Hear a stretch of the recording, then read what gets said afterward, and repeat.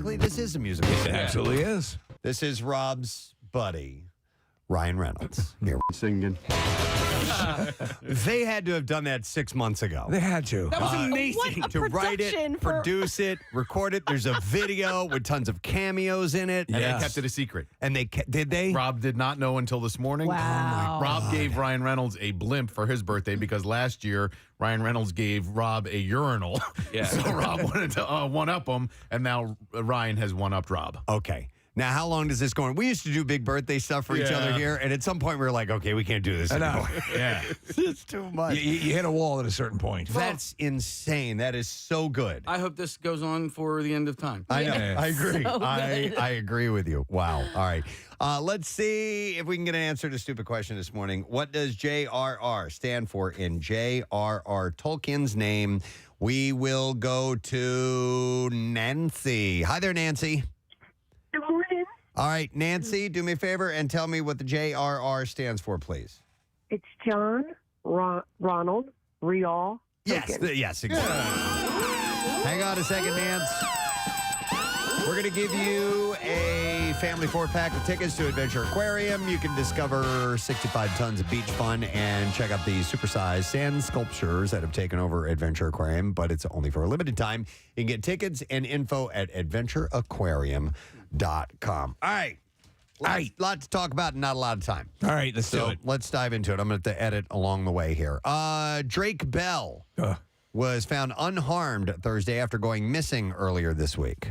Page 6 reports that the deputies from the Orange County Sheriff's Office took action to ensure that the Drake and Josh alum received a mental health evaluation. And the Nickelodeon alum joked on Twitter saying, "You leave your phone in the car and don't answer for the night." And this, Oh, my God. earlier in the day, the Daytona Beach Police Department considered him, who hadn't been seen since 9 p.m. on Wednesday, by the way, a missing and endangered person.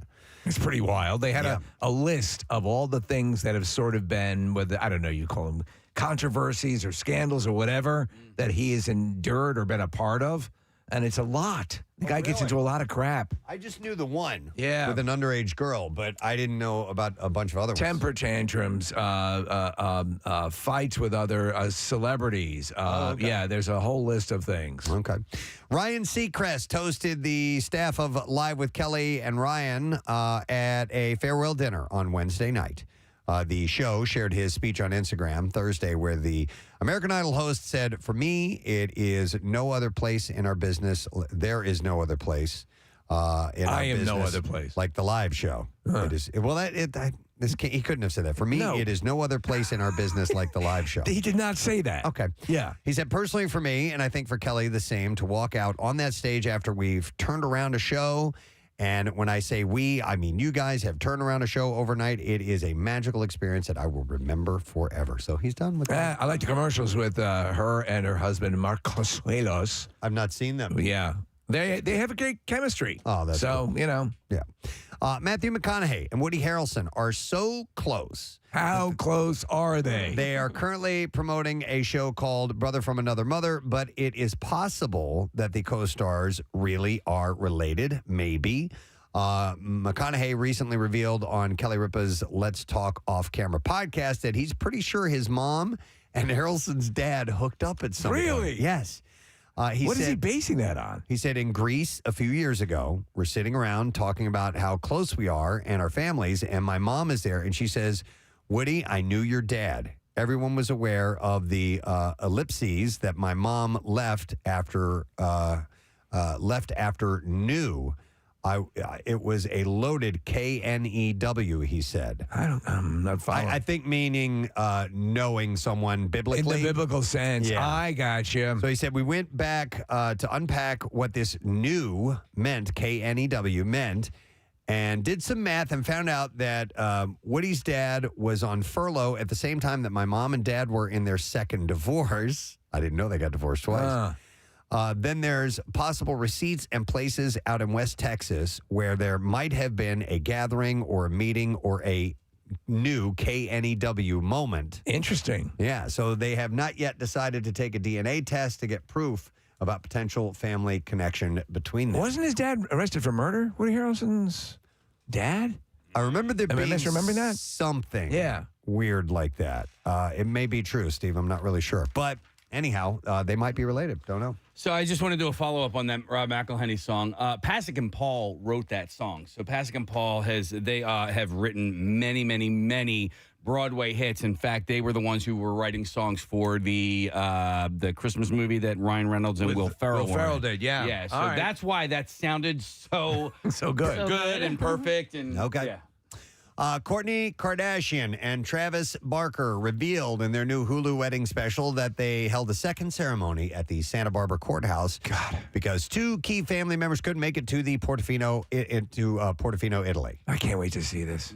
By the way, I don't have my glasses today. Oh, really? I was wondering why you're going I got That's an why I'm extra pair messing of up. readers. You want them? No, it's okay. Thank you. The couple said that Kardashian's mother, Mary Jo MJ Campbell, and Barker's father, Randy Barker, Welcome aboard. attended the local ceremony because they were unable to travel abroad. Come with us as we skim the rings of Saturn. Could you drop these people off at their wedding? Absolutely. Okay, good. Blow them out the tubes. You guys, you shoot people around in tubes? Absolutely. We've got a place to get to. We can't slow down. Here you go, Press. You can just wear these glasses Oh, okay, instead. thank These you. are better. Yeah. Does that help? What's up, Bono? Oh my God. What the hell are those? Those are glasses. He forgot his glasses at home. They guys. look I'm like, going to wear these. they look like jockey goggles. I was a Yeah, big they fan were. of The Fly. I think he was underrated. But These are Jackie Bam Bam. Yeah, he gave them shades. to me. Did he? Yes. Oh, really? Okay. Wow. All Yeah. right. Oh, I don't know if I can do this. I will try. Oh, my God. Please try. Okay. All right. We're moving on to another story. Actor Mark Wahlberg returned to his roots Tuesday to remember a gig that he had once had in Quincy, Massachusetts, long before he made it big, and that is bagging groceries. Wahlberg's, I can't do this. You can't do Can't it. do it? You're a Aw. professional. Yeah. Sentence and a half. I have to take them off. Wahlberg said in a video taken outside a Quincy grocery store, "This is where the whole hustle started. In 1998, I was working at this Stop and Shop on Newport Avenue in Quincy, but it was across the street. They moved the store, and I was bagging groceries for $3.65 an hour. I'm going to see if I can get my old job back." And in the video, which he posted to Instagram and TikTok, promoted products that he owns or sponsors, and he returned to his roots and bagged some groceries for a bunch of customers. So this was not the actual location of the store. They'd moved across the street. It was across the And he's a street, filthy liar then. He asked one woman, "Hi, I'm bagging groceries. The oranges are a little heavy for the paper. Do you want a double or a single?" The actor posed with customers and took photos with employees before pointing out where several brands that he owns are sold in the store, including Wahlburgers branded beef and performance-inspired sports supplements. He also mentioned the tequila brand that he sponsors called Flecha Azul Tequila. Everybody has brands. You know, we're talking about Ryan Seacrest. He's got a whole bunch of stuff that he just announced. Yeah. Ryan Reynolds, Blake Lively just announced her own alcohol soda, whatever they call that. I have pickles. Yes. Two. Fishtown Pickle Project. Ooh, what should I have? Thank you. What would you like? waffles. Kathy has jewelry. Yes. I don't have a goddamn thing. Oh, we I don't need have Steve pickles. something. Yeah, Yeah. we need to brainstorm. Something used that to have makes ice cream. sense. What's that? You used to have ice cream. Well, did. Yeah, Bassett's. You made so much money off a of that. ton of it. Yeah, that's why I'm driving a Lambo. Yeah, I don't make anything on the pickles. Yeah, but you get free pickles. I get free pickles. Steve, do you want me to have Guppies make a sandwich for you? Yes, please. Okay, Yeah. because they'll do it. He'll put Absolutely. a Steve Marsden sandwich on the menu. A corner of the market. All right, so Pete Davidson has discussed the D behind his BDE in an interview on Thursday. He told the host of this show, Charlemagne the God. Yes. He said, it's really not that special. He said it's a very normal-sized penis. And he elaborated, saying it's big enough to enjoy and not big enough for it to hurt. That is what I was told. I think also being lanky can accentuates the size of or the perception of someone's Maybe. junk. Yeah. Or maybe he's just lying and has a huge member. He is hosting Saturday Night Live on May 6th, by the way. That's pretty wild. Yeah, it's pretty interesting. Yeah. You know, Lorne Michaels always had a sort of paternal thing for him, so that's why he was protected on that show. Let's see. Jamie Foxx's family revealed on Instagram yesterday that the Back in Action star was hospitalized for a medical complication. Corinne Fox wrote that due to quick action and great care, he is already on the way to recovery. I don't really know what it was about. Really serious. I mean, when the story started coming out, I mean, it was all over the place. They weren't saying exactly what was happening, but they said he had to be rushed to the emergency room. Yeah. All right, I'm going to mention this for my wife because she watches this show. Sister Wives star Christine Brown announced on Thursday that she and her boyfriend David Woolley are engaged after less than a year of dating. She said, David treats me like a queen and tells me I'm beautiful every day. I've never been in love like this before, and the world seems like a brighter place with him in it. I'm so excited for the wonderful adventure we are going to embark on for the rest of our lives. Sometimes this will be on. Yeah. And I will sit there for a minute and I'll go, you've got to be kidding. Yeah. I just, come on, man. You know what, though? I Vanderpump is on. Right. Yeah. I loved Big Love, and that's like a fictionalized version of what Sister Wives is, right? The Big Love show on HBO. Yeah. Yes. Yeah. I never really stopped to understand, is this legal or not? Or it's, multiple marriages. Yeah, It's polygamy. Polygamy, yeah. Frowned upon. Yeah. I mean, all right, so the marriage part is illegal, but I mean, a way you get around that is just to have a bunch of girlfriends and, Right. and That's- not get that's married. common true. law. Yeah. You do Yeah. that, but I'm curious as far as the legalities of being married and what that means, in the state and how you stand with taxes and all of that other stuff and insurance and Under the banner of heaven. oh my God, Yeah, you want to see that's a wild show. Yeah. That ain't no reality. No, that's a bit different. All right, let's see. Game of Thrones Empire is expanding once again. The network's streaming service, now called Max, has officially ordered the series a new prequel. Oh, Sister Dragons. Yes, it's called Sister Dragons.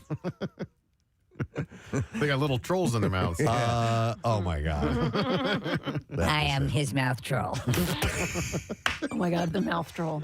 I want to give you a rose. For those who weren't listening in the 8 o'clock hour yesterday, you have no idea what the dragon troll, mouth troll is all about. Go check out our podcast or yesterday's live stream on YouTube if you want to see that. All right, so anyhow, it's called A Knight of the Seven Kingdoms, The Hedge Knight. That's a stupid title. The title is based on George R.R. Martin's popular trio of Dunk and Egg novellas. Duncan novellas. Which I did not know about, and I'm going to have to read Dunk and Egg. Oh, so when did these come out? They will. I'm not sure when they're going to be released. Well, so the written the material, books? the source material? Yeah, I don't know. Do they precede Game of Thrones? Yes, by about 100 years. Do the actual writing precede Game of Thrones? I doubt it, right? I don't think so. All right. It chronicles the story of Dunk, the future Lord Commander of the King's Guard, Sir Duncan the Tall, and Egg, the future King Aegon V Targaryen, as they wander Westeros, having adventures roughly 100 years before the events of the novels. The project is the second prequel to officially get ordered to series following House of the Dragon. So it's going to be a lighter tale. It says it looks here, that way. Yeah, it's a different kind of Westeros tale than Thrones or Dragon. Those shows are sweeping war epics with sprawling ensemble casts that take place in multiple locations. The Dunk and Egg stories are more intimate two-handers with a bit of a lighter note to them. They could pick up a hell of a sponsorship deal if they just turn the egg into donuts, right? Dunkin' Donut. Dunk and Donuts, yeah. Were you the little fat boy? No, but I just like to beat him up. I grab him and go, why are you so fat? Why are you so fat? And I beat the out of him. That's You'll the egg have to story. explain. That's Egg. That was Egg from One Crazy Summer. So That needs explanation. Egg. There you There go. you We go. missed that part. We missed that part. Damn it. Okay. Yeah. Well, It there is you go. Friday, isn't it? So these are like lovable vagabonds. Yeah, I think right. that's kind of the way it's going to be. So that's a prequel coming out on Max, on what will be called Max. Let's see, a couple other quick tidbits. Variety reports that Samuel L. Jackson and John David Washington will star in the Netflix adaptation of The Piano Lesson. The piano? The Piano Lesson, reprising their roles from the highly successful Broadway revival of August Wilson's play. So the piano's rigged with dynamite. That's the whole idea of this series. And he tries to get him to play one particular song, Okay, and that's the whole thing. It's a real nail biter. Okay. Oh, No. okay. I'm doing other things. It's okay. All right. He's busy. I thought it was going to be. I know what the you thing thought that- it was that going to be. Steve was referencing just then. I know. So I like Kenny Rogers. Well, I had a Kenny Rogers story. My piano is in. But I balked on it. I was going to pass on it because You it's balker. 5 minutes after 7. Oh, man. But now I'll share it with you. All right. Jesus. I want to explain that Kenny Rogers song you heard. I'll take a little break from the war to talk about Kenny Rogers. I was going to pass because there's too much. We didn't start till 10 of 7. Or yeah. Yes. Well, All right, okay. anyway. Worth it. Kenny Rogers' legacy will live on. A posthumous debut of never-released songs from the country icon is set to be released on June 2nd. Life is Like a Song makes the first material released by Rogers after his death. I have to say I'm a little disappointed. I thought the Roasters were coming back. No, the set is described as... They were good. They were damn good. I thought it was a good restaurant. It really was. The set is described as a stunning and emotional song cycle that tells the story of love, life, loss, and faith between Rogers and his family. What about the rotisserie chickens? Rogers' widow, Wanda Rogers, served as the curator for the Sentimental Project. It features 8 songs pulled from Rogers' archives that he recorded between 2008 and 2011 that were deeply personal to him. And in fact, he does a rendition of Wonderful Tonight by Eric Clapton. Oh. And Goodbye by Lionel Richie. Yeah. And he also collaborated with Dolly Parton for Tell Me What You'd Love. That'll be on the album, too. Well, they had a hit with Islands in the Stream. And he also does a cover of At Last, the Etta James song. And Iron Man. No, not Iron Man. Which song do you like better from Lionel Richie? Hello or He's Goodbye? doing War Pigs, not Iron Man. There's Sabbath involved. Yeah. Sorry, Case? No, I just was asking if you liked Hello or Goodbye better. Hello. Or Goodbye from Lionel Richie. Hello. I don't remember Goodbye. Yeah, you had mentioned it in that article, and I had never heard it either. I was like, well, he does have a song. I don't think I did. Yeah, you did. said goodbye. Yeah. Oh, no, Eric, Goodbye. Oh, I'm sorry. Yes, Goodbye was that song. I didn't say hello. Right. Yeah. He brought up Hello as a comparison. I haven't heard Goodbye that much, but my recollection is that Hello is a much better song. Yeah, I've never heard it, Case. I don't really know. All right, we have new movies opening today. Oh, great. Oh, you mother effer. What's the matter? Just go away. Sorry. I don't want to live. Here we go.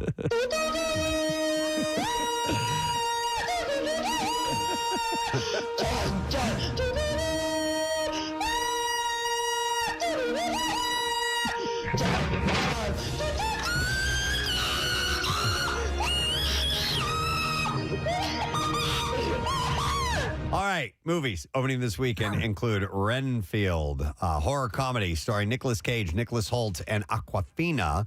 And this modern monster tale of Dracula's loyal servant, Renfield, the tortured aide to history's most narcissistic boss. Dracula is forced to produce his master's prey and do his every bidding. No, Dracula isn't forced to produce his master's prey. Renfield is. Yeah. And no matter how debased. But now, after centuries of servitude, Renfield is ready to see if there is a life outside of the shadow of the Prince of Darkness. If only he can figure out how to end his codependency. Running time, hour and 33 minutes, rated R, wide theater release. Rotten Tomatoes gives it a 64%. It looks pretty good. Yeah, it does. It looks funny. Yeah. Also is opening is The Pope's Exorcist. It's a horror film starring Russell Crowe, Daniel Zavato, Franco Nero. And the plot says that it's inspired by the actual files of the Father Gabriel Amorth, chief exorcist of the Vatican. The Pope's Exorcist follows Amorth as he investigates a young boy's terrifying possession and ends up uncovering a centuries-old conspiracy the Vatican has desperately tried to keep hidden. It's an hour and 43 minutes long. Rated R, wide theater release. Rotten Tomatoes gives it a 51%. And then the final movie that we saw opening is Mafia Mama. It's a comedy starring Toni Collette, Monica Bellucci, and Sophia Namvet. An American mom inherits her grandfather's mafia empire in Italy, guided by the film's Consigliere. The Consigliere. She hilariously defies everyone's expectations as the new head of the family business. Hour and 41 minutes long, rated R, wide theater release, Rotten Tomatoes 24% score. Yeah. All right, let's do the clips. Clips! Jasir features Lorraine Bracco as a Memphis native and her unlikely journey with a young Syrian refugee. And here, the director, Wahid Al-Khawazmi, discusses his experience working with Lorraine Bracco. Here we go. I'm getting to direct Miss Lorraine. I call her Miss Lorraine, sorry, because it's awesome. I love her to death. I got so lucky. She was very, very, very good at not being selfish with her craft, just by sharing like her craft with all of us. It was really more like a mentorship than anything else. Jasir is out in theaters now. We interviewed her about the movie, and she had a great experience on it. Yeah. She working with Nell was a big honor. She said. Big honor. Yeah. Her and Nell. All right, next clip. Here we go. Jennifer Aniston and Adam Sandler back together for more murder mystery and laughter in the film Murder Mystery 2. And here, Adam Sandler discusses the roles he plays.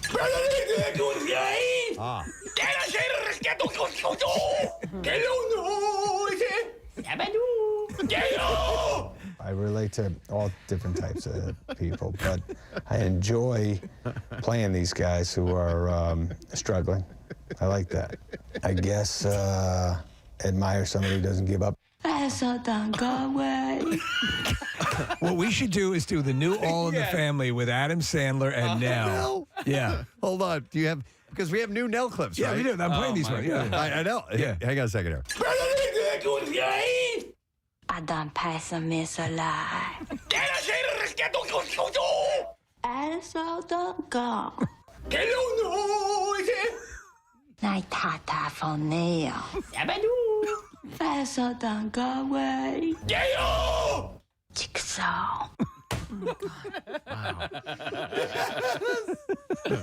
You know, it's funny because Jodie Foster is praised for her performance, and Sandler gets dumped on for his. Exactly the same It's the same damn thing. But Sandler's in town tonight. He's at the show at the Wells Fargo Center is tonight. That is correct. Yeah. Tickets available for that, by the way. Maybe the special guest is Nell. Oh, my God. Could you imagine? Yeah. If they brought her out on stage? Oh, my God. So they brought us donuts to promote this show the other day, and we never got any donuts. Like Casey was really mad about the donuts. No. It was, we were all prepared for donuts. Jim Sutcliffe put a box of donuts. It was in a bag, and he put it on a chair over there. Yeah. I saw him, and he sat there, and then he left, and we got no donuts whatsoever, and we promoted that show. Can we tell the other half of the story, Casey? The other half of that story is he left his backpack here.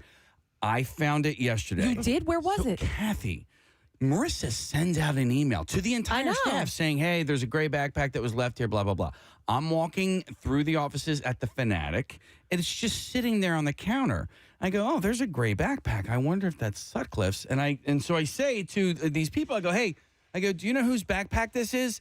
And people are like, no, we don't know who it is. We don't know who backpack. Now we want our donuts. So then they also say in the same breath, yeah, Marissa sent an email out about a backpack that was missing, blah, blah, blah. And I'm like, so A, you knew that somebody was missing a backpack. B, you knew that this didn't. And so nobody did anything about it. It was Jim. I did. Yeah. You did. A day later. Wow. I'm so glad 20, I'm so glad he found it, though. We were like searching all over the place for it. Yeah. We traced his steps and all of that. So, and you know, I may have turned him around because he was walking through our hallway. He wasn't going to be able to get in here, and he's like, I left my backpack, and he was walking back towards the Fanatic. And I said, oh, come with me. And we went in like, you know, our little side door. Right. And I was like, all right, where do you want to look? Screwed up. Yeah, so All right, I'm glad he found it. All right. Happy ending. Yay. Everybody wins, except we didn't get donuts. What? No. All right. We got to listen. Dude, it's 7:15. We got to take a break. All right. We got money to give away. We got tickets to give away. We got MMRBQ going on sale today. We got guests and everything. So we're going to take a break, and we'll be right back. Stay with us. 93.3 WMMR. To be given, and part of that is a huge part would be obviously if you're going to have sex, it's got to be safe sex because that's where you can really have some serious problems. Have it on top of a safe. Yeah, on top of a safe sex. Make sure that you do it's that. the best. No, I know what you're saying. You're exactly right. I think that you don't want to put you want to put caution, not abject not terror. Fear, yeah. I mean, because you're just gonna. Do you want them going through life scared? Like, no. You want them to find a mate to spend the rest of their lives with. Right. Let me go to. Hang on, Josh wants to comment. Hey, Josh, how you doing, man? Hey, Gadzooks, guys. Gadzooks, buddy, what's up? So, growing up, I'm only 25. I'm not old yet, but back in high school, I wasn't a serial dater, but for some reason, I always used to get those strict Italian dads. Okay. And the one thing that always softened them up, I mean, they're the guys that look you dead in the eye and goes, you're dating my oldest daughter, and all you have to do is look them back square in the eye and don't back down. And they soften up right away. So it's a test almost. I want you to know you're dating my oldest daughter. And I want you to know it's all finger stuff right now. I respect that. You have finally have the balls to tell me what I always know is happening. They appreciate the honesty, In right? fact, I call her the bowling ball. Dear God. No, that's you are a man's man who can admit to that. I want, if you can, to tell me the various things you achieve along the way. Yeah. Like a video game. Yeah. I bring this story up for one reason only. It involves Roger Ailes. Which is my favorite. I want to fart in your mouth. Oh, my God. If you have not seen the most recent Daily Rush videos with Roger Ailes' voice, I've watched it like 15 times. He's so jowly and so disgusting. CNN journalist and weekend co-anchor Allison Camerota said Sunday that former Fox News Channel chairman and CEO Roger Ailes, who resigned last summer from the network, he founded 2 decades ago because of sexual harassment allegations, sexually harassed her too. In an interview on CNN's Reliable Sources, Camerota, who worked at Fox for more than 10 years, described what happened when she first began there. She said, when I was first starting out at Fox, and my big gulp cup, and I was single. And I remember Roger being in his office, and I was saying that I wanted more opportunity. He said, well, I would have to work with you. I'm going to give you an opportunity to fart in my mouth. That's your first opportunity. Are you gassy? Yeah. She said, smells like hickory. You from the South? It's simultaneously hilarious and disgusting. Yeah, it's so disgusting. She's saying that he said, I would have to work with you on that case, and I would have to work with you really closely, and it might require us getting to know each other better, and that might have to happen away from here, and it might have to happen at a hotel. Oh, man. Do you know what I'm saying? And I said, yeah, I think I do know what you're saying. Yeah. Do you really know? And then he invited her to hop up on the desk. I want to wear your ass like a CPAP mask. Direct.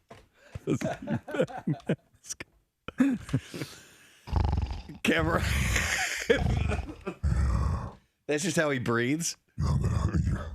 Yeah, her cheeks are like caving in as he's inhaling. Is it too hard? Change my diaper. Oh, there's a lot in there. You know, the beginning of the season when you get that soil delivered to your home. It's like mulch. Is that what it smells like? It's like mulch. It's like a pile of mulch. There's a prize in there for you. Oh, God. A contract to do weekends here. I'm going to lead the introduction with our next guest with a quote from Rocky Balboa. Man, you look good for an older guy. Ladies and gentlemen, Carl Weathers. Oh, my God. Preston. Yes, sir. Thank you for that, I think, kind summation of what's going on here. You look damn good. Look at this. Now Steve's going to jump in on it. No, now. are we correct? Are you coming up on 70? Oh, jeez, man. Why did you have to go there this early in the Because morning? it defies Yes. I would not. You look really good. You look good. Yeah, I don't go that way, but I just might. Well, Yeah, yeah, yeah. Hey, man, you know what? Whatever happens, okay? I may not be included, but you're okay. You're okay with me. Man, we've been wanting to meet you for a long time. This is a really special treat for us. Thank you so much. Great to be back in the city of brotherly love. You are a Philadelphian. Regardless, you will always be an honored citizen of this city. That is one of the nicest things anybody has ever said to me, Steve. I appreciate that. And it's the truth, because we were talking about this earlier, and obviously you are at the cornerstone of so many pop culture great moments in all of our lives. But the Apollo Creed was essential for Rocky, for that movie. You provided a heart and a performance that was so essential for that all to work, and you know, the counterbalance too. You weren't a one-dimensional character, and I think it's you, the actor and the person that you are, that made us really say, this is a good man too. You know what I'm saying? Yeah, and that made it more complex. Well, you know, Steve, you just brought a tear to my eye, because not only was I pop culture, but I'm an artist. I'm an artist, Steve. Thank you, man. Yeah, Thank no, you. it's true. Look, I am so, first of all, I'm appreciative of that, you know, those compliments. I got to say, though, man, I had such a great time in the movies, all those Rocky movies and many other movies I've done, but we were very blessed to have such a great cast, you know, and to have such great words for Apollo Creed to say, written by Sylvester Stallone. We had great direction in the first movie, John Avildsen, but in the subsequent movies, Sly was directing, and he is a great director.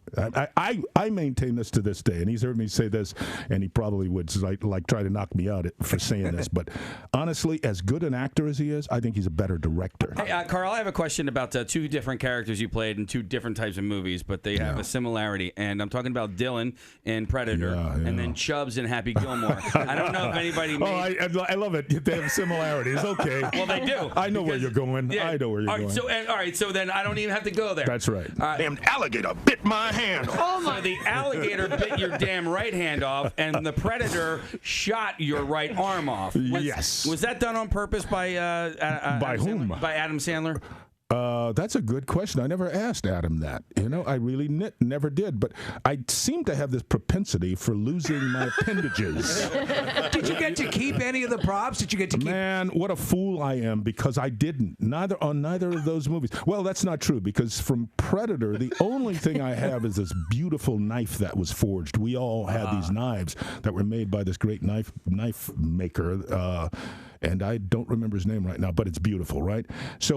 So, no, I didn't keep the arm. I wish I had. And no, I didn't keep the damned hand that the damned alligator bit off. I'll tell you what, that Predator arm, if you were to hold that up, just without me knowing, I would have said, yep, that's Carl Weathers' arm. It looked pretty real, didn't it? Well, you know, they took the mold of the arm, man. My guns had to, you know, like stand out, and all the sinew in these muscles had to stand out while the gun's pumping while it's in my hand, and the arm's jumping up and down, you know. Dude, that handshake between you and Arnold when you first see each other. It is classic, isn't it? It is classic.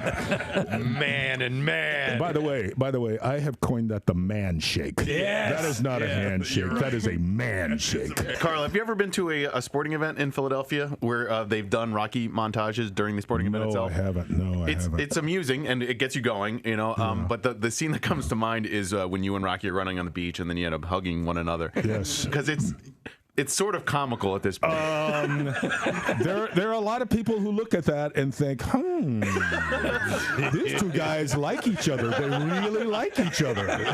But you guys are in such phenomenal shape at that point, too, you know? So it's like, it's one of those things where you can't help but giggle a little. Well, you know, the thing about it is, I think somebody asked me a question about, you know, whether Rocky was, I think it was your competition or one of your competitors, and it was Eisen, you know, and he was asking about, you know, what people think of that show, and his thought was that it's really not a sports movie; it's a love story. Yeah. And I think there is a lot of truth in that. And I say it's actually both, because it's set so well and rooted so well in this role in this world of sport and in boxing in particular. But what makes the thing about sports, in a way, all about love, is that it's not romantic love, but it really is about men loving competition and loving the competitor because of what you go through to be at the top of your game. How much did sports help set you up and prepare you for the process of becoming an actor? Oh man, it's prepared me for life. Yeah. You know, in my mind, and maybe others feel differently about it, but there's something about teamwork, number one. To be on a team, you learn something about that from a very early age, what it takes, what your job is on that team, how to be your best at your job, how not to let others down because you have responsibilities, you have assignments on that team. But speaking of the best, I mean, I think a lot of people would agree that during the 80s, Tom Selleck had the best mustache, but I think you give him a run for Oh, wait a minute now. Wait a minute. I gave him a run for it in his 80s. Okay. No, yeah, Tom, I know Tom's reputation, not only as an actor, but as an actor with a mustache. Yes, it sets him apart. I got to give him props for it because that's a bush, man. That's a bush. Okay? Yours is the most rocking. Yes. Listen, we are just absolutely elated that you came by here today. We love you. We love your work. And as Steve had said so eloquently, you're a member of this city, this community, you know, just because of the relationship and with the Rocky films and what it means to this city and everything. So we're just really happy that you're here. Thank you. Thank you. Appreciate Preston. it, man. Yeah. I'm always, every time I come here, there's so much hospitality. People really kind of open their arms. And of course, if Apollo Creed's walking down the street, you're going to get a little attention. Just a little bit, So, I mean, props to Sly for taking us home with running up those steps, man. If it, there's running up those steps kind of like sets the tone for everything when it comes to Rocky, and, running through the district there and seeing all the folks who are selling their goods in the morning, from soup to nuts, man, having them turn around and watch Rocky and cheer him on. So we're really all very fortunate that this city embraced not only the movie, but embraced the concept of the winner, and the guy from, kind of underdog who makes it, man. And for all of us, anybody who's ever been or felt like an underdog, Rocky is kind of our anthem. Yes. So absolutely. we thank you here in Philadelphia. Chicago Justice, Sunday, NBC 10, 9 o'clock. Carl Weathers. Thank you so much. Thank you. Did you guys see this? An anonymous hacker has released 5 episodes of Orange is the New Black Season 5 after Netflix reportedly failed to meet the criminal's financial demands. It's a really cool event. It's been going on for a number of years. It's the 12th annual Love Potions Happy Hour. Our friends at Philadoptables asked me to host the event. It's super casual. It's from 5:30 to 9 p.m. at the Broken Goblet Brewing. It's at 2500 State Street, Ben Salem. $10. Get you in the door. There's raffles, tons of raffles. I've been to Broken Goblet. My band played there one time. What do you think? That was cool. Very cool, man. So they're going to have food trucks and stuff and all this stuff. It's really the essence of a cool happy hour hang, but you're going to be helping out animals. I'm going to be hanging out. Come out and say hi and take pictures and do whatever the hell you want, and we'll have a nice Saturday afternoon, early evening together. And so that's tomorrow from 5:30 to 9. And all the info's at WMMR.com. Yes, it is. Looking at it right now. So all you need to know as far as times and locations and all that stuff, you can get it right there. So make sure that you grab it. Thank you. Nice. And it should be very cool. Is the band going to resurface? Oh, well, that was the old band. Oh, that was Saint, not That the was Saint. Preston Elliott Trio. No. You're like Steve Winwood. You have so many 5 times bands. famous. Yeah, we're definitely going to be playing again this summer. I got to reach out to those guys and get ready for it. But you know what? I've got too much to do. I've got food to talk about. And it's connoisseur time, my friend. So. It's time for the connoisseur. He's back and better than ever with a weekend list of things you can stuff in your maw. Yeah. And we're going to start with one actually doesn't take place this weekend, but is coming up. And over a dozen local restaurants and 100 craft vendors are set to take over 5 blocks of East Passyunk Avenue later in the month. It's Flavors on the Avenue. I love stuff like this. Yeah, Sunday, April 30th, 11 a.m. to 5 p.m. And it's from Broad and Dickinson Streets, sprawling all the way between those two. And the annual Spring Food Festival is free to attend. All ages, a bunch of family-friendly activities, sidewalk sales. Face painting? Lots of deals. I'll bet there'd be face painting and balloons for the kids. Because I want to look like a tiger. That would suit you. Thank you. Absolutely. So according to the executive director, Adam Leiter, Flavor showcases everything East Passyunk has to offer, from the diverse culinary talents of our constantly evolving food scene to the wide variety of expanding retail Let me options. ask you something. Has this warm weather thrown your ice cream yearning into hyperdrive? Yes. Yeah. Has it? I can't yet. I've been on a very strict diet, and I'm I'm teetering on the edge of my goal, so I'm holding fast. I went and to then I'll Rita's. get back to my, Yeah. I'll get back to my ice cream. I did Rita's yesterday, just because the line was shorter. Yeah. But I mean, I hold Rita's and like a Dairy Queen in the same vein. It's Right. It's just The main vein. The main vein.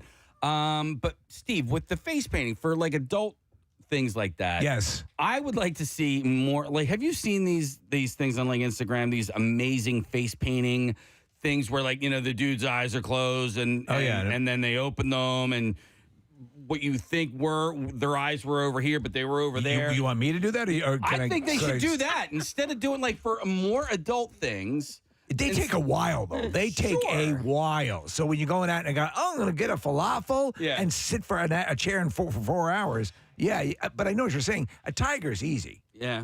But I do love that stuff. I think the tiger takes longer than most of the other face painting. Nick, can you see whether the tiger takes longer than eyes drawn on your eyelids? Yeah, I'm almost done with the dime research. You still working on that? Yeah. Still showing your work? All right. All right. So you want to do that? Yeah. Okay. You should do it, even if you can't do it. It'd be great. So some of the restaurants. Oh, yeah, food, right. Yeah. That will be there include Bing Bing Dim Sum. Oh, yeah. Let's see. Flannel, Laurel. We know Laurel. Laurel's great. We have La Scala's Bira, Moon Knight. There's a whole bunch of them. Bottle Shop, Cantina Los Caballitos, What does that mean? Cartesian Brewing, Ember and Ash, Stogie Joe's. Do you like these street festivals with the food tastings? Yeah. It gives you a But great idea to of what you might want to pursue further on. The tough part is deciding what you're going to have. That's true. Because you end up getting full on the first stop. It's like when we did food trucks and fireworks. I walked around for a while. I'm like, okay, now I have to decide. Right. Because there's only so much you can eat. And you gotta pick. You have to choose wisely. Can you? Is it crass to bring a container and grab? I mean, Get something to go? You're paying for it anyway. Oh, Yeah, right. yeah, definitely. And they'd be happy to sell some to Yeah. you. So no problem. Do that. Anyway, that's taking place the 30th, by the way. Sunday, April 30th, 11 a.m. to 5 p.m. And it's going to be Passyunk Ave. And there's a lot going on, so I thought I would mention Nice. that. All right, vodka. Not just for making cocktails. The alcohol can also give soups a more robust flavor, make pie crusts extra flaky, and don't forget about penne alla vodka, which is fantastic. But as versatile as vodka is, you probably have never heard about putting it in butter. Vodka butter? Yeah, until Carolina Gellin's TikTok started making rounds on the app. In her viral video, Gellin puts a stick of softened butter in a food processor, hits it with a splash of vodka, and then lets it whirl until the two come together. The result is an ultra creamy spread that Gellin says makes for the perfect hors d'oeuvre. And for those who've tried it, they seem to agree. I'm intrigued. I will try this out. I think I don't drink, obviously, but when I've had an occasion to taste a little bit of vodka, I can't stand it. That's too alcohol-y for you. There's yeah. I mean, that's... I'm a piker. Well, yeah, but I mean, you can tolerate sweeter booze, Yes. and this is not that. Oh, yeah, definitely not It's that. harsh. So the idea of vodka butter makes most people do a double take, but it isn't as strange of a combo as you might think. The concept is fairly similar to French red wine butter, which somewhat more acceptably uses red wine instead of vodka, as well as herbs like parsley and thyme. However, red wine butter is often used when cooking steak, thus allowing the alcohol to cook off. Vodka butter works best as a spread. Even with the alcohol flavor intact, it goes surprisingly well with the right ingredients. You know, he we talked to Preston about going to a specific restaurant just for their bread or their rolls or whatever they offer you.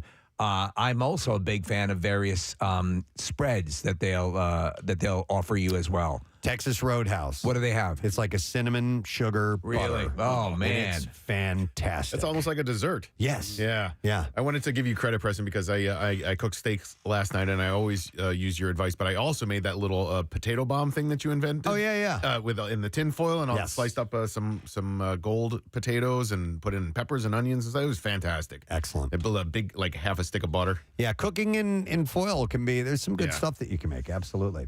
Vodka has a bite to it in the same way that onions or arugula do. So when you add it to butter, it has a similar effect. Gellen's recipe calls for only 1.5 ounces of vodka for every stick of butter. And an ounce and a half is not a Nothing, lot. right. It's less than a full shot. Or Than 2 ounces. It's less than a full shot. I think 2 ounces is a shot. I'm not sure. Maybe it's an ounce.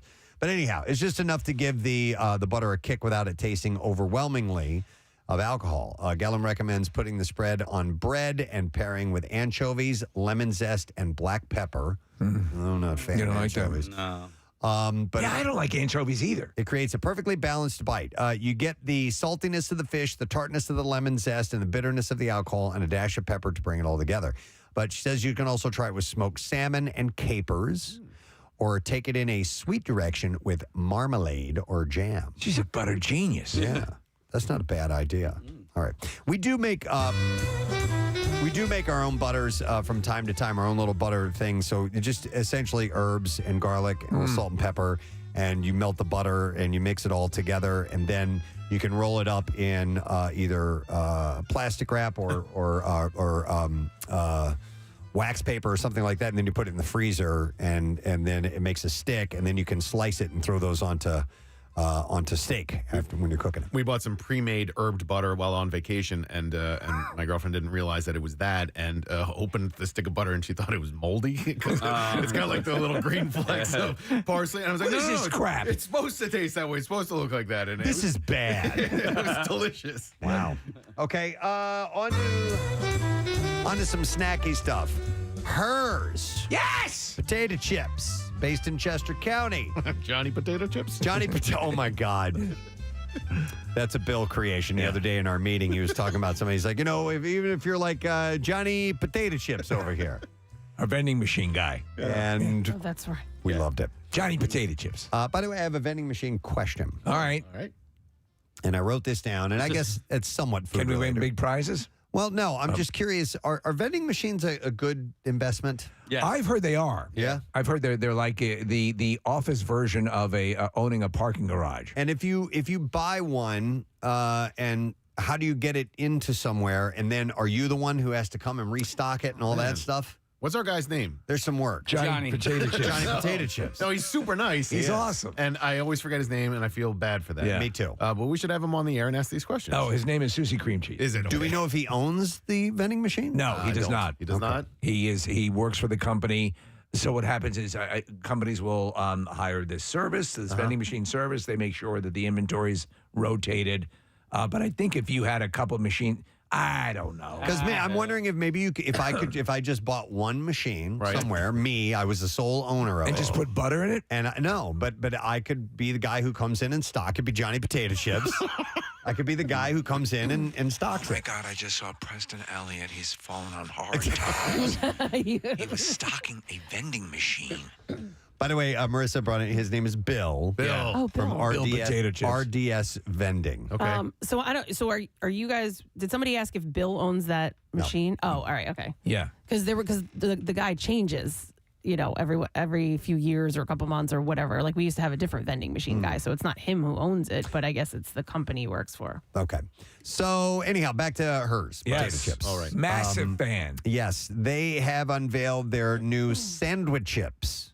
Sandwich chips? Are these Sandwich chips chips. that go on sandwiches? A new line of condiment-flavored potato chips made to top sandwiches. I love this. Yeah. I mean, I will put chips in sandwiches. I don't want to say often, but I think enough. As a kid, I used to do it all the time. Yeah. Absolutely. I used to have potato chip sandwiches. Dude, Bobby's Burger Palace. It was a Bobby Flay burger joint. Yeah. That was like how their burgers came. Like if you didn't want chips, you had to ask for it without chips. Okay. Without chips on it. Yeah. Preston, on this on hers Instagram account, it says it's a Wawa exclusive for these chips. Oh, okay. What are they called again? Sandwich chips. Sandwich chips. So, yeah, they're made to top sandwiches, and the products are now available at retailers. It says that carry hers, but only for a limited time. Oh, no, I'm sorry. I didn't finish this reading. The sentence says, a Wawa exclusive flavor, spicy pickle. Aha. One of the flavors is only available in Wawa. Yeah, so you can get this at other vendors. Now, Ed Herr, the chairman and CEO, said in a release, we wanted to create a chip that is perfect for the occasion that most of us do already, which is putting chips on our sandwiches. It's a brilliant. A tradition that we've seen throughout generations, especially once the weather warms up. And we're excited to be the first company to make an extra bold chip that will deliver flavor and crunch to enhance sandwiches. Is Ed the one who really likes us? Who really likes the show? I believe so. Yeah. Super nice guy. When his father passed away. Yeah. We talked about that, and I guess word got to Ed, and he appreciated that. So I think this is a great idea. I don't know if it'll be a big success moneymaker, but it's pretty cool. They have so many products in their line. So many. I forget where I was, but for the first time I saw what appeared to be just about everything they offer laid out in one long row. It's a ton of stuff. So sandwich chips come in flavors aptly based on sandwich condiments, including ketchup, mustard, and sweet onion. I love that. Hers also released the exclusive, here you go, Nick, a spicy pickle flavor available only at Wawa stores. Okay. That's the one I would get. Aha! For sure. Still my favorite cheese balls. The single-serve chip bags are designed to provide an ideal chip-to-sandwich ratio. Which is key. 6-packs are also available online for those heading to summer barbecues or picnics down the shore. I might be inclined to just eat these as is. We have to try these. Right now. On sandwiches. Right the F now. For sure. And that's perfect because you can buy your hoagie at Wawa and then just put it right on top. We've been famished ever since we got screwed out of donuts. Come on. Don't bring up the donuts. All right, Casey mentioned Dairy Queen earlier. Oh, I did. Yeah, you did. So you'll like this, Casey. Dairy Queen is celebrating the 1985 release of the Blizzard with an 85-cent deal. You can snag a small Blizzard for less than $1 when you purchase through the DQ mobile app, and that is available through April 23rd at participating locations. The Blizzard was released in 85? Yeah. I didn't realize I didn't think it was that old. No, neither did I. I am definitely a fan of the Blizzard, and I'm a fan of the... So each month, or I think it's each month, they come out with a new one, or they have specialty Blizzards. I always go for them. I always try them. I love them. I'm so basic. I always default to my favorite. Well, I forget what it is, but it's. You forget what your favorite is? When I go and I see it, because they have so many that they offer. Okay. And it's chocolate based. It's a standard menu item? It's one of the standards. Because you can kind of... Mix and match. Yeah, tell them what you want thrown in there. So when I go in with my wife's Blizzard order, there's one fairly close to us. I'll get like 4 or 5 of them because she can't decide on exactly what she wants. But yeah, you can mix and match. I'm kind of boring, but I do love them. Yeah, when they have like the Girl Scout cookie ones or something like a tiramisu. That's what I had. I had one with the Thin Mints. Okay. Yeah. All right. Let me see what else I have here for you. All right. Robot waiters. Have you ever seen a robot waiter? No. I have not either. The robots can greet you, lead you to your table, bring you your food, and in some cases, look and purr like a cat. That would be disconcerting. I don't know if I want my waiter to purr like a cat. Bear Robotics. My waiter just crapped in a box. Bear Robotics expects to deploy 10,000 Servi robots. Servi. By the end of this year across 44 states. Poodoo Robotics. I don't like that. Which creates the BellaBot, already has 56,000 robots around the world. So when you piss this off, how does it go into the kitchen and rub your food on its ass? So Phil Zhang of the Rich Tech Robotics said every restaurant chain is looking toward as much automation as possible. People are going to see these everywhere in the next year or two. Pizza Hut already has 1,000 robot servers in Chinese locations, and Chick-fil-A is testing them in U.S. locations. I have no idea what these things look like. So there is a local place, I think, I forget where I saw it, maybe on Fox 29. It is like a sushi place, and the robots will bring the stuff out to you. Oh. Yeah. All right. Well, they're working on doing more of that, which is interesting because don't you want servers, people, human beings? Yeah, I guess think not that's the everybody. desired goal. Yeah. I like the app ordering that you can do. I mean, via an app, not appetizer. Like a bar taco, for example. Like it's a cool and innovative way to order, but there are still people involved, like actually bringing your food. Right. But less interaction. Well, yeah, and less sort of there are less mistakes, fewer mistakes, because you know exactly what you're ordering because you're putting it on the phone. If you go into, say, like a Panera, okay, and they have the self-order kiosks, right, and then they have a person behind the counter, what are you more inclined to go to? At Panera, probably the person. At Wawa, the kiosk. I don't know why. Okay. I do the kiosk at Panera. Wawa, you have to do the kiosk. Maybe that's why. Yeah. Nick chooses Nick chooses the one and only choice anyone has. Sir, don't speak to me. Yeah. Why are you talking to me? Yeah. Hey, ponytail. But Preston, at least the Panera that I go to, I feel like they want you to use the kiosk. Like they really only will have one person and not even standing at the register. So it's like only if there's an issue with your order or only if you can't figure out the kiosk. Like it's not, they're encouraging you So to they're use doing everything they can to make you use the key. In fact, That's what I that feel. person standing there, they tell him to keep picking his nose. I just, there are times when I'm scrolling through those things and I'm like, I don't want to, there's like all these menus, sub-menus and so on that I have to figure out what the hell I want. I could just tell you what I want. I know what I want. I was at a place, I won't name the business because I actually like the business, but Preston, I went in and had the exact same experience. I've ordered stuff like on Caviar for home delivery, and I went in there to get the same thing.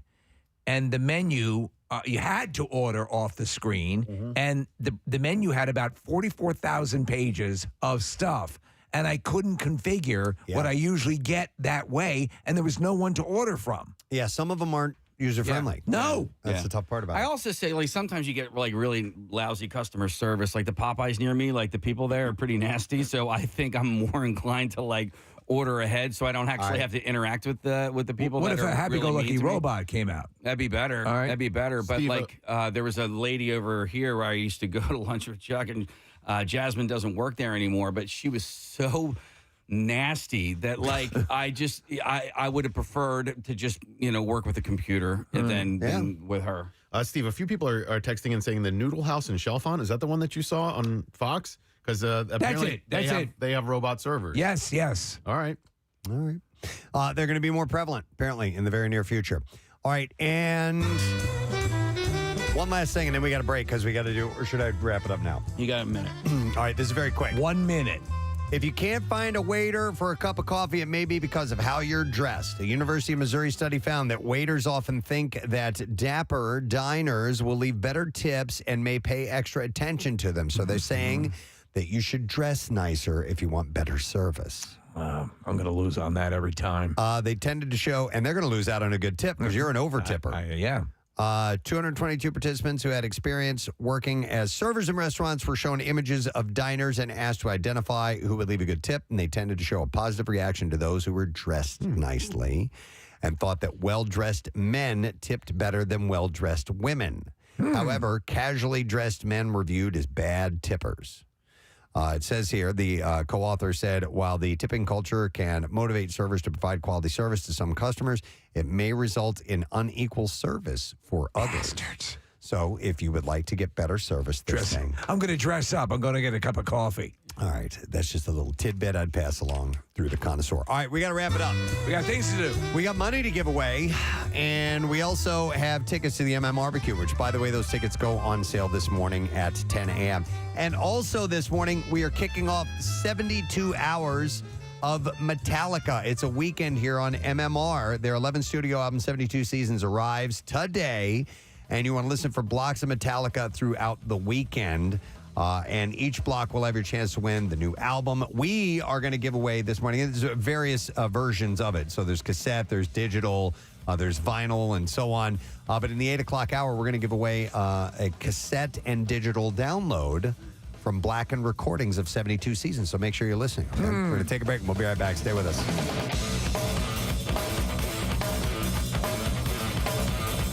Preston and Steve on 93.3 WMMR. Saturday, leaked in 10 different files. They totaled about 11.46 gigabytes.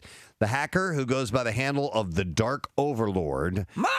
I'm trying to do doing? Kicked off the leak Well, when you're done, Dark Overlord, take the garbage out. by publishing the premiere episode for the forthcoming Orange is the New Black season Friday to the Pirate Bay. This is my son, the Dark Overlord. The streaming giant has set June 9th as release for Orange is the New Black. No word on whether Netflix will move that date up. In a statement, Netflix said, we are aware of the situation. A production vendor used by several major TV studios has had its security compromised, and the appropriate law enforcement authorities are involved. You know, I was trying to think about this, and Netflix didn't buckle to the demand. I don't know how much impact this has because Zero because it's $9 a month. You for already Netflix. have it. Yeah. More than likely. So, and you're not going to watch it any quicker or any sooner than you would normally. So I wonder where the damage is really. Maybe in some people who aren't already subscribing, getting it, but it is what it is. I guess piracy still remains to be a really big problem. For me, it holds no fascination. I'd rather just fork over the however many dollars it is to watch the actual official version of something, and I can wait until Friday. Yeah. I don't need to see it on Monday before it comes out. What are you going to do? Watch 9 episodes? Yeah. Well, the hacker isn't stopping with that show. The cybercriminal claimed via Twitter to have unreleased shows from ABC, Fox, National Geographic, and IFC as well. Okay, tell me of Game of Thrones and maybe I'll listen. Right. This is the Dark Overlord. I have your Capuchin Monkey special, and I will upload it if my demands are met. That's from National Geographic.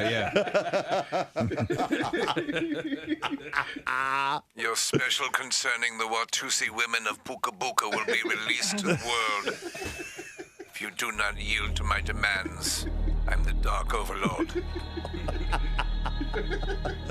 Capuchin I know. There's the extortion there. In a message posted Saturday, the Dark Overlord wrote, This is the Dark Overlord, your 1-hour special concerning FIFO, the zebra who can tap dance. Will be released to the world. The Dark Overlord wrote on Saturday, it didn't have to be this way, Netflix. You could have avoided it. You're going to lose a lot more money in all of this than what our modest offer was. We're quite ashamed to breathe the same air as you. We figured a pragmatic Someone's gotten a little carried away with their Dell laptop. Yeah, we figured a pragmatic business such as yourselves would see and understand the benefits of cooperating with a reasonable and merciful entity like ourselves. What are you talking about? Come on! No. Yeah, you're stole it's illegal. something from- yeah. And by the way, Dark Overlord. It is a substantial fee and prison sentence that they're looking at if they're found and convicted. Sure. Yeah. I mean, on the consumer end and on our end, it seems like, what? Okay. I agree with you, Nick. I mean, you already have Netflix. Chances are you already have it anyway. Netflix encourages you to share your passwords, for Christ's sake. Hey, and also, if you don't have Netflix, then you haven't seen the previous seasons of Orange is the New Black. You don't care. So if you're going to release the 4th season, can you release the first 3 seasons as well? Damn good point. I got to get caught up on this. Dear Netflix, we are committed to releasing the 3rd episode of Lemony Snicket. If our demands are not met, and this is a good one, too. Oh, man, I hope the Dark Overlord lives here and is listening to us right now. That would be awesome. Dark Overlord. All right, anyway. You're such a dork. You dork. Try to extort Netflix! She's just in for a visit to say hello, and you know her from The Office and her many visits to Philadelphia. She's a Philly gal. Please welcome Kate Flannery. You act like I was back by the dumpster and somebody noticed me and dragged me in. Hey, what's up, everybody? Is that Kate Flannery out by the dumpster? Have her come in. So what are you up to now? Because I see you on a lot of, obviously you have the live performances. Yeah, Jane and I are still performing regular. I'm still doing the lampshades. Okay. You know, I don't know. I always feel like there's something I can't talk about. Is there? You love that? I mean, it's such bullshit. But I'm sorry. I said, okay. The filthy mouth. Guys. Kate Flannery. I'm really. Is there? How much Rolling Rock have you had this morning? If you went to Not O'Hara, enough. you wouldn't have. Oh my God! Well, at Archbishop Carroll, we didn't drink. No, exceptionally good human beings. I also do another show called Talk Show, the game show. Yes, that's I saw that coming up listed. soon. Yeah. So what is that? I think it starts this month. No, but So- what is it? What, Oh, what- it's a talk show and a game show, but so they make the celebrities compete against each other with questions after their interview segment. Huh. And no more stand-up in stilettos. It's That's done. Yeah, good. that's All right. done. Yeah. But Wanda Sykes is the producer of Talk Show, the game show. That's The very creators, cool. Yeah. She was actually there on site. I was like, "What are you doing here?" She's we local. I know we talked about media. Yeah, and she's never Yeah, been on she's the never show. been on our What? show. I Yeah, will she lives in talk to media. her. Let her God. Watch your No, mouth, you. that fucking. No, I'm sorry. You're getting so worse. I know.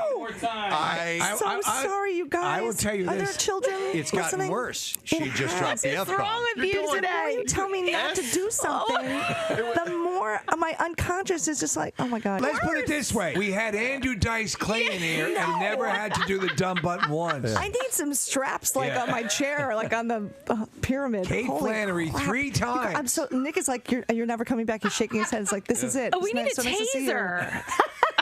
Because that'll calm me down. We have to keep you here for a little while because there's some curses you haven't said yet. What are the 7 that you can't say on the air?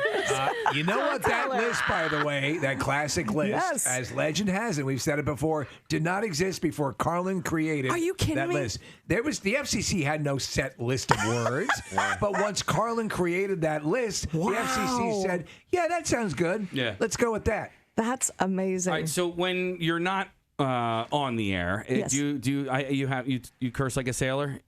And how does that go I didn't think so over? until I got here. Okay.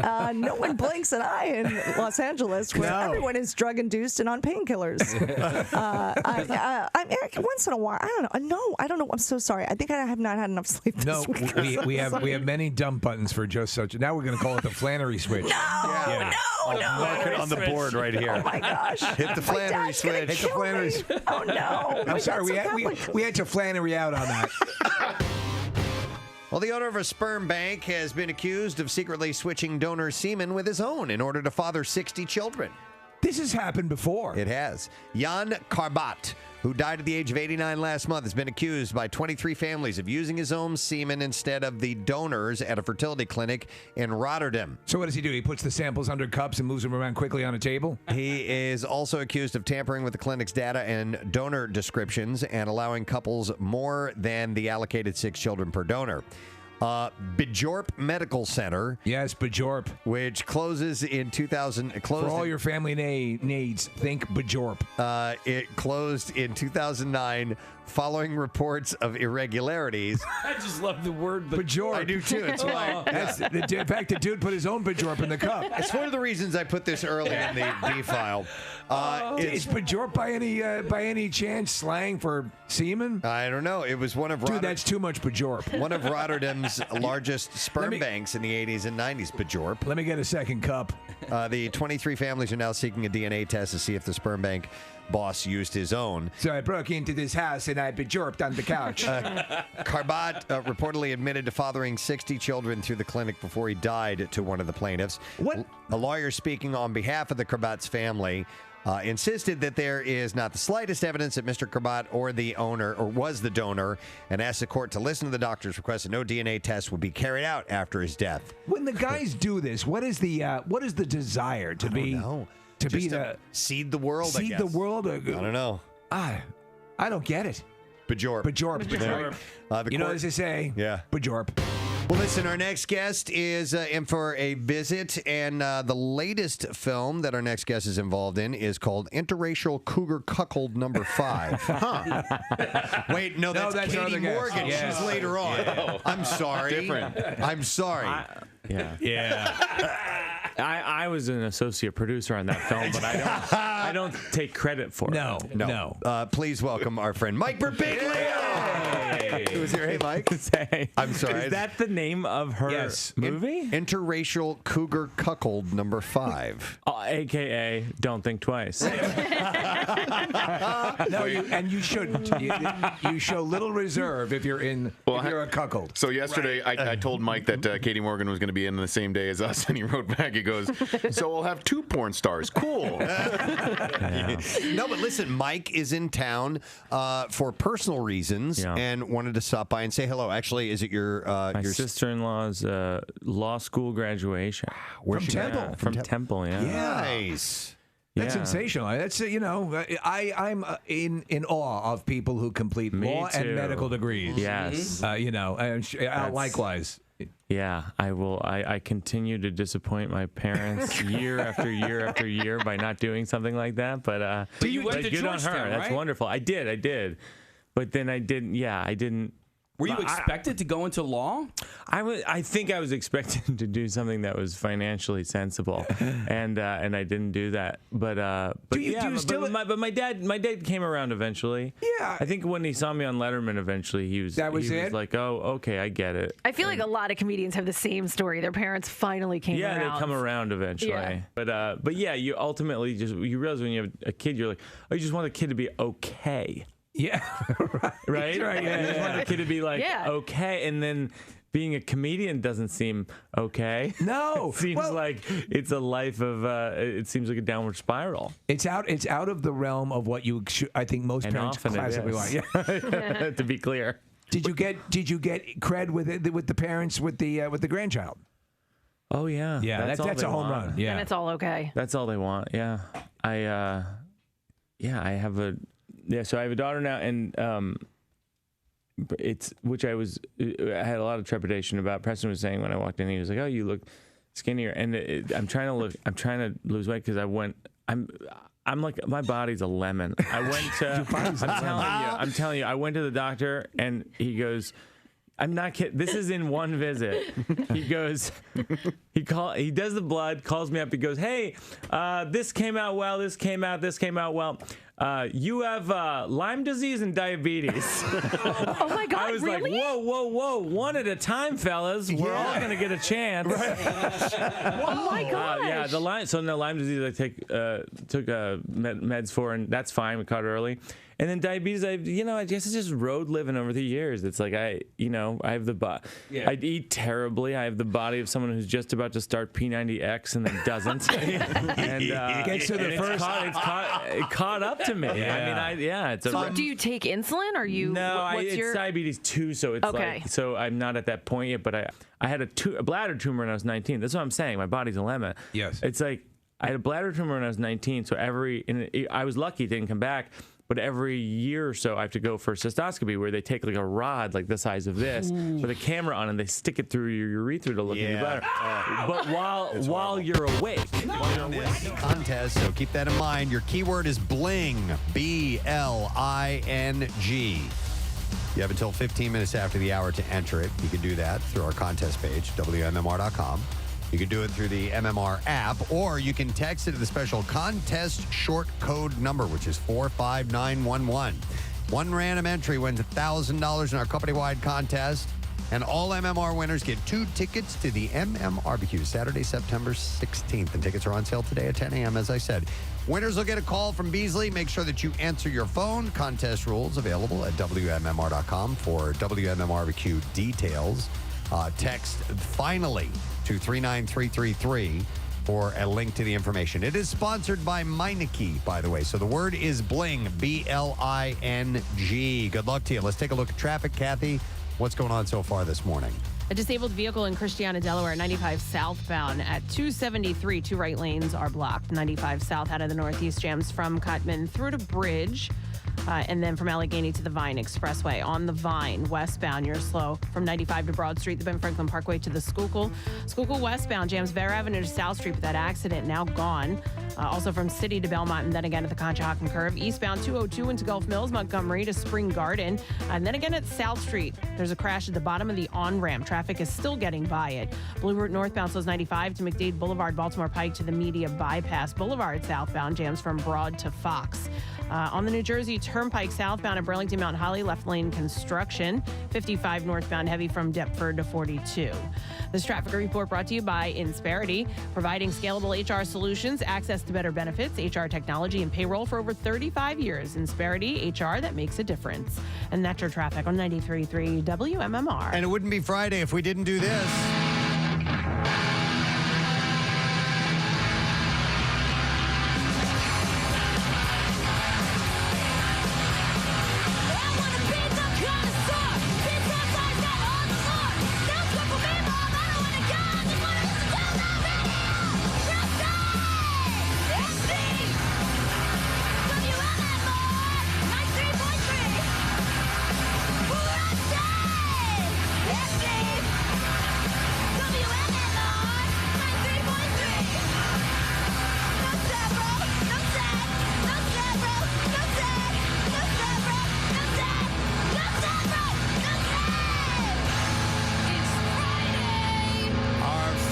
Friday begins. WMMR presents Preston and Steve's Bizarre File. And it is brought to you this morning by Mulch Works of Aston. They offer the highest quality mulch and topsoil that's manufactured on site. And they also have leaf compost, decorative stone, pavers, and more. Delivery or pickup for residential and commercial markets. You can visit mulchthis.com for all the information. All right, we got to start with this. I know we did it in news earlier, but it is definitely a bizarre file worthy. An estimated 2 million dimes worth hundreds of thousands of dollars were jacked from a trailer in Philadelphia overnight. Has anybody got a dime? Police made the discovery around 6 a.m. Thursday morning outside of a Walmart in Northeast Philadelphia, by the way. There were thousands of dimes littered across the parking lot. Somebody's got to go back and get a load of dimes. About $200,000 worth of dimes. 2 million dimes. So let me ask taken you, from the big rig. What's the master plan here about spending that? Yeah, how do you've got to change it at some point. I'd like to buy an automobile, please. Yes. The truck driver had picked up the dimes from the Philadelphia Mint on Wednesday, but decided to park the truck in a parking lot before going home to get some sleep ahead of his long drive to Florida. Philadelphia Police Captain Jack Ryan said this is a common practice with truck drivers. And when the driver returned to the parking lot Thursday morning, the trailer door was open. According to police, cargo thefts have been an ongoing issue in the area with all different kinds of items stolen, including TVs, refrigerators, and even chicken. Chicken? Yes, you heard right, chicken. Police. Agent Simmons, I'm on it. Police are reviewing security cameras from the parking lot to identify a suspect. By the way, side note, did you know that the Simmons family got a new dog that they've named Chicken? Stop it. I swear. No. Yeah. For real? Yeah. We were looking at it yesterday, trying to figure out if it was real. Oh, my God. It looks real. Okay. Yeah. All right. We got to dive deep into that. All right. A drunk man was arrested after sneaking into the Naples Police Department and recklessly exploring. Do you have dimes? Joseph Moulton jumped the fence of the parking lot, went inside, unlocked a patrol cruiser where he sat for a few minutes until he saw people outside. Moulton hid in the bushes and then took action once the coast was clear. Now, Moulton used the nozzle of a water hose and shoved it underneath the door before turning the water on, causing at least an inch of flood damage. He explored his way to the men's locker room and made himself at home by taking a shower and helping himself to some clothing. I feel much better. He then took a uniform, shirt, pants, cap, and bulletproof vest worth $900. The police report also describes that he defecated on the women's bathroom floor and dumped a police radio in the toilet. It wasn't until Moulton made his way to the nearest 7-Eleven that police became aware of his actions. One employee called the police after finding him suspicious and believed to be under the influence. They were able to locate him and arrest him. During his interview, he admitted to being under the influence and not recalling what he did. Did I do that? He's being charged with grand theft and 2 counts of burglary as well. Lifeboat crews were scrambling to rescue a woman who became trapped in a cave while taking half-naked photos to share online. Michaela Ogilvy was making content for an adult entertainment site at Dumpton Gap in Ramsgate, and she realized her stupid mistake as the tide was coming in. Brilliant. Rescue crews rushed to the scene after she was forced to call for help. Ms. Ogilvy said, when I saw the tide coming in, I thought, how could I be so stupid? Well, by the way, you see her picture, Preston. It proves that just about anyone can have a successful OnlyFans account. She said, I couldn't get out of the cave either way. The sea had come completely in. I looked at the cliffs, wondering if I could climb up. Then I looked back in the cave, thinking if I stayed in there, it will fill up with water and I might drown. The 32-year-old called for help as the water crept closer, and just over 20 minutes later, Ramsgate lifeboat crews came to her rescue. The wait felt like forever, she said, although it was pretty quick. She said the crew was amazing and friendly, and they managed to get her out of there. One of Pablo Escobar's invasive cocaine hippos was struck and killed by a car in the middle of a Colombian highway. Yeah, hit like a zoo and its compound. Yeah. Yep. Officials said the semi-aquatic animal was hit Tuesday night along the highway just a few miles away from the infamous drug lord's estate, where he had smuggled 4 hippos in the 1980s. Those 4 hippos, 1 male and 3 females, have now spread to about 150 horny 3-ton herbivores in the area, as they have no natural predators and have often been seen blocking roadways. And they'll kill you in a second. Officials said the driver of the latest accident, whose vehicle was completely wrecked in the collision with the massive animal, was unharmed. A video of the aftermath shows police and firefighters at the scene, with spectators also gathered around the poor hippo, who lies motionless in front of the wrecked car. I don't feel so good. It's the latest crash involving a hippopotamus in the region since last December, when a vehicle collided with one of the animals which survived that particular incident. The hippos were officially declared an invasive species.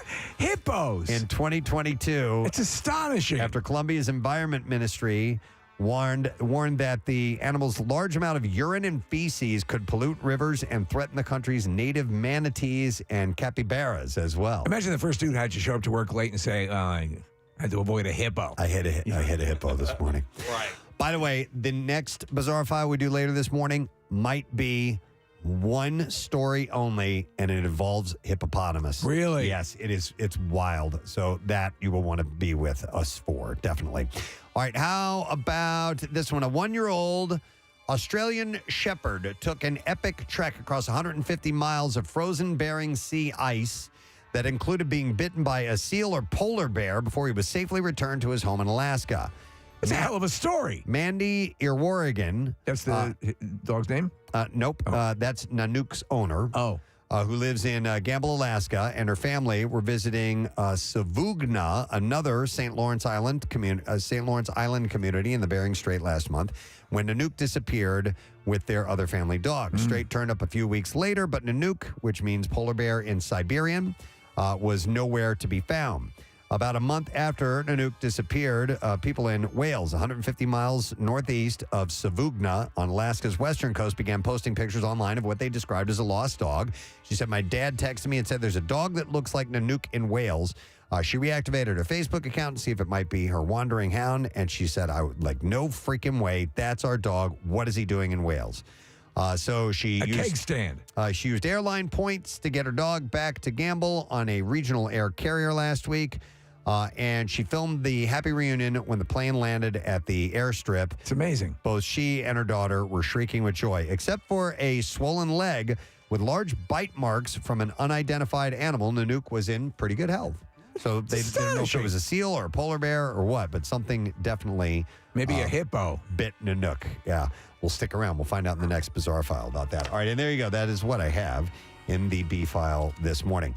Hey, by the way, we have a new Daily Rush video. It is up and running, and it was from yesterday's performance from Tiffany. Oh, nice. So if you would like to see that, you can check it out at WMMR.com/Daily Rush. You can see the video and others that you may have missed. Sponsored by Xfinity's Gig Speed Internet. You can learn more at Xfinity.com. She performed, I Think We're Alone Now. Yeah, which was and it was great. Which was pretty awesome. So you can take a look at that when you get the opportunity. All right, so we have a guest who is here in the studio this morning. And the ACS Bike-a-thon is happening. We actually have 2 guests that are here this morning. First of all, our good friend, Markus in the Darkus. Good morning. Is here. And we also have Vince Strausser, who's the co-captain of Team WMMR. Fellas, good to morning. see you. Thanks for Good being here. morning. Excellent. So what's the latest? It's coming up in June, right? Sunday, June 11th. Yeah. It starts again at the Ben Franklin Bridge, ends this year at the Stockton parking lot on the boardwalk in Atlantic City, the Stockton campus parking lot. It is about 68 miles. There are multiple stops again this year, or starting points, Cherry Hill, Hamilton. And if you don't feel like doing the full 68 miles, you can start elsewhere. We need volunteers. We are ready to go. Team WMMR is rocking again as always this year. And so you've got an event coming up that you guys wanted to mention to help raise funds and maybe gather team members and volunteers, right? Yes, it is Saturday, April 22nd, Tap Into Spring. Tap Into Spring, great event. I think it's 9th annual or 7th annual? 7th annual. 7th annual Tap Into Spring. That starts up in. Go ahead. Yeah, talk into the mic. Yeah. Talk into the mic. Oh, I we'll can hear kill myself. This is something that you called the Markus out on a few years ago. But it's great. It starts at noon the ride starts at 9, but the beef and beer starts at noon. Okay. Up in Brittingham's in Lafayette Hill, right? Off of Germantown Pike. So, but great event, short ride, but then lots of great prizes, silent auction, raffle, and that's a really big Team MMR fundraiser right there. It is. And yeah, one of the big things we're auctioning off this year is a year of beer, where you could win a year of beer if you win that part of the auction. Very nice. Sweet deal. Like, yeah, 365 bottles. Yes. 365 bottles. A year of beer. I love it, dude. That's fantastic. What's the team looking like this year? Because you guys, it's just grown so big over the years. Right now we're at 152 riders, 153 riders, which is wonderful. Last year we had 192 riders, which was great. We'd love to break 200 again this year. You can do it.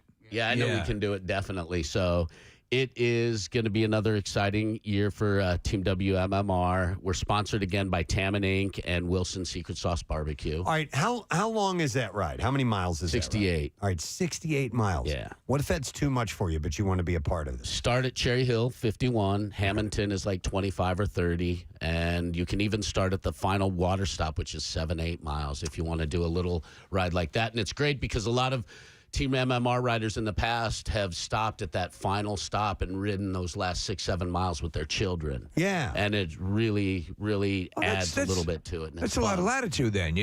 Whatever your level of competency on the bike is, you can find a spot to jump in and still feel a part of it. Absolutely. And if you don't feel like riding, you can volunteer. So there are many ways to get involved. Team WMMR still does Saturday morning rides at Shawmont and Nixon, and we ride out to Phoenixville and back every Saturday.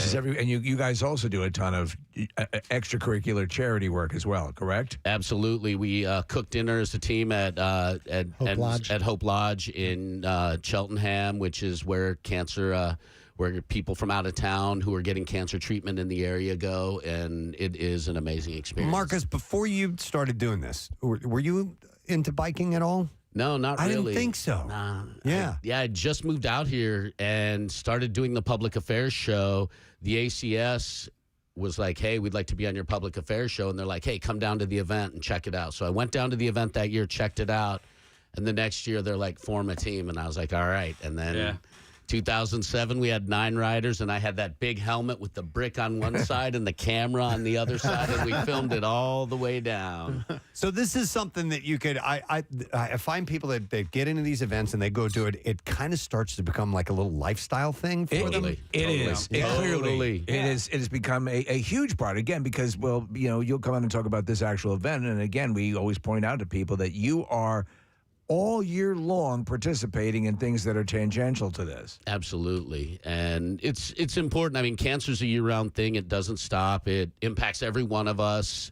And we're finding in cases of like colon cancer and prostate cancer, numbers are actually going up a little bit versus going down, which is not good. Okay. So, what is good is that people are taking heed and are detecting it earlier. Yes. Yeah. So besides obviously raising funds for an amazing organization and a great cause, you're doing something good for yourself. You're staying physically fit. I mean, it's a really great way to whip yourself into shape. Casey's a bike rider as well, and it's transformed him too. Absolutely. It definitely is one of those things that makes a difference. And it's like golf. It's like fly fishing. You get into it and you're just totally hooked on it. And Preston just got into fly golfing, which is Fly golf. It's Oh. amazing. It's a whole new I bet you sport. hit the ball high. Oh, no, they use flies.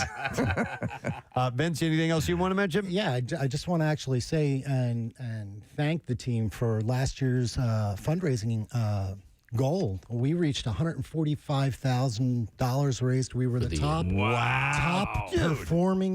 top performers across the country. It's amazing for an endurance event. So #1 team across the country. Marcus, you mentioned the public affairs show. We should annotate that to say the award-winning public affairs show because it was nationally recognized for all the hard work that you do, and it's a great show. If you've never checked it out, you got to listen, and you do a fantastic job every week. Thank you. So wait, I love doing it. He won an award, and with the American Cancer Society, he won the Randy Weinstock Award for top fundraising. That was the top team cup. That's the team WMMR. We won that as a team for being the top fundraising team, and for a lot of years we were #2, and it was nice to be able to jump into the #1 spot. And we have an amazing team like we do every year. And one other thing that I want to let you know is we're unveiling in the next couple of weeks is a micro fundraising QR code where we're going to ask every WMMR listener to hit this QR code one time for a $1.93 donation. Cool. Oh, that's just one super easy. $1.93 donation. And if we can get every Preston, Stephen, Pierre, Robert, and WMMR listener to do it one time, it will make a huge difference. Is that right now? It's not up yet. Tammin and the ACS are working together to make that happen. It'll be up in the next few days, but we want to give you a heads up because we're definitely going to start pushing that hard, and that'll go towards team fundraising. All right, let us know when that is. Definitely. All right, excellent. And Tammin's actually going to round up for that. 7 cents for the first 50,000 riders that donate. Yeah, they're going to have They the will 7 roll cents. 7 cents up to make it a full $2. Terrific. Love it. All right. Well, the Beef and Beer and Ride and fundraiser is this Saturday, it's Saturday, April 22nd, so a week from this Saturday. Yes. Tap into Spring at Brittingham's, and you can do this. So WMMR.com's got the details, right? Absolutely. Yes. Excellent. All right. Well, guys, good luck with everything. What is Thank this? you. Pee-wee. Bicycle built for two. Yeah. I dressed as Pee-wee one Halloween. Wait, Not Pee-wee. This is not? This is Revenge of the Nerds. Thank you, Marcus. And Thank you. Thank you. Help them out, gang. We're going to take a break. We'll be back in just a second. Make sure that you stay right now. Preston and Steve on 93.3 WMMR. Like it would be, remember they would fill out, there would be like a number associated with the comment that they wanted. So you'd look and be like, right. number 3, where to go with others. I think in this hyper sensitive. Yeah. We go to meetings with the teachers. A lot. You go a lot. Yeah, we find out directly how they're doing, but Is that that's not for all students, is it?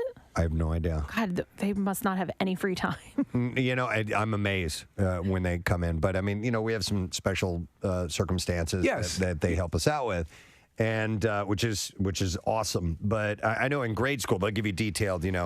Caroline is a delight to be in this. Blah, blah, blah. I always used to get the delight. I was a delight. Were you a delight? I was a complete delight. Case you weren't a delight. 6th grade was it. Miss D. You were a delight in Miss D's class? I bet you what I know what she wrote. Always eats in class. No. He's eating right now. It's my breakfast. I know. Yes. And it's just simply a bagel. It's just a bagel the way any broadcaster would eat a bagel live. I don't have time to get it any other time. And I take my medication at a certain point. My God. Okay. Getting back to that situation, excuse me. I didn't everything bagel. I wasn't going to talk, but you brought me into the conversation. Well, it's presumed that you're going to participate. I participate in between bites. In between bites. There's just a general assumption that when we're on air, you might talk. I am writing that down. Yeah. That is a T-shirt. I participate in between bites. Thank you. Now, if you don't mind, I'm going to get back to eating my bagel, and you guys can talk amongst yourselves. Today, December 7th, 1940. Excuse me, I have to take another bite. Hey, what's going on? It's Preston, and actually Nick is here with me as well. We're in California, and we're at the 20th Century Fox Studios, and we are here with Mr. Michael Giacchino, who has become a friend of the Preston and Steve show now. That's my favorite thing. Friend of the show. That's my favorite thing to hear. Yeah? I've never heard that before. Like, and then the last time I was on, I was like, friend of the show. I was like, yes. Yeah. I think you have to the be, show. You have to be on like 3 times, and then you become, Then you become yeah, an become a friend of the show. There should be a pin or something that you get. We can get that. You get a pin or Ribbon, something like that. Something that says friend of the show. Can't just be like, here's a WMMR pin. No. It's got to be legit. We can come up with something. Yeah. Next time he comes in studio, we got to present him with something. Yeah, there should be some sort of coronation. So Michael invited us out to be here while he is recording the score of the film Spider-Man, and we're at this legendary studio. Actually, he was giving us some of the details about this room that we're in right now. Yeah, this room that we're in right here has been around for a long time, so long that it used to be Shirley Temple's shooting stage where she would make her movies. And, let's see, the original Planet of the Apes was recorded here. We had Jaws was recorded here. The Day the Earth Stood Still was recorded here. There are these amazing, the iconic, that whole thing. And the 20th Century Fox theme. Yep, that was done here. I mean, just oodles and oodles and oodles of things that you would know. Just incredible history here on this stage. And they barely touched the stage in all these years because once it sounds great, you don't want to mess with it. I can imagine. And what you're not seeing right now, we're on a lunch break right now, but the amount of people that are involved when you're putting together music for a film. And today was a light day, even as far as the amount of musicians. Today we did a smaller orchestra, maybe about, 50 people. But usually we would have like 100 people out here, 100-piece orchestra. But the cues we were covering today were just for smaller moments in the film, so there's no need to bring everyone in. And this room, the studio as well, filled with people. Yes. I mean, friends and family and. You got engineers. You got you got the people that are actually working. Yes, in we there have as well. we have music editors, we have recordists, we have Joel, the recording engineer, is in charge of everything. Jeff, my orchestrator, is over there. We have some people from Marvel who are here, just one of their lead music editor, and we have everyone. The whole gang is here, and then plus all of this. Is Spider-Man a pretty easy character to write for? A pretty easy franchise to write for? Not really, because they've made a lot of Spider-Man movies. Yeah. So you're thinking like, all right, well, I don't want to do what was done, and this is a whole new sort of approach to the character that they're taking, which is much more in line with what the original comics were. Right.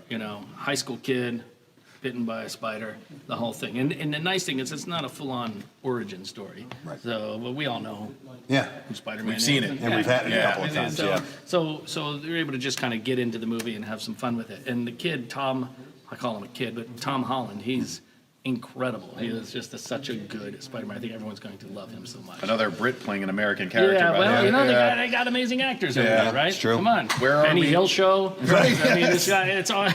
The list starts there. Yeah. So where are we in the movie making process with Spider-Man: Homecoming? They are still. They're still editing slightly. Now from now on, I think maybe the picture will change slightly with trims and different things like that. But what they're really working on now is finishing all the visual effects. Okay. Getting all of that stuff, as you saw today, a lot of the shots in there. Yeah. You could still see wires hooked up to him. Yeah. You could still see or like a sort of a previs of Spidey. Which I think is crazy to us because we think of by the time the ads start running, the movie's That's in the done. can, it's No. done, it's ready to go. And it's not. No. Yeah, no, I mean, no, the no, music no. hasn't even been added to it yet. There's No. all these visual things that need to be There's fixed. so much still going on in the film at this point, and it comes out in July, so it's just there's not much time left. Wow. But it's the way it always is Yeah. nowadays with films. It also depends on the filmmaker, depends on the director. Certain directors are much more, no, this is my film, that's it, it's done. Other ones are like they want to keep changing it and keep trying different things, see if they can improve it. Everyone is different in the creative process, so you sort of have to be adaptable to whatever that process is. And every time you're on a film, it's a whole different story. Yeah, I'll bet.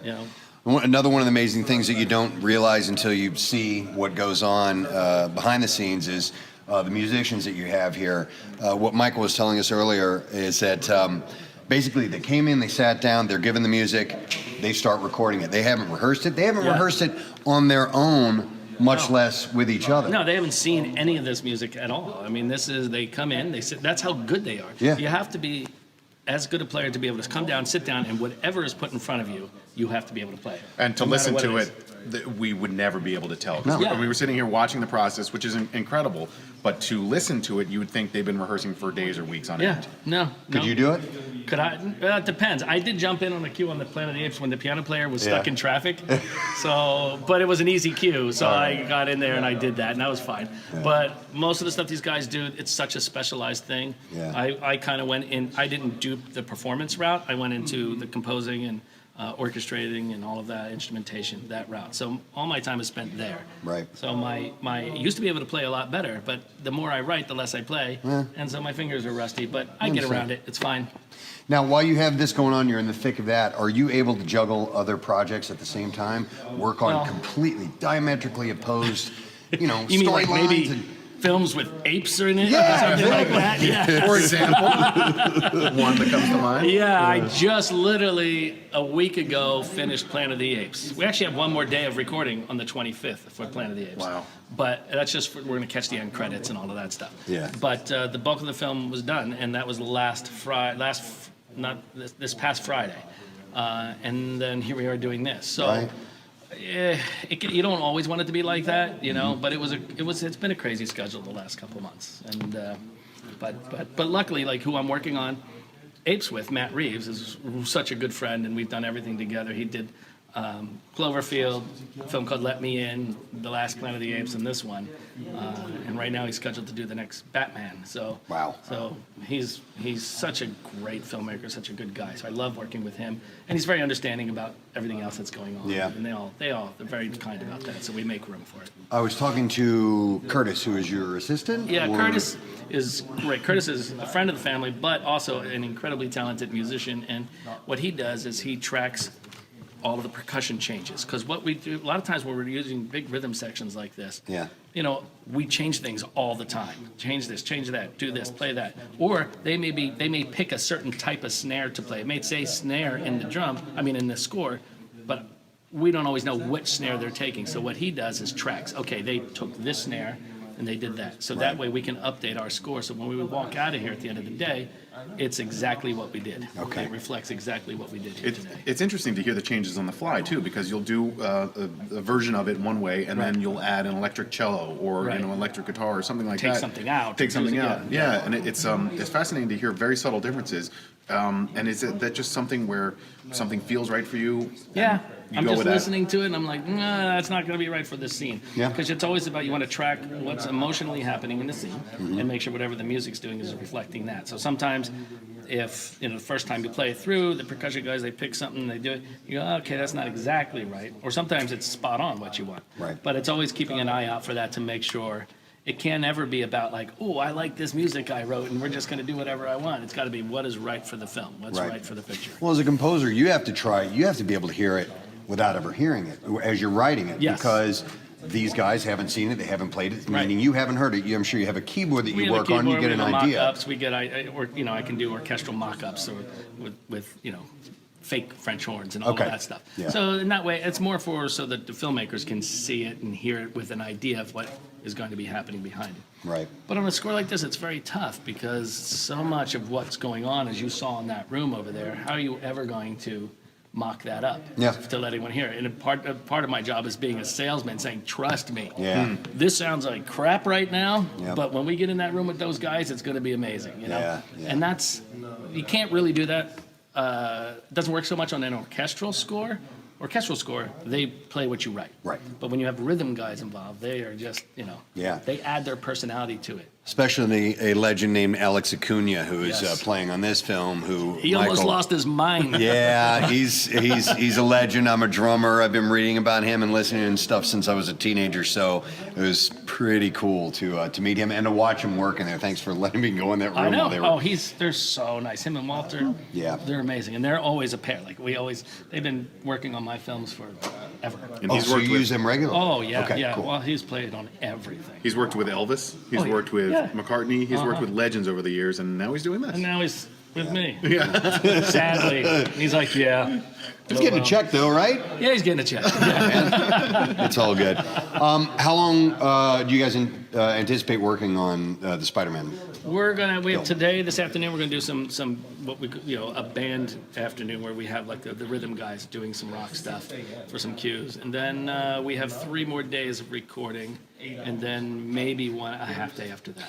See, in the scheme of it all, that doesn't seem like a whole lot of time to me, as opposed to, I mean, filming is a different story, and they shoot a lot and then cut it down to what they want. But I was surprised to hear it was only like 3-4 days, maybe 5, something like that, and then you're done. Yeah, that's it. I mean, there's a lot of work leading up to it. I spend maybe on both of these I did fairly quickly, so I might spend 3, you want 8 weeks to write a score. Sometimes you don't have 8 weeks.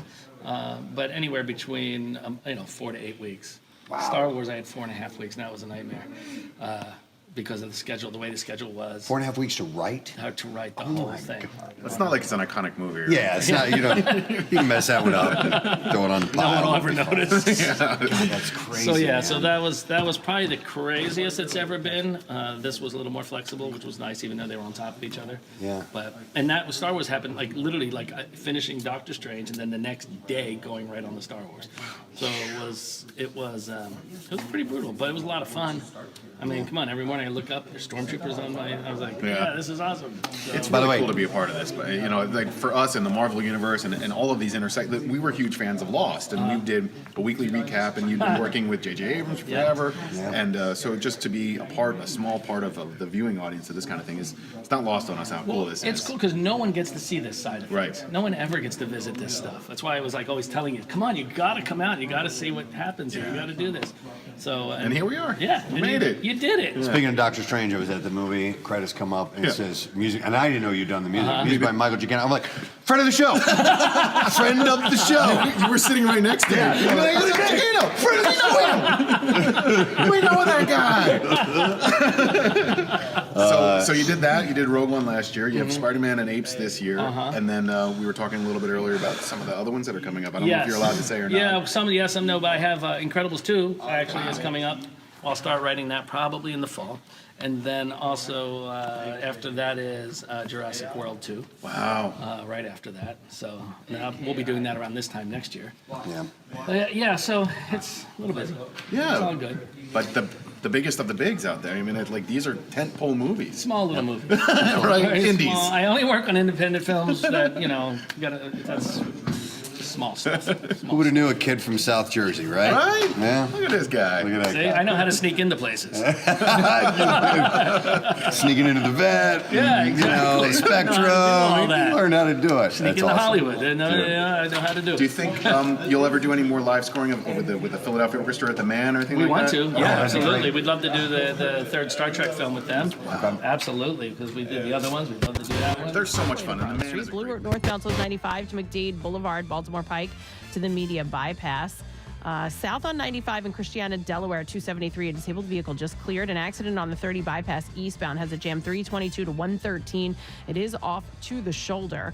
Route 100 northbound at North State Street in Upper Pottsgrove. Watch for an accident. Also in Springfield, Senton Avenue at Hillcrest Avenue.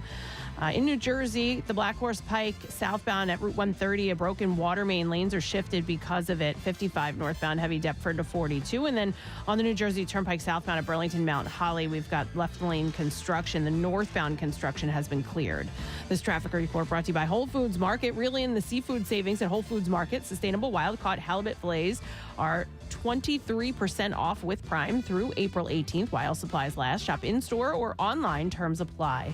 And that's your traffic on 93.3 WMMR. If I seem a little bit off today, 2 reasons. I forgot my glasses, and also my headphones sound a little bit different.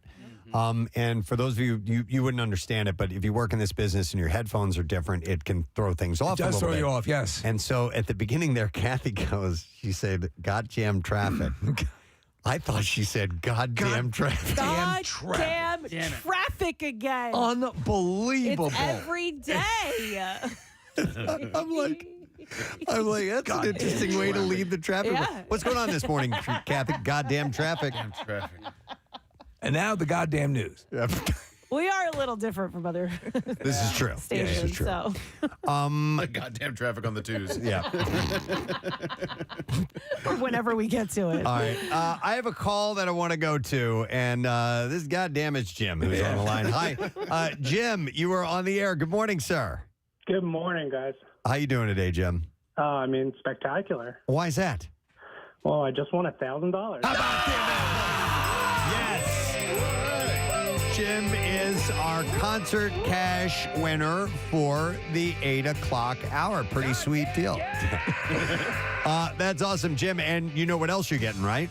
What's that?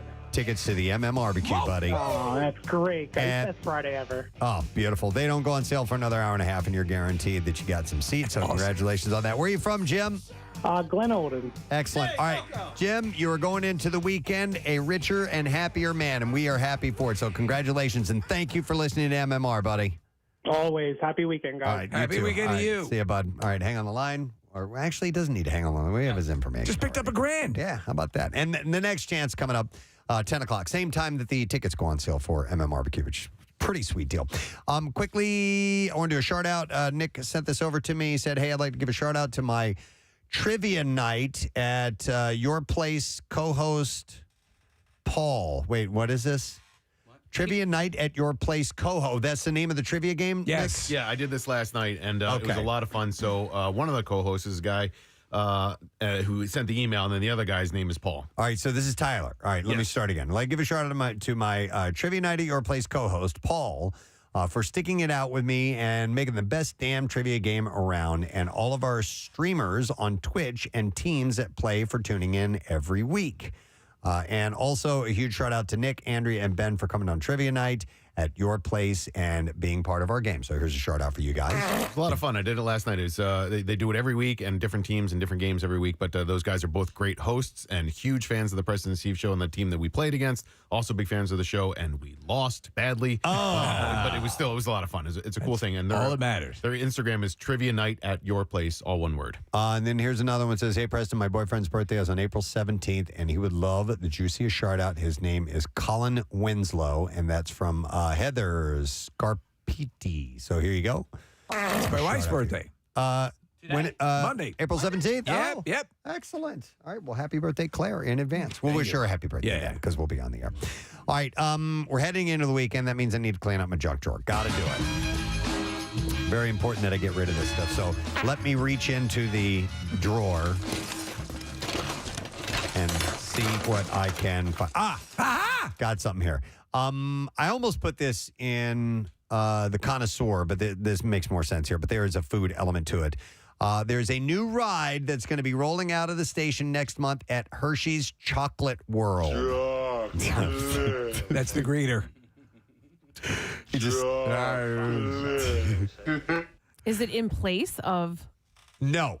It is not in place of the Chocolate World ride, which I love. Yeah. Standard. It's pretty. It's nothing fancy. It's fun. It's I mean, it's animatronic stuff. It's also the easiest ride to get on. Yes. You just walk down and get in a seat. Yeah, it's a moving platform essentially, Right. That you get on, and I love that ride. You Kath. have to ride it every time you're there. Yeah. So no, this is a new one. So the chocolate-themed visitor center in Hershey will unveil what's called the Great Candy Expedition on May 19th in celebration of Hershey Chocolate World's 50th anniversary. So Chocolate World, the place there, is turning 50 years old. Oh, okay.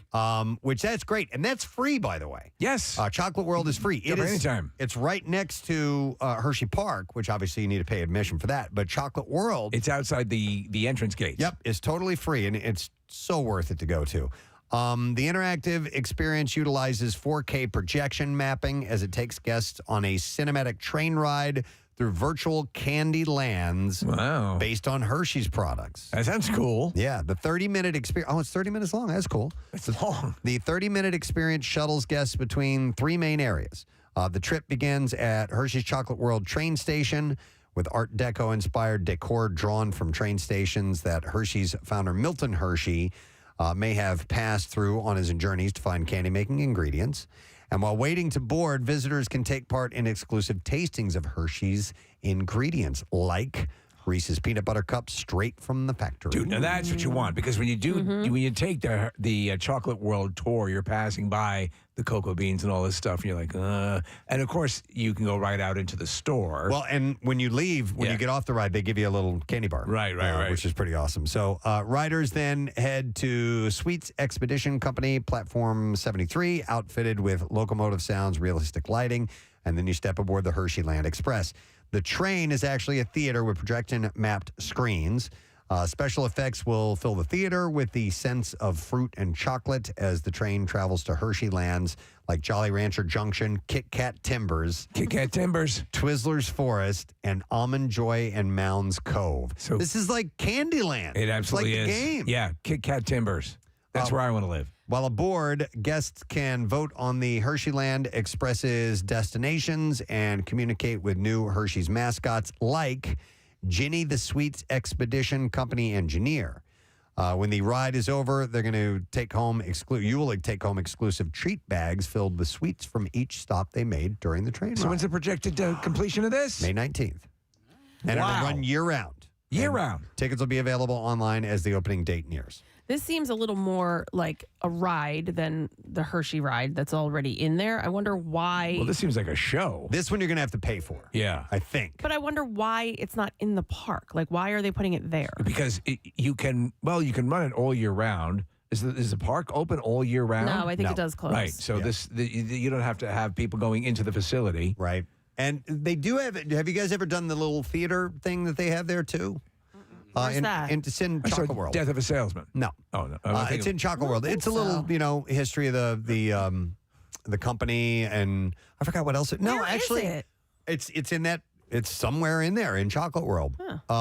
They have. I guess it's a little bit of the history, but it's an animated thing, and it's also 4D because they have like confetti that falls, and they squirt water out and stuff like that. It's really fun.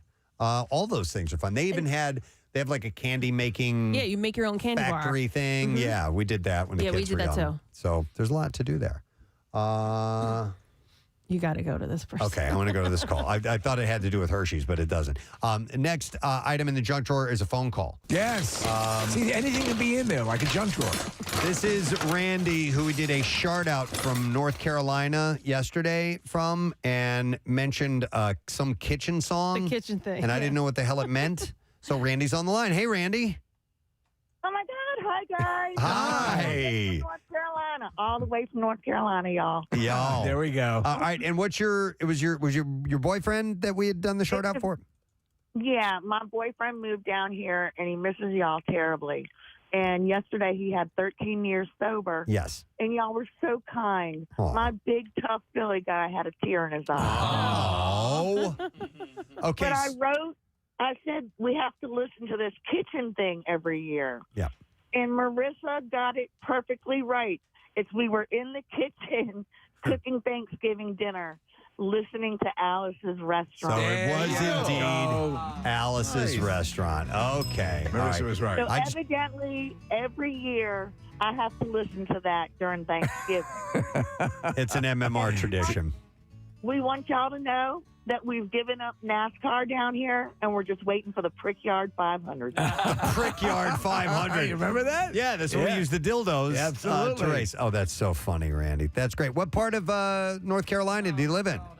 We are in Durham, North Carolina. Okay, excellent. Okay, nice. Excellent. We love you guys. We listen to you every day. Thank you so much for being here for us. Randy, when y'all going to come up to Philadelphia? Probably for the MMRQ, sir. Well, we have to see in person. All right. We'll be excellent. there, obviously. Well, thank you, Randy. It is great, and thanks for clearing that up. We appreciate it, okay? Love you guys. Love you, too. We'll see you later. Well, that was really nice. Isn't that sweet? Wow. Okay. All right, let me see. More junk drawer stuff. All right, how about this? I saw this. Some anonymous employees have admitted to using ChatGPT to do their jobs without their employers knowing about it. These overemployed workers can work multiple full-time jobs in a fraction of the time. Jobs including creative marketing materials, which the AI program is fairly competent in. In fact, there was a company memo that went out recently. Did you see it? No. They said, you can't use AI to do your work for you. Yeah, to me that would be because what happens is a lot of this stuff sits in the passable, but not like for example, scripts or songs or things that AI will produce will be passable, but doesn't have that certain flair, you know. I don't know. I mean, I could see where you can get away with some of that stuff. Absolutely, you could. Where you could easily have them write a presentation for you. Right, yeah. We did this for fun at home, and we were discussing, hey, I said, give me some stunt ideas for Preston Steve radio show. And they were doing like actual stunts, almost like Evel Knievel stuff. So they were like Snake River Canyon. A reverse bungee jumping stunt where a team member is launched into the air while strapped to a bungee cord. Human cannonball stunt. This is all from ChatGPT, where a team member is fired out of a cannon. A hang gliding stunt, a base jumping stunt, a skydiving stunt, which actually we have done. But this, unfortunately, we're not allowed to do this now. But I thought we could have had some fun with this stuff. ChatGPT, this is a worker said, does like 80% of my job. Ben, his name is Ben. He said that he has even used ChatGPT to create cover letters to apply for more jobs. Yep. A worker also on Twitter wrote that ChatGPT allows him to troubleshoot client questions without using Google. He said, why do they do it? Another anonymous employee says that he does not trust businesses to pay more for increased output.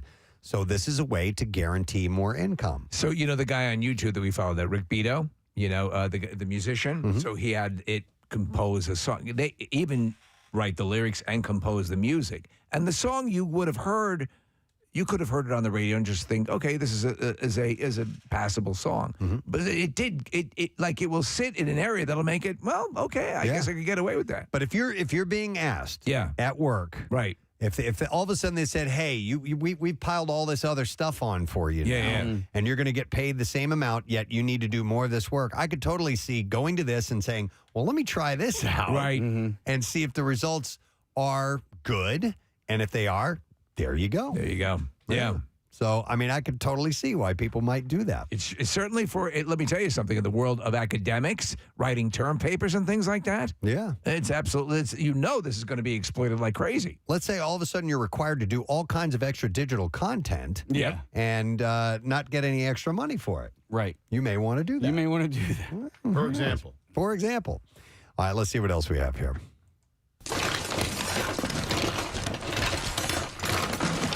All right, here's one.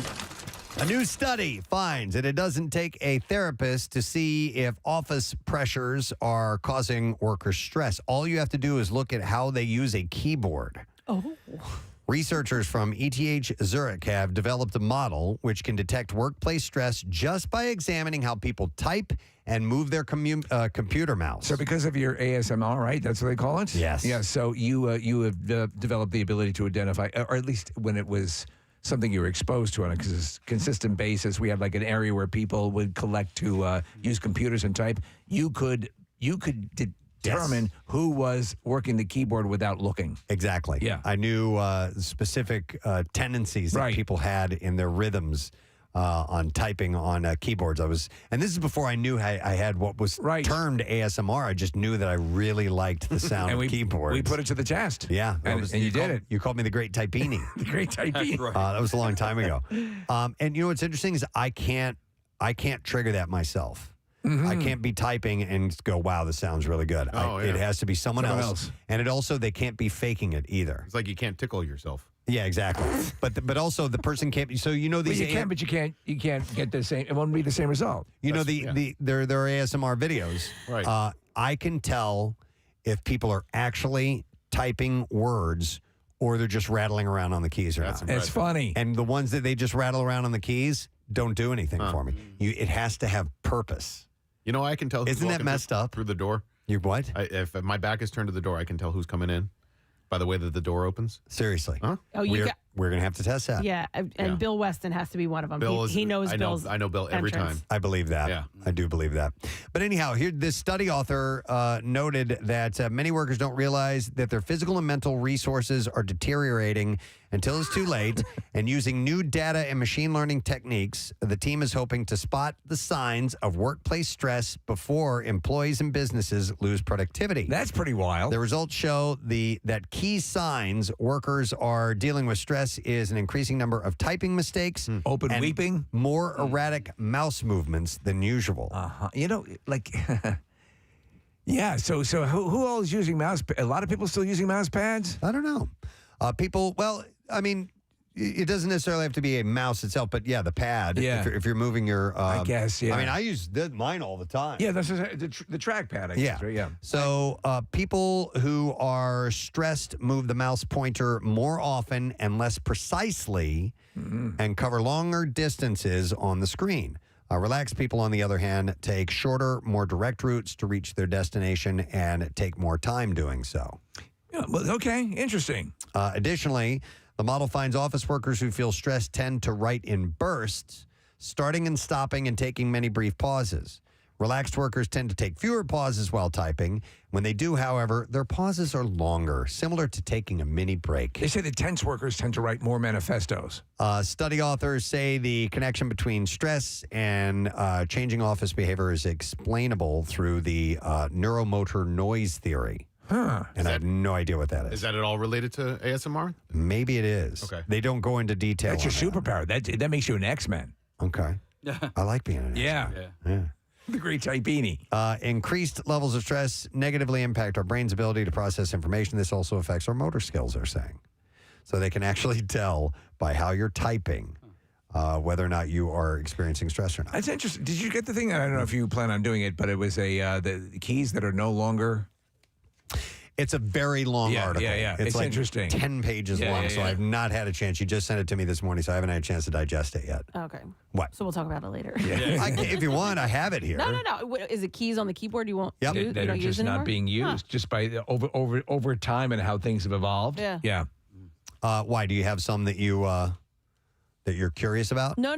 I just was wondering what the article was about. Now I'm looking at the keyboard to see what I don't use. Yeah, there's a ton I don't use. There's a lot you don't use, and there's some that well, I have it here if you guys want.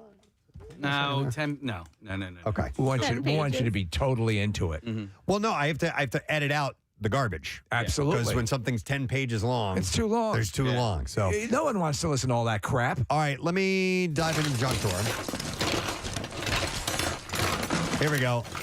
The two-income family has become the norm in American life. But do you know what has not changed much?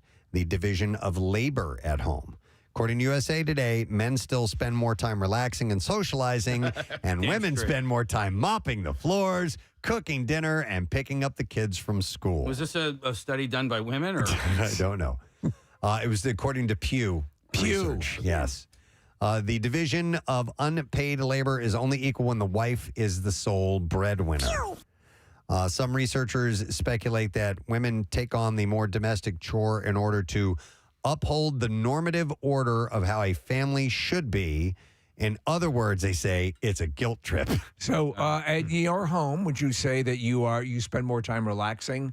But Rochelle doesn't have an out of the house job, right? She runs the business of the family. Right, is the way I put it. Right, and so all the bill paying, the taxes, all that stuff. Job unto itself. Oh my God, yes.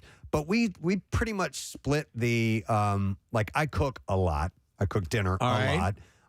I do. What else do I do? Who does the cleanup after dinner? It depends. We kind of it depends on who's available. Like everybody kind of chips in. That's good. If everybody's around. And if I made the entire dinner myself, then I get help. Yeah. For It's that. amazing to me the amount of groaning I get from my kids when I just ask them to do. Oh my God. Anything. Yeah. So annoying. Yeah. It's like, letting the dog out. It's not that freaking hard. Open a door. Yeah. Go open a door.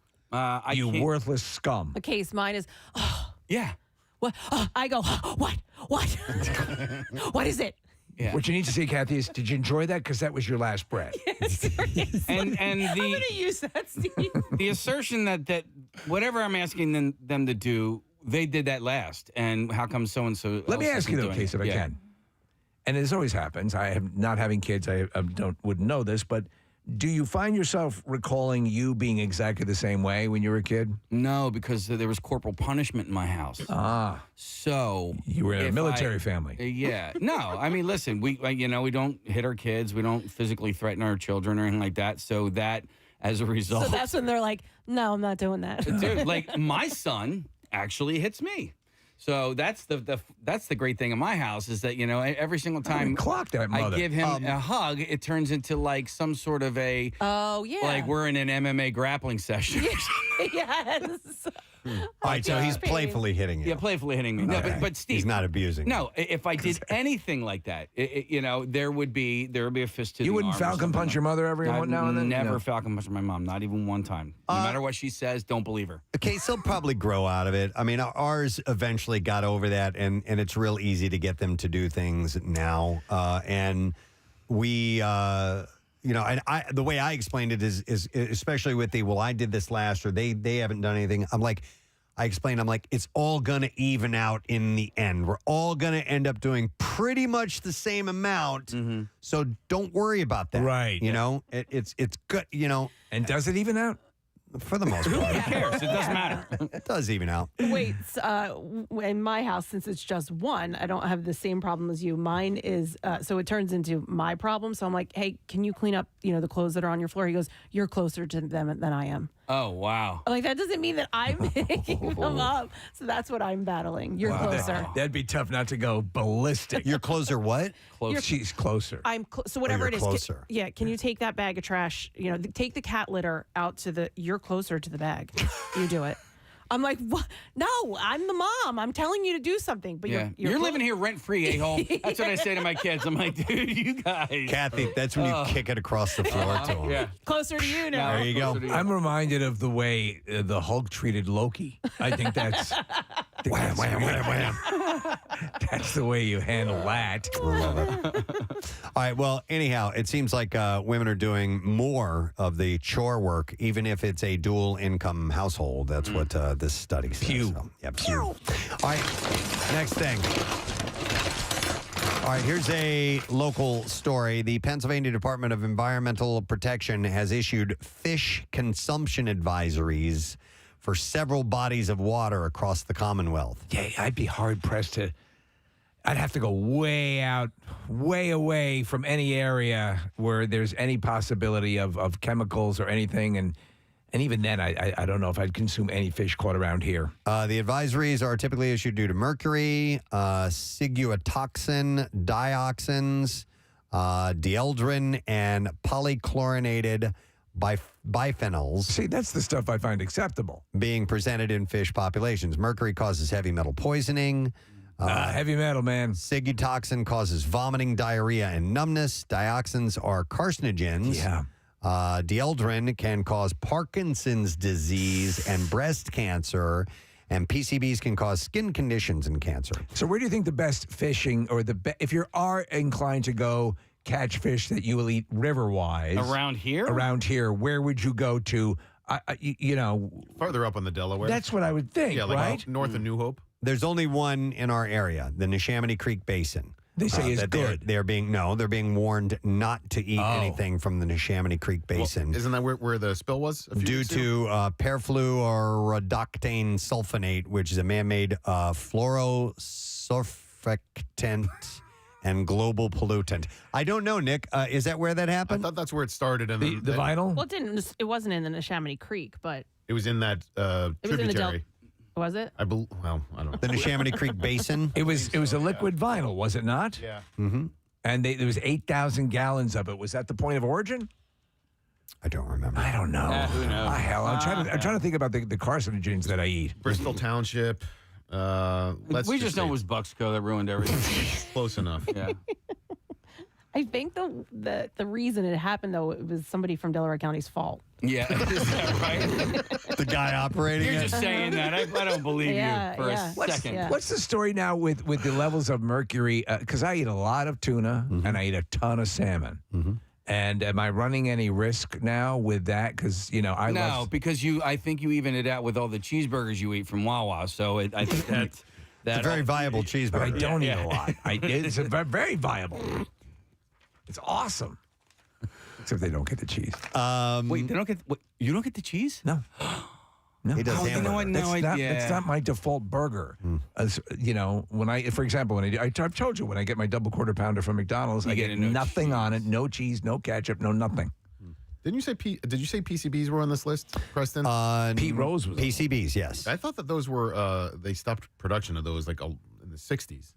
I don't know. Do you remember? So Love Canal. You remember the Love Canal issue where there was? I believe that was.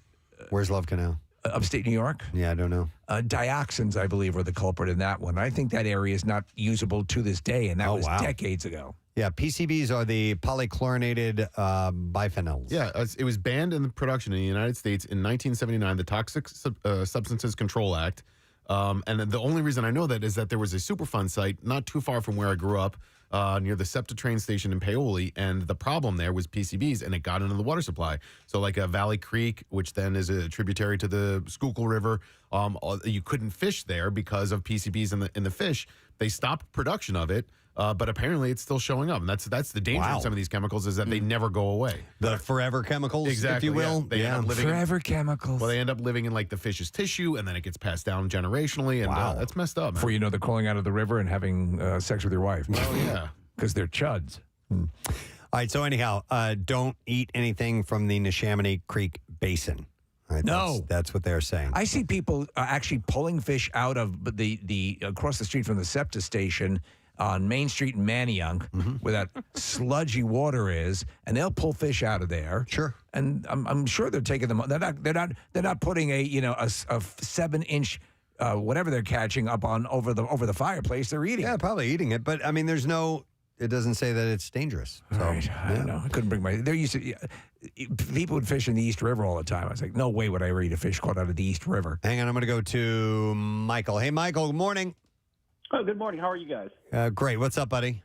Oh, I wanted to weigh in on you're talking about PFAS in the Neshaminy Basin, and I think I might have missed it, but I think one of the causes was from the Willow Grove Air Force Base, where they were using this Air Force firefighting foam, which has the PFAS in it. Okay. And so what happens is that it was having this firefighting foam impacting soil would erode into the Neshaminy Creek. So that's the source of the PFAS. Okay. Okay. All right. Makes sense. All right. Thank you. No problem. Have a good one. Appreciate it, Michael. Take care. All right. It didn't have to do with that spill. The spill wasn't. Yeah, because a I part was of looking that. at the location. Okay. All right. Casey says we got to wrap, so we're gonna close up the junk drawer and we'll clean it out. There's more stuff in there, but we'll eventually get to it. And we can only entertain you so much. Only so much. Well, we have more entertainment coming up because we have a guest who's going to be here. And we'll get to him when we return. And also, don't forget another shot at MMR's concert cash. We just gave away $1,000 in tickets to the MMRBQ. And by the way, the tickets go on sale less than an hour from now, 10 o'clock. They get on sale. Get ready to buy them. We'll be back in a moment. Preston and Steve. 93.3 WMMR. There's so many. And that's what's so nice about the films I get to work on. They're the kind of things where you can take them to an audience like that, and people will come and see them. Because the Pixar films are amazing, and they're all just fun movies that you want to go and hang out and have fun watching. So. Yeah. Cool, man. Well, thanks for having us here. Absolutely. Appreciate it. We're excited. Glad you came. Taking a lunch break, then going back to work. So, Michael Giacchino. Nice job. Yes. What caused a herd of cows to jump to its death from a cliff in Switzerland last week? That is the question pondered by farming experts in the area. You know what they're labeling this, Preston? No. Oh. An utter catastrophe. Oh, my God! It's been a while, but the return of the utter catastrophe joke. I never see that setup coming. I get these stories ready to go in the morning and sometimes think, I wonder what Steve will say about this. But they don't know what moved them to do that. Man, we're milking this one.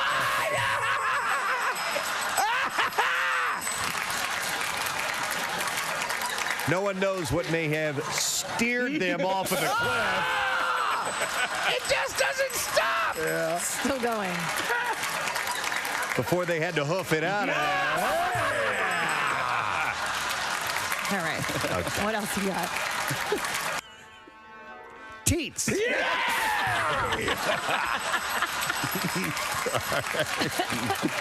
All right, anyhow, the 13 Heron cows broke.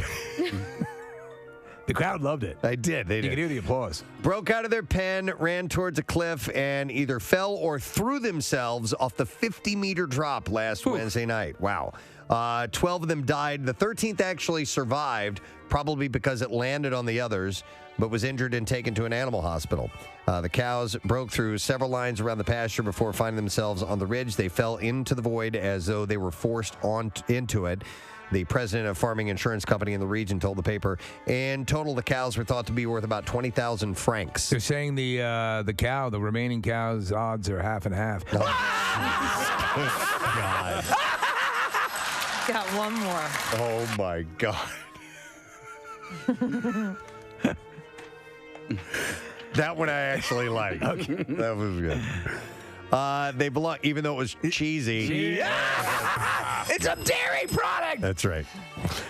So they belonged to several owners, but were all grazing on land belonging to a local couple who said that they thought some kind of predator must have chased the beasts off the cliff. That must have been one hell of a predator. It's not. Yeah. They're not even considering a suicide cult. Nevertheless, the behavior was a bovine suicide cult. Yeah. I think they need to consider all. We're just cows. In a new study, the finding of which was published in the Journal of Molecular Psychiatry. Yeah, I get it all the time. Has said that women are more likely to have a mind-reading gene mutation that gives them the ability to read a person's thoughts and emotions by looking at their eyes. The scientists found that the genetic variants on chromosome 3 in women are associated with their ability to read the mind in the eyes, known as cognitive empathy. Yes. Which is an interesting term. I could see that, though. Yeah. Do you find that you're intuitive, Kathy? Like when, for example, Dennis sees your Target bill. Can you see into his eyes? No, but I think I could look, and more so though with men than women. Like if do you know what I'm saying? Like if it was a girlfriend of mine, I'm not sure that I would necessarily be able to tell. Maybe that's because we're I don't know, better at cancel hiding each other out or something like that. But yeah, and not and like maybe you guys too, or other men that I'm close with. Do you want to see my defensive face so that I can show? Yeah, let's see if I can. Right, Preston? Yeah, you look stupid. Yeah. I know that face. I go gump. I'm going gump. I'm going dumb. I'm going gump.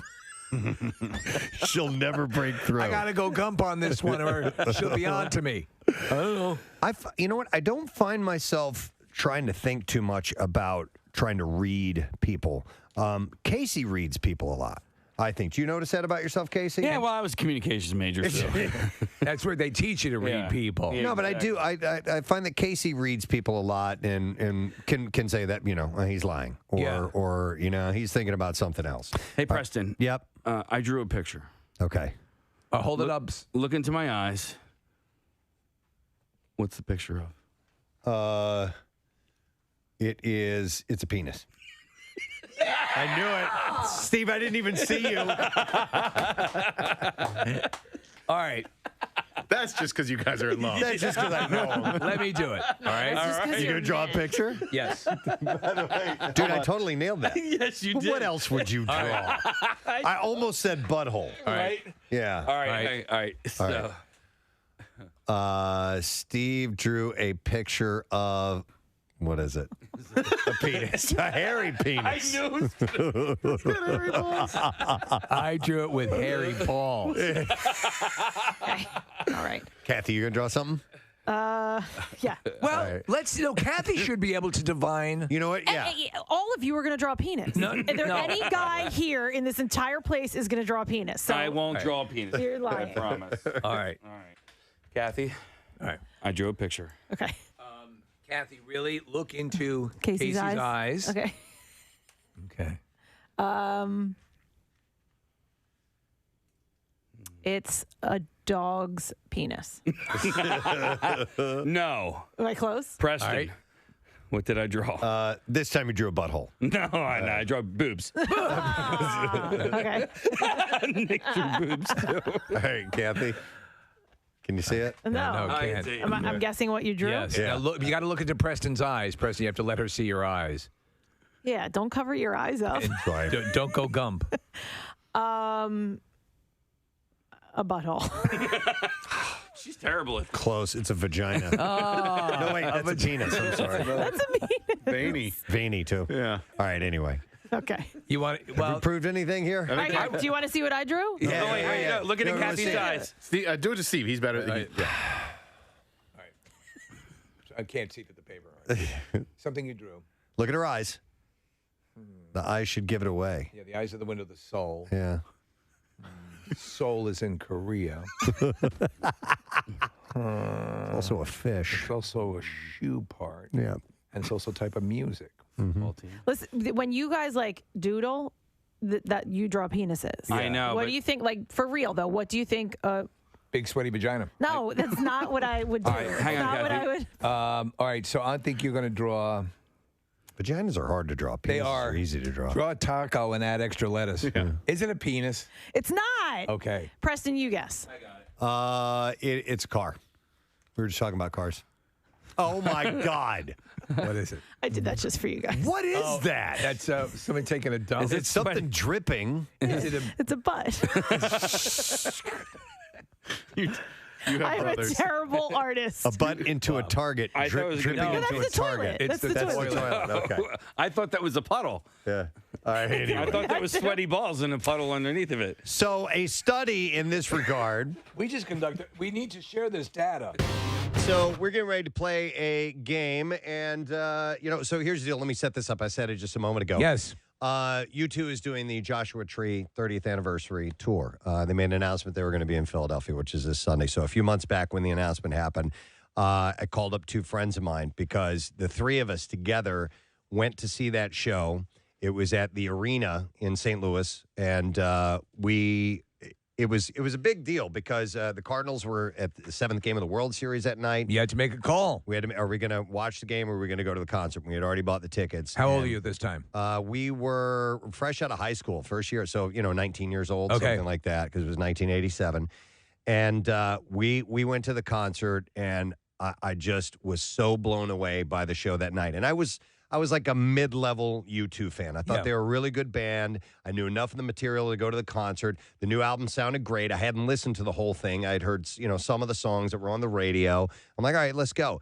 And left that night just amazed. The lights came up. The crowd was still singing. They ended with 40. Which is awesome. And the crowd is still singing and singing. The band was long gone, and we were still singing, and the lights stayed on. And I was just like, this was amazing. This is the best concert I've ever seen. And I was just dumbfounded for a while after this. So it was a significant show. Yes, yeah. And when they made the announcement that the 30th anniversary was coming around, I'm like, I got to get these guys. We got to get together. We got to go see it together. Everyone had the same experience of your friends here? I think so. Okay. Yeah, definitely. So they're back in town. They got in yesterday and the day before, and we're going to the show on Sunday, and we're going to play some golf and stuff while we're here and just having a buddies thing, which is pretty cool. So I told you guys this, and you decided, well, why don't we have them come in? And we'll play a game with them. Sure. About my teenage and formative years. Right. We've heard a lot of stories. Yeah. And so there's some stuff that we know. There's some stuff that I'm going to be asking. I have no idea what it means, but it should resonate with you guys. Yeah, because Casey, I gave him some phone numbers from some old friends who couldn't be here, and he tracked them down and got some info, right? Yeah, I talked to Hawk. Yep. Right. And then I talked to either Patty or Sandy. I think you spoke to both of them, didn't you? No, I gave and you Sandy's number. You gave me Sandy's number, and then Patty somehow got involved as well. Yeah, I saw those Yeah. names pop up, and then the parole officer, of course. Yeah, of course, obviously. You needed all Yeah, the all of the info. information. Yeah. You know, it's funny because I was, I consider myself a child of the '80s, and I definitely had yearbooks and all those things that I can look back at because I was in school at the same time as Preston, but I was slightly younger, and to see what you guys were doing, and I think you're like 7 years older than me, but like what you guys were doing and what you guys were up to in 7th and 8th grade, and then high school, it's just It's freaky, isn't it? Completely different world. I mean, I look back at my old pictures, and there I am at the Continental Congress. Yeah. And I'm saying, Well, it's just so wild. Because I've told you guys in the past what DBH meant. Yeah, Dubong hits. Dubong hits. And so Casey's looking through my 7th and 8th grade yearbook and all the signatures, and people sign it, and it's like, dude, DBH till you can't stand it anymore. And this is in 7th and 8th grade. And that's from teachers. Right, Yeah, exactly. yeah. So But he then- was just looking at it and being But blown it's away. also funny because I think a lot of times we have this attitude of like, oh, these kids today, they're crazier and they're doing things that I never did. With and their then, malt shops and their leather jackets. But the reality is I think the kids of the '80s were probably way worse than anybody right now. I guarantee you, every generation has that perception. And Yeah. but there's something that is the same across the charts. Yeah. And I think as I'm looking through this, and we were looking at some of the things, and we were all laughing at the back, saying, "What the f does that mean?" Mm-hmm. Everyone's got their things, and that's why. It always amazes me when anybody runs for political office, because any of these things taken and put on, there are a number of things here that we're going to ask that if we're put on a front page of a paper, you'd say, what the hell? Yeah. But we partied hard, man. Yes, We partied yeah. very, very hard. And these guys are a little nervous. So why don't you introduce your All right, friends? and before I do that, do we need to get callers on the line to play along? All right, 215-263-WMMR. Somehow or another, we're going to work this in a way to have you win prizes as well. I don't really know what's going to happen. Let me explain. though. It's going to be a straight up trivia contest. And so we're going to have people playing. You're going to play for callers online. We're not going to go to them. Okay. We're just going to win prizes as we cycle through so we can move some product, and that'll be happening in the background. So All right. everyone will get assigned. If someone gets a question right, that person wins, and then we put another person in that spot, right. and that's how we'll proceed. Before we introduce our contestant, Steve, what's the name of the game? The name of the game is Preston, Cheston, and Steve Blast from the Ass Trivia Challenge. Thank you, studio audience. Let's meet our contestants this morning. Contestant number 1 hails from St. Louis, Missouri, and he is currently a teacher who's got the summer off. It's a wonderful thing. We go way back, and yes, his name sounds like mine. We are welcoming Cheston Chet Plaguey. Yeah! Chet, good morning. Thank you. Good to have you here, sir. Good to see you. Great to be here. Excellent. All right, next, the guy I consider to be my best friend. Yeah. We go way, way back, and we've been through some times together. We are aware of some of I them. won't mention any of them now because it may be ones that No. are coming up in the particular contest. I just think it's great that I have a story with Steve. I with that time that we spent down in St. Martin, and we enjoyed ourselves, and you lost your wedding ring. Oh, yeah. Yeah. That was fun. He's He got has a that. nice new one on now. All right, please welcome Steve Leasick. By the way, those of you who've heard the story about my friend Steve who threw his phone into the ocean, That's him. this is him. That would be that, Steve. That was All a right. fun one. That was a great throw. Yeah, You have to admit. it was awesome. It was a small window. You could have shattered that door. From distance, maybe inebriated, maybe not. Maybe not. So, friends, by the way, and just to contextualize this, these are friends at this point in time we're going to reference. But how long, does it go back to junior high and even...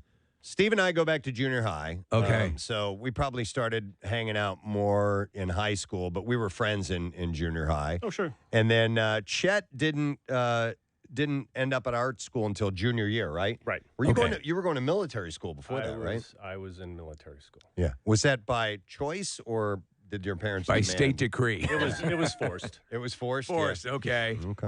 All right, well, pleasure to meet you guys. I know Steve we met before, but good to meet you. And Cheston is Chet. That's your regular name. Okay. And by the way, we have little placards with our names and our high school I love it. pictures. Nick photos. Murphy did some Great. wonderful little collections, Preston. Everyone looks fairly similar. No glasses on Steve. No, thank God. And a little less hair, but No I can hair on me, commiserate. right. Yeah, on Chet, but that's okay. That's all good to go. So we're good to go. We have our callers up. Everybody set? Yeah, I believe so. All right. Yeah. So you want to start this? Everyone has our El Cheapo buzzers. Yeah, let's do that. So each one of us has a buzzer. This is going to be a trivia thing. So I guess we're going to buzz in when we know the answer. Yes. And we're going to hold these up to the microphone. I will signal mine so you know what it sounds like. All right, so that's me. And Jeff, what is yours sound like? WMMR. Thank you, Kathy. So our next guest is going to be at Helium Comedy Club tonight and tomorrow. The shows are at 7:30 and 10 p.m. And we are happy to welcome Moshe Kashner to our show today. I'm so excited to be here. Yay! Yeah, I think not only could you not get away with the video for Rock the Cradle of Love, but perhaps the title of Rock the Cradle for Love. Are you still doing that? That feels like we're not there right now. Yeah. What is he talking about? What is the Cradle of Love? What is the Cradle of Love? I'm on a Rock the 3-bedroom apartment of love with an older, sophisticated woman. Right. Because what was the old children's Rockabye Baby? No, sitting in the cradle. Oh, so kissing in the K-I-S-S-I-N-G. tree. K-I-S-S-I-N-G. We used to spell it differently in Oakland. I don't know. We had a completely different. Oakland, different spelling. Yeah. F-U-C-K. Yeah. I remember that one. Yeah, we're on the radio. I know, sir. No, I don't think there was a cradle mentioned in that one. It says baby carriage. That's it. Here comes Mama with the baby carriage. That's right, Perambulator. Yeah. And to be honest, as I've gotten older, a Mama with the baby carriage looking pretty attractive. Pretty nice. We had your wife on, Natasha Leggero, who you should have seen her with a baby carriage. Oh, yeah. I mean, the way the nanny pushed it 10 paces in front of Natasha, it was hot. It was really nice. You know, blew her mind so much. And even she was because she was coming through town. She was playing the City Winery, and she was talking about her show. And I had to be honest with her. I said, you know, the way I've always perceived you Sounds like you flirted with her. I'm just going to stop you there. I didn't like it. Taking to the maternal stuff as much as, and she said even she was surprised how, you know, it just all kicked in. Interesting. You know? Is that the picture she painted? Is That's that nice. so? What can you tell us? Tear the lid off. Well, Natasha will put like little velvet elbow gloves on the child, and she's been teaching her to read poetry, and they don't smoke pot together, which is nice. Oh, that's good. That's good. So she is maternal in that way. Yeah. Okay. How about you? Did you take to? I'm pretty maternal. Yeah. No, it's nice. I've enjoyed it. I being a dad is a lot of fun. Although I will say the other dads, other parents, when you're getting ready to have kids, they only will broadcast the positive. They're just like, oh, you're going to love it. When that baby comes, your life is going to be changed. Oh, you're going to be in a new dimension of reality. Oh, you'll never know love like that. I'm talking the moment the child popped out. Right. The next moment, they were like, welcome to hell. You're in my world now. I'm like, why didn't you tell me this? What about a heads up? How about this 5 months ago? I would have loved this information. Because they've done something about it. They need the numbers. Yeah, they're like, join us. So it's Misery Loves Company? No, Is it I the- love it. It's awesome. She's 5 now. She takes care. We don't even watch her anymore. Oh, man. Yeah. She's that independent. Yeah, she's got we bought her a little motorcycle, like one of those Philly kids. Don't they have like ATVs? Right, yeah, We gave her one of those, and we sort of said good luck to you. Yeah, All right, so wait, do you guys live in L.A.? yeah, we live in All right, so we do have an issue around the city where around Los Angeles. No, us, here. with But I the want to ask you ATVs. if you have the same issue with the ATVs and the motorcycles, where there are hundreds of people that will just joyride through the streets all at once. No, that's I think a very Philly thing. I mean, I know that from some extensive research I did by watching the new Rocky films. Yes.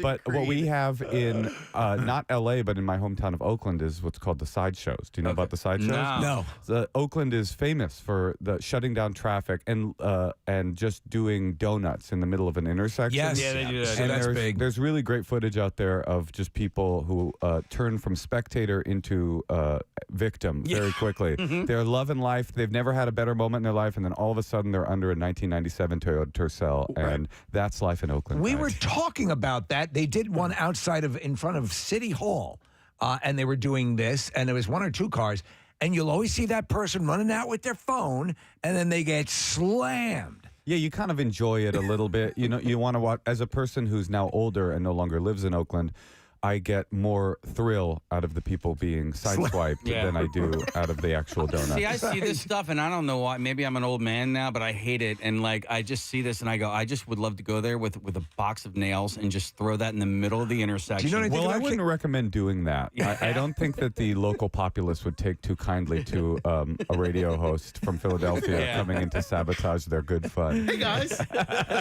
All right, enough already, fellas. Okay, we've had our fun. Let's move along. Break it up. Break it up. I always think of like, oh, what is the wheel alignment going to have to? Oh my God! What Yeah, are they they're going to cost you after that? Yeah, $1,000 in new tires after doing all that. Right. I like wasting that. so much gas. That's very practical, very pragmatic. Fellas, come on. You're going to have to get an adjustment after this. Let's think about consequences. Yeah, I guess we're not as badass as we could be. I could be like my neighbor, and when we would do skid marks on his sidewalk, he would say, "I'm going to make you scrub that with a toothbrush." So if I go out there with a box of toothbrushes, guys, look at all these tire marks. Let's scrub That's this off. funny. My neighbor used to make me clean up his skid marks too, but it was a completely different situation. It was really bad, actually. It's a bad memory. Horrifying. Yeah, that's a bad memory. You had posed a question just as we were coming on about you did a red eye. I flew on a red eye. And the question was whether you rock the red eye more consistently or whether you just take the earliest flight out. What conclusion did you come to? Rock the red eye of love. Rock the red eye of love. Really? I would say that I think it is better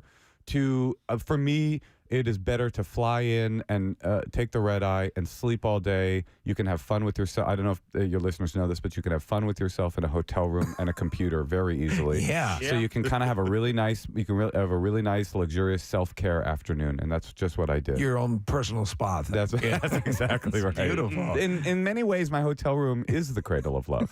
Yes. But legal. Yeah. Do you still like hotel living? Is it exhausting? I mean, you do it so much.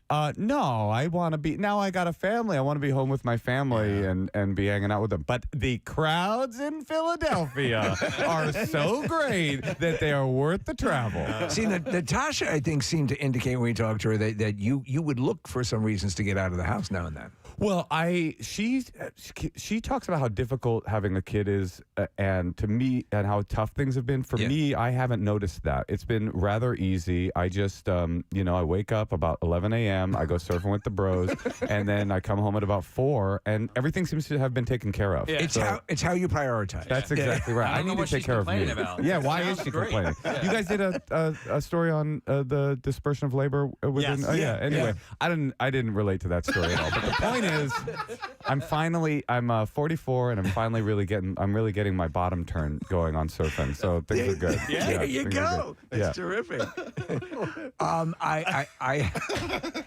I asked you in the green room. You're a big Trek fan. I am. And Yes. you're recently on, what is the podcast? It was Star Trek The Pod Directive. I was unaware of. Oh yeah, it's the official podcast of the Star Trek universe. But you brought up Virgins only is but in a way, this is something that we all deal with because it involves, in your particular episode, your lovely wife was on, and you were discussing what happens when somebody is incredibly into a show or a genre and your mate is not. Well, here's the difficulty. Oh, I would say that about halfway through the pandemic, I discovered that my television could pair with Bluetooth headphones, and that saved my marriage.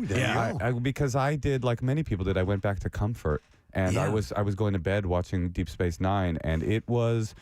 I would look over, Natasha would be Googling divorce attorneys. And so at this, and then I found that the Bluetooth headphones and everything was okay. And she would just wake up, and she too, what she called the monster with the eyebrows, which was Lieutenant Worf. I love, there's something about streaming. It's so nostalgic. It feels so peaceful. I remember when I was still living alone, I was watching the entire Star Trek The Next Generation series, one episode after another. And there are 12 seasons, and it became like the soundtrack to my life. Like I would just let it auto start. It was just awesome. It got to the point where I no longer needed to actually physically watch the show. I could just hear the volume. I could be doing the dishes, or I could be doing whatever. Soothing. And I remember it was beautiful and soothing. I could superimpose impose what was happening on screen. And I remember one night I was in my little kitchenette. That's how long ago it was. I couldn't afford a full kitchen. I had a little half refrigerator like I was a college sophomore. Yeah. And I was, because I'd been watching Trek for so long, I needed a little snack. So I was spooning jam directly out of the jar into my mouth. You know, I didn't need crackers or anything like that. I needed to energize. Right. And I could hear the volume as I spooned the jam into my mouth. And I heard Captain Picard say to Beverly Crusher, my favorite doctor in the series. Yeah. He said, Beverly. Oh, let me do the impression. He said, Beverly. This is pretty good, right? It's solid so far. Beverly, I'm not just your captain. I'm your friend. And I began to weep. I started to cry. I started to cry as I was spooning jam into my mouth. I started crying. And that was when I realized I was going through menopause. You realize now. I'm the next Chuck Norris. Season 3 of Picard, and I don't want to give anything away. First 2 seasons were not good. The 3rd season has been a love letter to Next Generation fans, and I do not want to give any bit of it away. Preston is a big fan. I had that weepy moment last night on this episode, and I don't want to give any of it away. Yeah, I haven't seen any of Picard except, and he's like, just started the 3rd season. He's like, because I was a Next Generation fan, he's like, you were going to love this. So well, I have some complaints. It's a little woke for me. I don't know if you guys saw the part where Worf and Picard start making like kind of aggressive love. Did you see that? That was weird. I haven't seen it. It's a little bit. It's kind of like, come on, fellas. You know, I wouldn't that be fun? Now that would be a departure. That would be, because you got to imagine he's going to be a. Well, we have seen. I don't know if Picard could live through that. No, certainly Patrick Stewart could not. He Wolf, does. I'm not just your captain. I'm your little baby boy. Rock the cradle of love.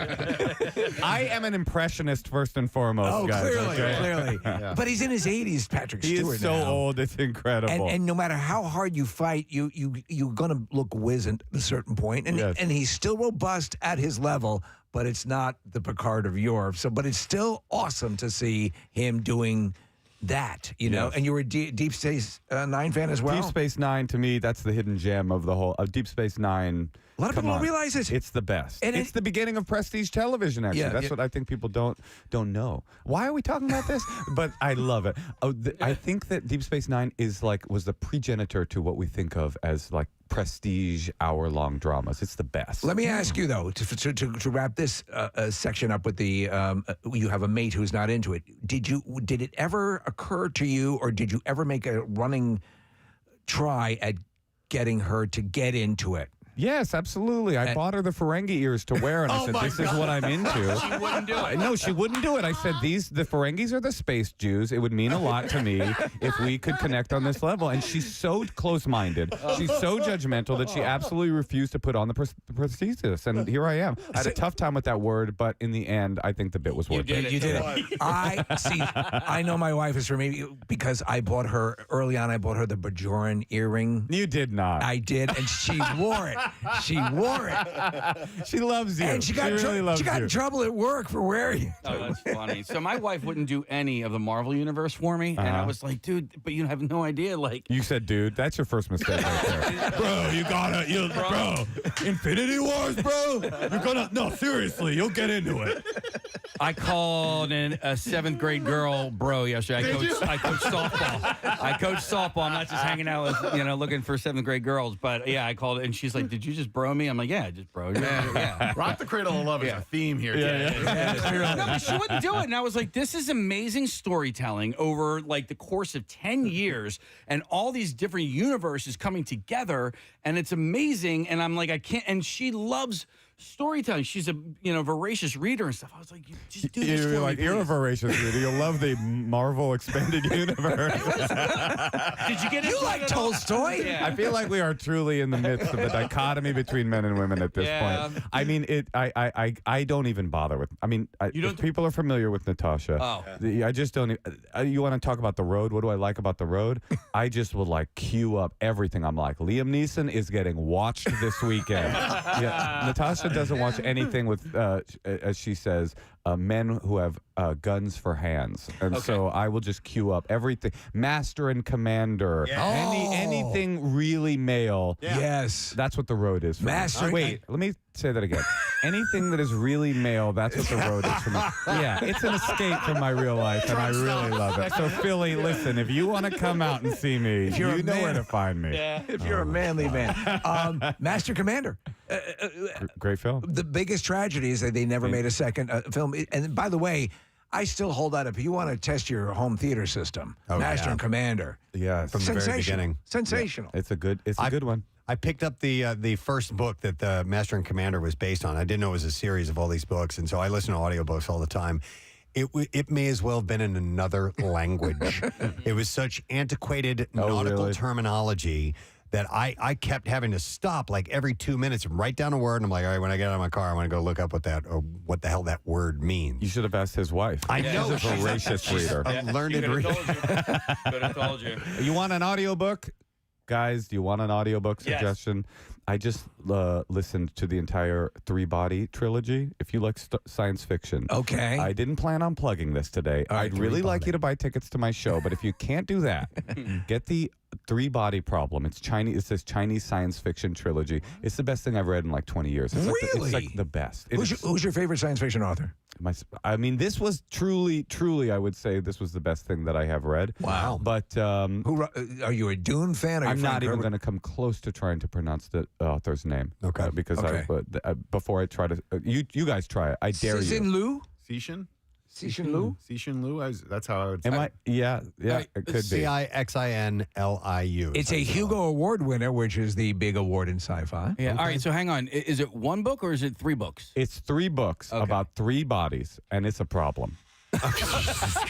So the title gives the whole thing away. Yeah, you don't need to read it. But anyway, I just wanted you guys to know. All right. What is it in the vein of? What is it? Well, it's basically. I hopefully this won't be a big spoiler, but it's basically about what would happen if aliens were coming to destroy us. But because of the realities of space, of how far away everything is in the universe, we knew they were coming, but they wouldn't be here for 400 years. How would human society? You think things are polarized now? Yeah. Just wait until the Trisolarans. But 400 years they're coming, and it's how does human society deal I love with that idea. an impending alien invasion? What if you know? So let me ask you then. Yes. Are you watching Strange New Worlds? I couldn't get into it. I tried. I got past the first episode or 2, and then I love it. I think you need to revisit it. But you're left with that. You know, in a certain frame of time, something is going to happen that's going to be, horrifying. So you're right. I love that concept of how, over that long period of time, how we would react and how it would shape the way plans are made for everything. Yeah, absolutely. We can't even deal with the differences between Florida and California. Right. How do you think we're going to deal with an impending alien invasion? Although there is the theory that if aliens were to come and invade us, that we would finally find unity in humankind. Well, I do not buy that. Look at The Watchmen. The Watchmen, that was a big part of the Yeah, concept. that was a falsely created. In fact, there was a great Outer Limits episode where they created, in the original Outer Limits series, where they created aliens to be the attacking aliens to promote unity. Maybe that's what we need. How good is your signal here? That's pretty good. If you're listening, if there's anyone out there, we need help. We need it now. Right. Very cool.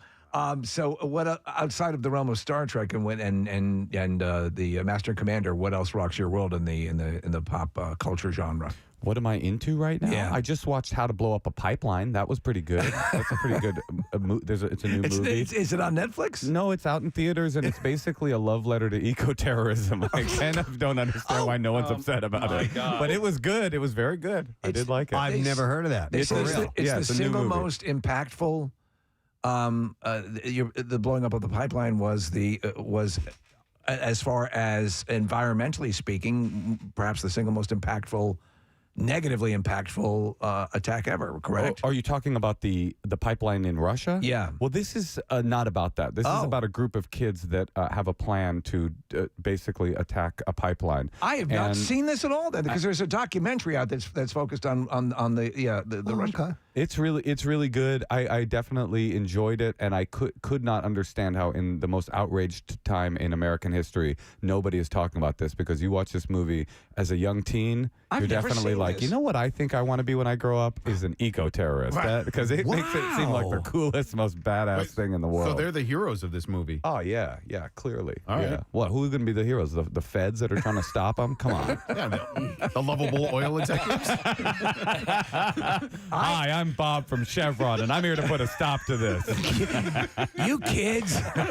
You rascally kids. I get it. You've had your fun. Move along. Moshe, I'm looking at your Instagram account, and you do something on a post from a few weeks ago that I think I'm going to have to try all weekend long, which is put a LaCroix box on top of your head and then talk through it in a little talking hole. Listen, if you want to delight your children, this is a very economic way to do so. Yeah, look at me. I mean, you couldn't. This was just me promoting a new show. And my daughter, she loved it. And somebody says, "Look at that comment. I bet your kid loved this. I love it." See, I'm bringing that childlike joy to adults. Yeah. And that is what my show is all about. It's all about just engendering joy in the people. And you, in a way, recapture your youth. That's exactly right. Real quick, Moshe Kashner's at Helium Comedy Club tonight and tomorrow. I want to mention that. Casey? So in college, we played A-Hole, the card game, and the A-Hole always had to wear a case of beer on their head. Really? I swear to God. That's a great rule. But we never cut out a mouth hole. That is brilliant. Well, you think I didn't cut that out? Those are the good people from LaCroix. Yes. They knew that my child would want to be entertained, and they knew that I was not willing to spend any money on that entertainment, and I didn't need to. Are there actual directions on it if you do want to use it as a face mask? No, the thing is, as a comedic genius and an improv legend, these are the kinds of things I come up with. I mean, I just do this off the top of my head, and I put it on top of my head. Who is the Mad Magazine just died? The Al Jaffe. Al Jaffe. 102 years old. I want to be 102. That sounds great. Yeah. That sounds good. Although, you know what I don't want to be? I don't want to get so old that when I die, everybody's happy. You know? Yes. I hate that when people are like, oh, yeah, it's no big deal, though. He had a good, long life. I don't want that. I want everybody to be weeping when I die. I never want my grandkids to go like, it's okay. No, it's not okay. I'm dead. Jaffe's dead. Yeah. That's what I say. I want people like hanging on the side of the casket, like Yes. so upset. Yes, sobbing. Yeah. Absolutely. Throwing things in. But I don't want to die young, so I don't know how to do that. How long would you, here's a question for everybody here. This is really dark. Maybe I shouldn't ask this question. Go ahead. All right, this is dark. No. Would you rather, Yeah. would you rather live to, let's say 110, and you are absolutely healthy, you're Picard level healthy, wise, your brain is intact for 105 years, but the last 5 years of your life is utter full agony, the worst, just agony. God. Or you drop dead at 70. Oh, wow. Come on, you guys. Let's have some fun in the morning. So if you're saying you're okay, so what's the age you live to with 5 years of agony? You get 105. 110. And then 5 years of pure unmitigated agony. Or you just drop dead of a heart attack in a Hardee's drive-in at 70 years old. Now you're saying physically you're at Picard level. What is your Everything's good. Everything's good. Yeah. Right. Yep. I might opt for 70. Yeah. You're out at 70? Do I have the option of Suicide? euthanasia or, No. We're not doing that. gotta No do it. easy ways out. No easy way out? You know what? You're just in a bed. 5 years of that. There have been a couple of occasions where I've had like a nasty flu for like a series of 3 or 4 days, and I'm like, how the people who deal with real agony and pain, chronic pain, I don't know how you can live. I'd have to go with the 70 thing. 70. We got Because two agony 70s. is it's just not worth it. Two 70s. Because I think it's 70. I'll get the people hanging on the side of They the will casket. for sure be upset, but that's very young. You're going to be robbed of your prime years. I'm going to go 70. 70. Wow, this is a lot. Well, I'm taking 110. Absolutely, brother. I'm seeing. Yeah, me too. That extra 35 years. 35 years. And what could happen in that time? I mean, I'm sure I'm going to lose a whole bunch of people that I love, but I want to see what the world is like during that 35 years. Yeah, You don't know what it's like. agony is. Wait, you don't know what agony is. If you want to know what agony me is come see me tonight at Helium Comedy Club. Casey? Listen, I'm looking for loopholes because I don't want 5 years of agony. You're not but I don't allowed. want He 70. said no There are loopholes. no loopholes, man. This wouldn't be a fun game with loopholes. I know. This but I'm isn't a always fun looking for game one. as is, but Yeah. I would probably take the 105. yeah, that's right. So the three of us are going to be hanging out Yes. from ages 80 to 105. Right. Just chilling. And we're going to be lamenting the three of you. We're going to be, they were great. They were great while they were here. If I have a good life, a good run, because I always thought for some reason, bizarre reason, that I would die at the age of 44. Oh, interesting. And I've exceeded that by 100 It's years. like Jesus, but a little more. Yeah. Yeah. And I was actually cool with that. So this. Well, how old are you now? 63. That's only 7 years? Yeah. You're only giving yourself 7 more years? No. You got to come to the 105 But club. life is, you should, for that extra 5. Hey, from like 80 my to 105, we can date young, right? You can do whatever you want. Yeah, You're in the okay. prime of your life. You're still benching 110, 150. What's a good amount of benching? I just showed how manly I am. You're still benching 80 pounds. You're still a real man. You're still able to bench 80 pounds. Moshe, by the way, you need to start like a podcast about these life questions called the 105 Club. Oh, I love it. I love That's it. what you should do. Wait, what's that Christian organization? Don't they have one? The 700 700 Club. We could be in direct competition with them. Wouldn't it be wild if you went on directly against them and destroyed? Wow. We're here to take down those cowards at the 700 Club with theoretical would you rather And then games. you notice them start copying your ideas. That's right. Yeah. Wow. That'd be great. All right, well, listen, we got to wrap because we have a cash contest thing we have to stay on time for, but it is so awesome to have you by here Thank today. you for having me back. I'd love to see everybody tonight at the shows and tomorrow at the shows. And give Natasha our best as well. We love her. I will indeed. All right, so a Helium Comedy Club tonight and tomorrow night, you're going to go see Moshe Kashner. Thank you, Moshe. Hey, thank you for having me. We're going to take a break. We'll be back in just a second. Hang out, please. Preston and Steve on 93.3 WMMR. Understand that there's only so much we can know about the accuracy of the answer to this question. So we're going to play a little light and loose with the particulars here. So let's get started. Are you ready, gentlemen? Yeah. All right, set. question number 1. What aquatic school-based what aquatic alcohol-based contest took place at Ben Aronson's house? That was Preston. That was me? Yes. Pool in the pig. Or pig in the pool. All right, please explain. Okay, so Ben had a cutting board that was in the shape of a pig. Yeah. And we would actually, it floated. So we would put it in the pool and we'd play quarters on that. It's similar, but not. Okay, Steve? I'm going to have to go with riding the 10-speed Into the pool. See, that's what I thought it was. Steve Off is the correct. ramp. Steve is correct. Now, as with anything we do, it is what I have on this paper that determines That's the correct fine. answer. Yep. And so listen- it says here, riding bikes into Ben's pool with Bud Light 12-pack boxes on your heads. On the head, remember? And this apparently was captured on very low-definition VHS. Yes. And it had no brakes. And it had no brakes. And I remember after we did that, when Ben's parents got back, what we didn't realize is we were marking up the bottom of the pool with tire tracks. And there were tracks all over the bottom of the pool. Were these Bud Light 12-pack boxes, were they full or empty? Oh, they were empty. Okay. But we fashioned them as if they were a hat. And they went, we'd put it over your head, like pull it down over your like face. a protective shield. Yeah, almost like a knight type of a helm that you would wear. So All right. Well, our winner is Ron on line 3, by the way, and he has won a Hand and Stone gift card, good for a free massage or facial. And you can give the gift of relaxation this Father's Day with a Hand and Stone gift card for Dad. Get $10 off 1-hour spa gift cards through June 19th, including their signature hot stone massage. Visit handandstone.com. All right, gentlemen. Question number 2. What religious holiday did you guys observe by skipping school and going to Preston's house to smoke pot? I remember that. Okay, Preston. That was Easter. No. We wouldn't have been at school on Easter. I'm going to What the give you hell? an extra clue. Damn it. This was a jealous reaction to the Jewish kids getting so many holidays off. Oh, Chet. Rosh Hashanah? No. Steve? Hanukkah. No. I have. Wait. Kuala Lumpur. It's a city in Malaysia. Oh, damn it. Yes, but often a holiday for many people who can't pronounce Hanukkah. Hanukkah, no. It is Good Friday.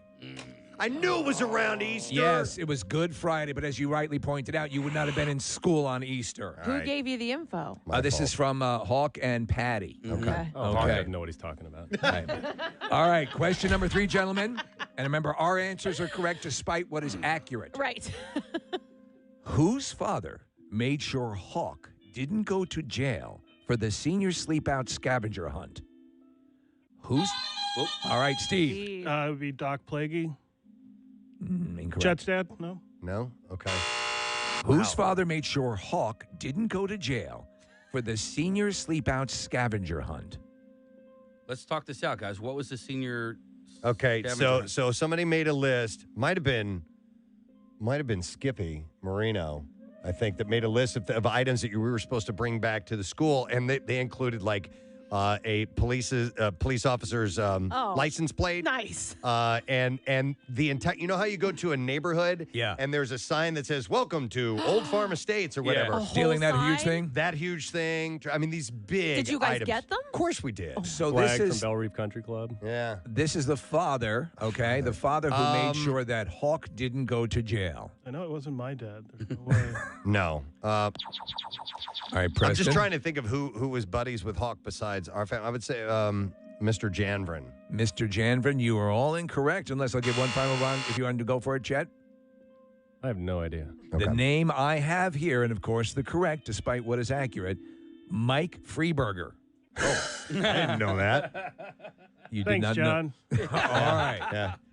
This next question, I have a feeling you'll get this. All right. By the way, the scavenger hunt, what would have been, obviously you're stealing things that are felonies. Yeah. What, Stealing is right. What was the most hard to get item in the scavenger list? I think it was probably the neighborhood sign. neighborhood sign. And somebody did. And where'd you get the neighborhood sign from? I didn't get it. I don't Okay. know. I don't. But somebody did. And by the way, I you had assume to- that was the crime. You had to bring all of these items to the high school and leave them there. All right. And then there was a huge list. And I really didn't get anything. So that you were night, I don't bringing think. stolen items onto school property. Yeah. All right. Senior sleep out was awesome, man. Slept in my car. Me and Howard Rosen. I remember that. I don't know if you guys were out all night for You that or guys not. lived in you're predominantly Jewish neighborhood, right? Well, I mean, there were a lot of Jewish students. Yeah. Yeah, absolutely. All right. Question number 4. You've got 1 correct, 2 not so much. All right. We suck at this. Mike Kirby Kirby. Yeah. drove this rather muscular mullet Preston. Javelin. That is correct. Kirby, that thing was loud. And I had a Mustang. I had a 73 Mustang. It was really loud too. And we just go burnouts all the time. And Did he get in trouble for doing spinouts in the parking lot of the school as you did? I don't think Kirby ever got in trouble No. for that. No. Interesting fact about Mike Kirby: he bought the Playboy Club in St. Louis. Are you What? serious? Yeah, I didn't know that. It'd been Drove a shut, javelin, bought the Playboy Club. had been shut down, and I guess he bought it like back early 2000s. Okay, so it was closed at the point he bought it? It was closed. All and right. He bought it and turned into a teen club. A teen. There you go. Well, of course. All right. So who is Preston playing for? He was playing for Brooke, so Brooke won a Hand and Stone gift card, good for a free massage or facial. You can give the gift of relaxation this Father's Day with a Hand and Stone gift card for Dad. Get $10 off 1-hour spa gift cards through June 19th, including their signature hot stone massage. Very nice. Handandstone.com. All right, question number 6. As the story goes, and listen carefully to this, a sign was put up across a door about Nan's, quote, good couch. Paraphrase what that sign forbade and to whom it was directed. Steve. You have to paraphrase. We weren't supposed to be on the good couch. What were you not supposed to do on the good couch? Relationships. We'll take that! As we have it here, the sign read, no semen with the J. Can we get away with that? No. No jazz. No jazz on the good couch. Nice. And this apparently, by my information, was directed specifically at you, Steve. Oh, yeah. Wait a minute. Who was Nan? Whose house was this? Patty's. That might have been Pat. Whose house was this? Sandy's. Is it Sandy's house? I do believe. No jazz. And so it was so common for you to spread your seat around the furniture that a sign had Steve's to go like a up. fire hose, man. The Peter North of the group? It only hurts when I juke. So. There's another story. Yeah, we'll tell that another time. All right, so that's an interesting piece. I'm not going to ask another question for fear of giving away another upcoming question. All right, so that was Erica was our winner, and she's won a pair of tickets to the Bucks County Playhouse presents The Nerd, June 23rd through July 15th. Get ready to laugh out loud at the most ridiculous comedy of the summer. For tickets, call Playhouse Box Office or visit buckscountyplayhouse.org. By the way, so Sandy, the girl who this happened at, now that was an offshoot of, we went to a high school called Parkway Central, but we also had a friendship with some Catholic school girls who went to St. Joe's Academy. Yeah. And that was Sandy and Patty and Cindy and a whole slew of them, actually, that were over there. So it was the Catholic school girls that were afraid of the semen on the couch. So you could no man batter on the couch. Yep. All right. On Nan's All right. couch. There we go. So, question number 7. Where was Preston's band The Image playing the night of Hawk's 21st birthday? Steve. I'm going to go Litchfield. Litchfield, Illinois at Ken's Lounge? Nope. Preston? Party Town in Bonne Terre, Missouri. No. Wow. Chet? I'm going to say it's the place in Soulard Press. What's the name of that? Yes. The old I just sent you the schoolhouse. picture of it. Yeah, you did. It was an Irish name place. No. No, incorrect. What we have here is ZBT House. I assume it's Zeta Beta. Oh, my God. In At the Columbia. zoo. That was his birthday that night? This is from Hawk himself, so I'm assuming that's God. correct. You all had the same reaction to that. That was Okay, an explain. insane night. There is a much deeper story. That was a crazy Please, you night. tell. We didn't go to the party. Uh-huh. You were too busy fouling a couch? We walked. Yes, Yeah, we yeah. walked in and surveyed and walked out. Wait, let me explain without saying. When you guys went in, didn't you think it was like raining inside or something like that? There was Or it was funny snowing things. or The walls something? were kind of doing things. We may have been delving into Yeah. some hallucinogenics at the time. So you thought it was raining inside and the walls were bending? Mushrooms are Yeah. healthy. Yeah. Okay. So we were hired to play at this fraternity ZBT, which they said stood for Zibong Team. They were the Jewish house. Yeah. The guys Jewish at house? The Jewish house said all our answers were wrong. Zits, butts, and teas is what I heard. Okay, that's Sits, better. butts, and teas. And so it was just, I mean, you're playing at a frat house. It's Yeah. as party as you can possibly get. And these guys were staying at a hotel room because they wanted to be there for the party because they were living in St. Louis. Columbia's a couple hours away. All right. And so we were waiting for them to show up, and they never showed up. Well, it turns out they tripped, and they They showed up. That was it. All right. They're like, we got to get out of here. We have to leave right now. Can't see my hand, man. All right. So we had no winners on that. Next question. And this was just referenced, actually. What was the nickname given to the, quote, crappy Litchfield Motel? Okay, now this is Preston. going to sound terrible. All right? All right. But it was the Haji Inn. Am I right? That is correct. And this is It was called the Motel 66 Court. okay. And there should have been a sign for Steve there about the jazz on the beds because a lot happened there. Really? Not mine. So if you were to still Not bring you. one of those infrared lights or those blue lights, Yeah, you could ring it out. it looked like a Jackson Pollock. Yeah. All right, so the Haji Inn. Yeah, so I got that one right. All right, All yes. right. Well, congratulations to Rick. Rick, you've won tickets to see JB Smoove Friday, November 17th at 9 p.m. at the venue at Valley Forge Casino Resort. Tickets on sale. That would be today at 10 a.m. at Ticketmaster.com. Pre-sale began yesterday. You don't even worry about that because it's over. All right, gentlemen. Yes. This one, when we actually reviewed this question, we laughed out loud at this. How did Steve earn the nickname Sterno? Preston. You're not going to answer that? I know it.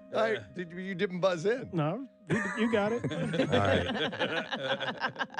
Steve used to light his farts all the time.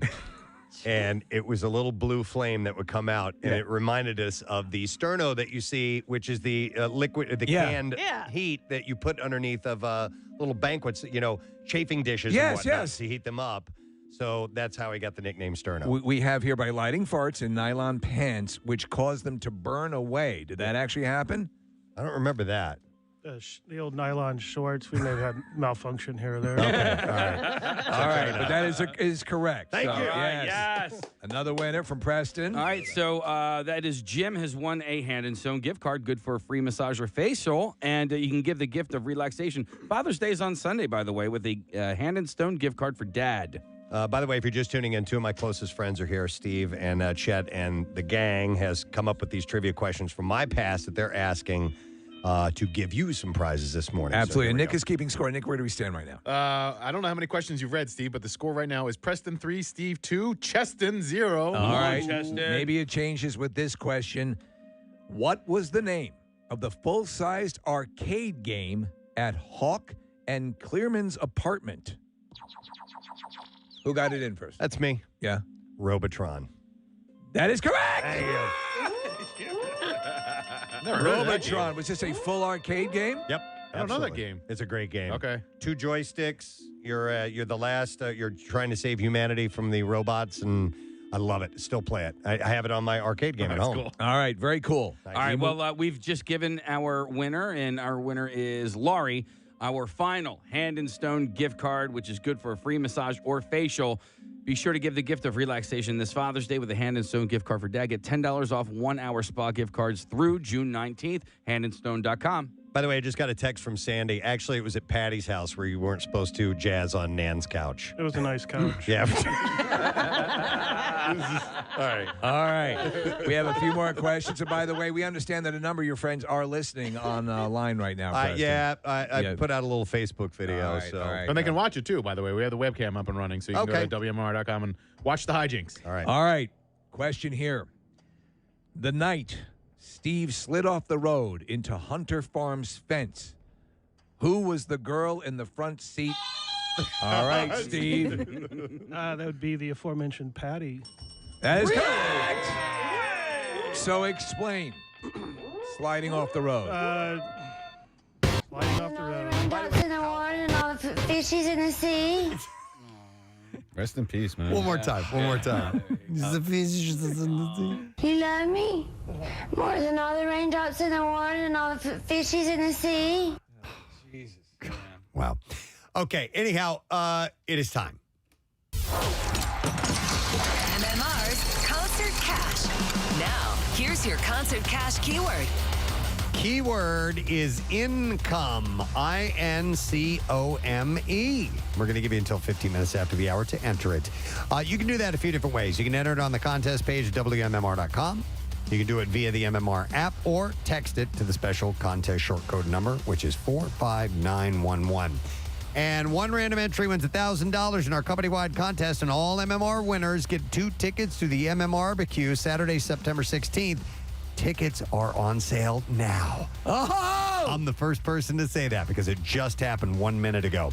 Winners get the call from Beasley, so make sure that you answer your phone. Contest rules at WMMR.com for MMRBQ details. Text finally to 39333 for the link and information. All right, sponsored by Meineke, and the word again is income, INCOME. Good luck to you. WMMR presents Preston and Steve's Bizarre File. All right, this very well may be one of the rare occasions that the Bizarre File is only one story long. You have promised us a story that is based on hippos. Yes, exactly. All right, so Paul Templer, it's his story. He was living his best life. He was 28 and conducting tours in his native Zimbabwe with a focus on photographic safaris. Templer said that Zimbabwe's guide certification program was rigorous, and there was a lot of pride among the guides who passed. He reveled in showing tourists the area's majestic wildlife, including the water-loving, very territorial hippos. So he won an expedition which consisted of 6 safari clients. And he said things were going the way they were supposed to go. Everyone was having a pretty good time. Eventually, they came across a pod of about a dozen hippos. They were alarmed as they, at first, as they were at a safe distance, or I'm sorry, they weren't alarmed. But he said, we were getting closer and I was trying to take evasive action. The idea was, let's just paddle safely around the hippos. Well, Templar's canoe led the way with the other 2 canoes and kayak to follow. He pulled into a little channel waiting on the others, but the 3rd canoe had fallen back from the group and was off of the planned course. He said, suddenly, there's this big thud, and I see the canoe, like the back of it, catapulted up into the air. And Evans, the guide in the back of the canoe, catapulted out of the canoe. The clients managed to remain in the canoe somehow or another. Evans was in the water, and he said the current is washing Evans towards the mama hippo and her calf about 150 meters away. So I know that I've got to get him out quickly. I don't have time to drop my clients off. He yells to Ben, one of the other guides, to retrieve the clients who were in the canoe that had been attacked.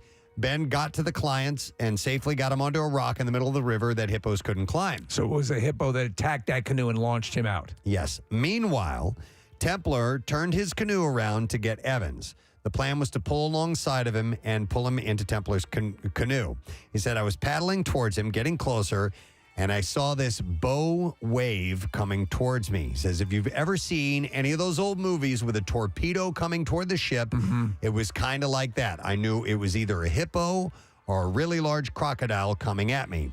He said, but I also knew that if I slapped the blade of my paddle on the water, that's really loud, and the percussion underwater seems to turn the animals away. So I slapped the water, and it was supposed to do, the torpedo wave stops. He said he was getting closer to Evans, but they were also getting closer to the female and calf. He said, I'm leaning over. It's kind of a made-for-Hollywood movie, Evans said. He said, Evans is reaching up. Our fingers almost touched, and then the water between us just erupted. It happened so fast I didn't see a thing. And what happened next was nightmarish and surreal. Listen to this description, okay? He said, my world went dark and strangely quiet. And he said it took a few seconds to figure out what was going on. He said, from the waist down, I could feel the water. I could feel I was wet in the river, but from my waist up, it was different.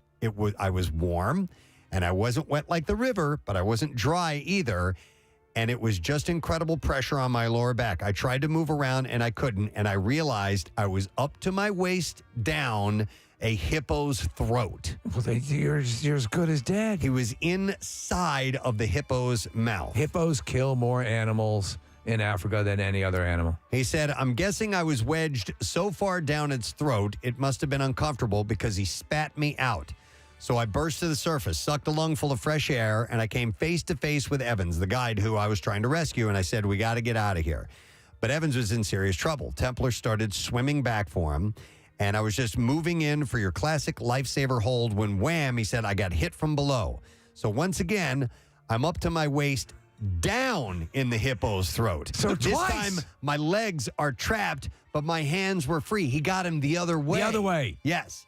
So he tried to go for his gun, but he was being thrashed around so much that he couldn't grab it. He said that the hippo, which turned out to be an older aggressive male, spat Templar out a second time.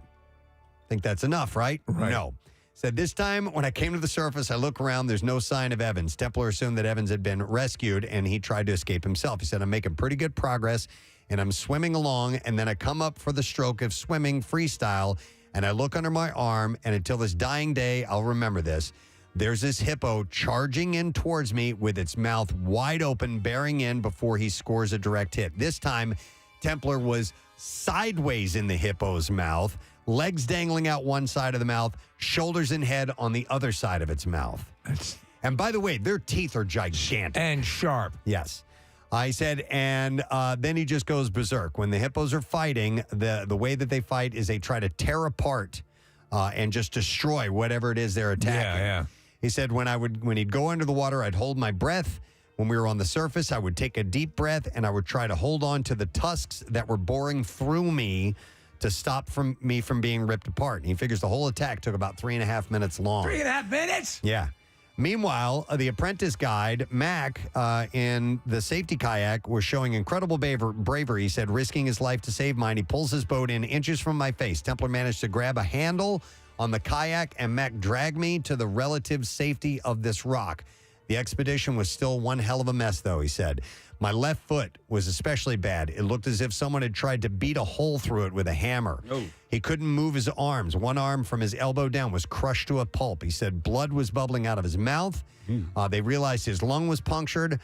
Mac rolled Templar over. He said we could see a gaping hole in his back and plugged it with saran wrap from a plate of snacks that they had.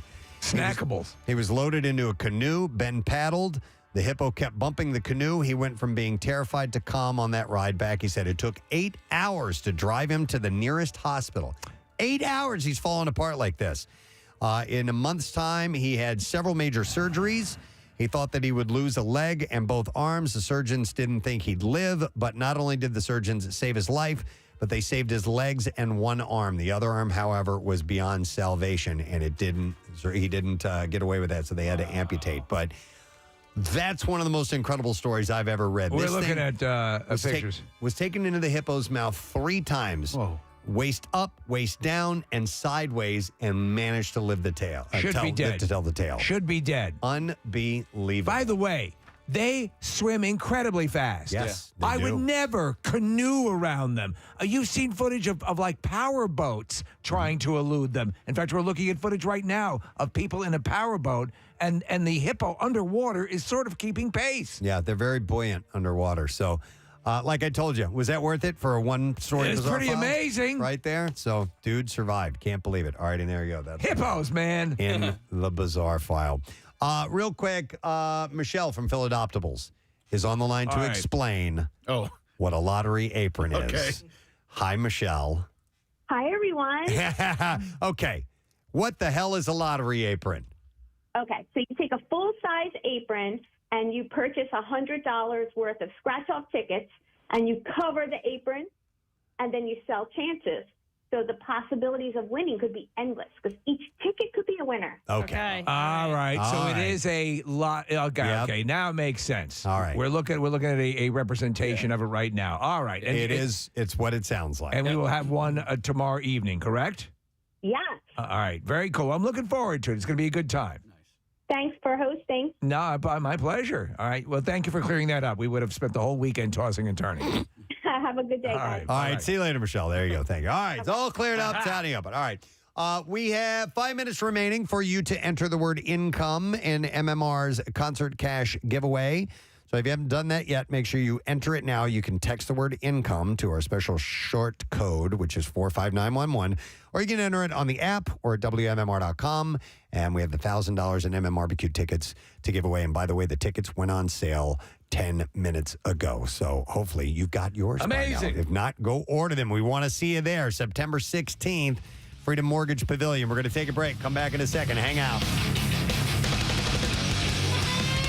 Preston and Steve on 93.3 WMMR. See what you've been hearing. Yeah, and it was down an embankment, and it was no big thing to drive by and go, yep, they took out 2 sections of it again. What, Did people you? In fact, just I slide drove up? by. You did. I drove by one night. It was me and I forgot who else was in the car with me, and we saw, it was at night. Yeah. And all of a sudden, we see headlights in the woods, and we're like, there shouldn't be a car down there. And we stopped, and sure enough, there was a section of the fence taken off. This guy had blown through it, and his car went all the way down in the woods. He was driving around the woods. We picked him up and took him over to St. Luke's. Is that the one that was I close think by? I was with Yeah. you. Got it. Was that you? I think I was with you. Yeah, yeah. All right. Wow. Was that the one you took a whole bunch of the fence from? Or was fence there a you chain took link out? fence? No, well, there was a chain link fence, and then there was another one over by, what was the park up the street on... Faust? What? Faust? Yeah, Faust Park. I took out a section of that one time, too. All right. It was Steve's brother's car, too. It wasn't even my car, and we were just lightly snowing and just came around the corner and high fence. Okay. But when I did the one at Faust Park, when I took that out, it was Danny was in the backyard, Craig Schrader was, or in the back seat. Craig Schrader was in the front, and we're getting ready to turn into it. And Danny goes, "Press, put it in low, floor." And I did, and I spun a 180, and I took out that fence. And my dad was none too happy about that. We've heard the story of the reaction. Yeah, it was pretty wild. All right, well, our winner on line 6 is Jay. You've won tickets to see JB Smoove Friday, November 17th at 9 p.m. at the venue at Valley Forge Casino Resort. Tickets on sale today at 10 a.m. at Ticketmaster.com. All right, question number 12. What was your mutual friend Sandy's nickname, and why did she get that nickname? It's me. Oh, again, Preston. Balsa. Balsa. And how did she get that name? Because she's so skinny and light that you could just pick her up and throw her across the room with one hand. Or That is right. I have here because she was too skinny to go down the water slide. Too skinny to go down the water slide. Balsa. Balsa. Balsa okay. Wood. Yeah, she was very. love it. We have a winner. All right, so William on line 8, you have won tickets to see JB Smoove Friday, November 17th at 9 p.m. at the venue at Valley Forge Casino. Tickets on sale, Ticketmaster.com at 10 a.m. All right. Wait, I have a quick question. So were Patty and Sandy girlfriends, or they were just in your group of friends? They were close friends. Okay. Pandy and Pandy. This is Patty- delightful panda bear. Patty, Sandy, and Cindy were really, really, really close friends. So you had these were the girls that would do your homework. No. These were the girls at the Catholic school. Oh, okay, all right. Now, that Catholic was school some girls. other chick I dated when I was a junior. All right. We have occasionally heard stories of the naked river float. What was the name of the float trip company that inadvertently ran it? The float Oh, come on. trip company. That was on the Huzzah, wasn't it? Oh, chat. Was it the Preston and Cheston Rock and Roll float down the river? No. It's the But that actual did legitimate happen. name. That did happen. Yeah. I like that answer, though. Wow, the company that did it. Who came I up with think, that Preston, question? you were actually kind of in the realm. It was on the Huzzah, if I remember. No, it wasn't. It was. Yeah, it was. No, it wasn't. That one was. Or was it the current river? It was the current because we went down to Salem. They have so many rivers. Our answer here, Yeah. Steve, you want to take a crack at it? No. It is, we have Huzzah Valley. It was the Huzzah River Yeah. for that one. All right, no winners on that one, Preston. You were sorted there, but didn't, I didn't wrap get it it. up. All right. That was the one where it eventually became a nude fest, right? Oh, yeah. We Yeah. were all of us. And there was probably 25 of us. Yes. Yeah, we all ended up completely naked.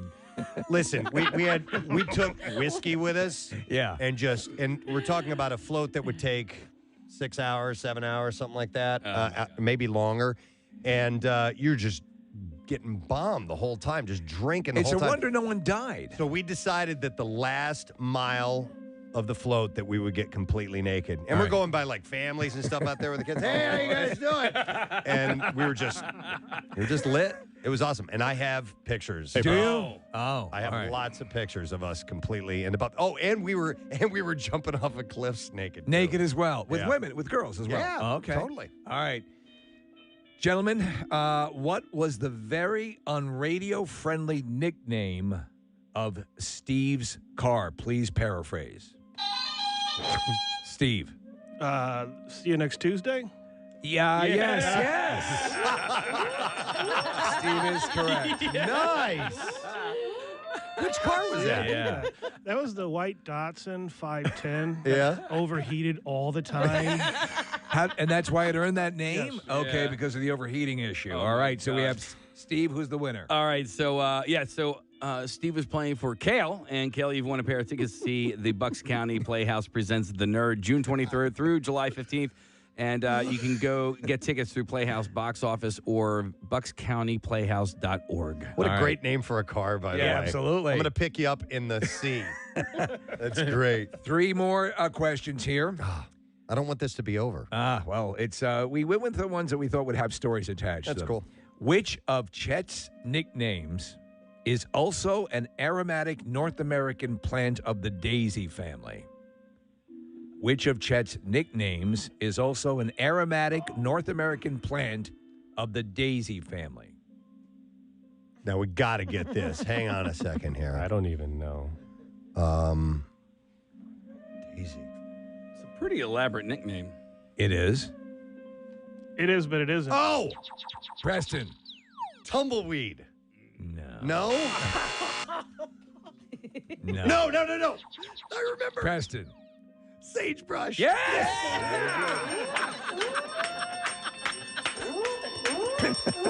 I don't even remember how we got that. Do you? Chet? I know. I remember, but I don't remember. Okay. You remember it was your name, but you don't know how you Sagebrush. earned it. Yeah. Sagebrush. No, I have no idea. Sagebrush. Chet, that was your one chance to get one right. I pretty much suck at this. All right. All right, well, Jeremy on line 1, real quick, you've won a case of Yards Brewing Pale Ale. The best beer for summer barbecues, beach days, and tailgates is Yards Brewing Philadelphia Pale Ale. Drink local, brew into others with a Philly Pale Ale at Keg and Kitchen in Westmont, New Jersey. All right, 2 more I gotta questions. leave. You got to leave. Casey's gotta got to go. Casey has to Santa's leave. got to go. Yeah, Santa's got to go. All right. Good luck with your endeavors. With your Lyme disease. Yes. Oh, wait. So that's you me. want me to? I'll handle the rest of this. Yeah. All right. Let me just do this. Yeah. Give me some music here. Thank you. All right. All right, ladies and gentlemen, final 2 questions. Name the prestigious golf club often snuck onto by Chet and sometimes Hawk in observance of. All right. Old Warson. All right. Steve. Belle Reve. That is correct. Yes. Wow.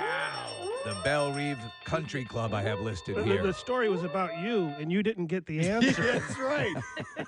It's par for the course. He clearly Yes. doesn't remember too much. Yeah. All right. So, Steve, All we have right. a winner for Steve. And what do we have? Marissa, who's now taken over the chores. So the winner is who was Jared on Max. Was that Jared who won?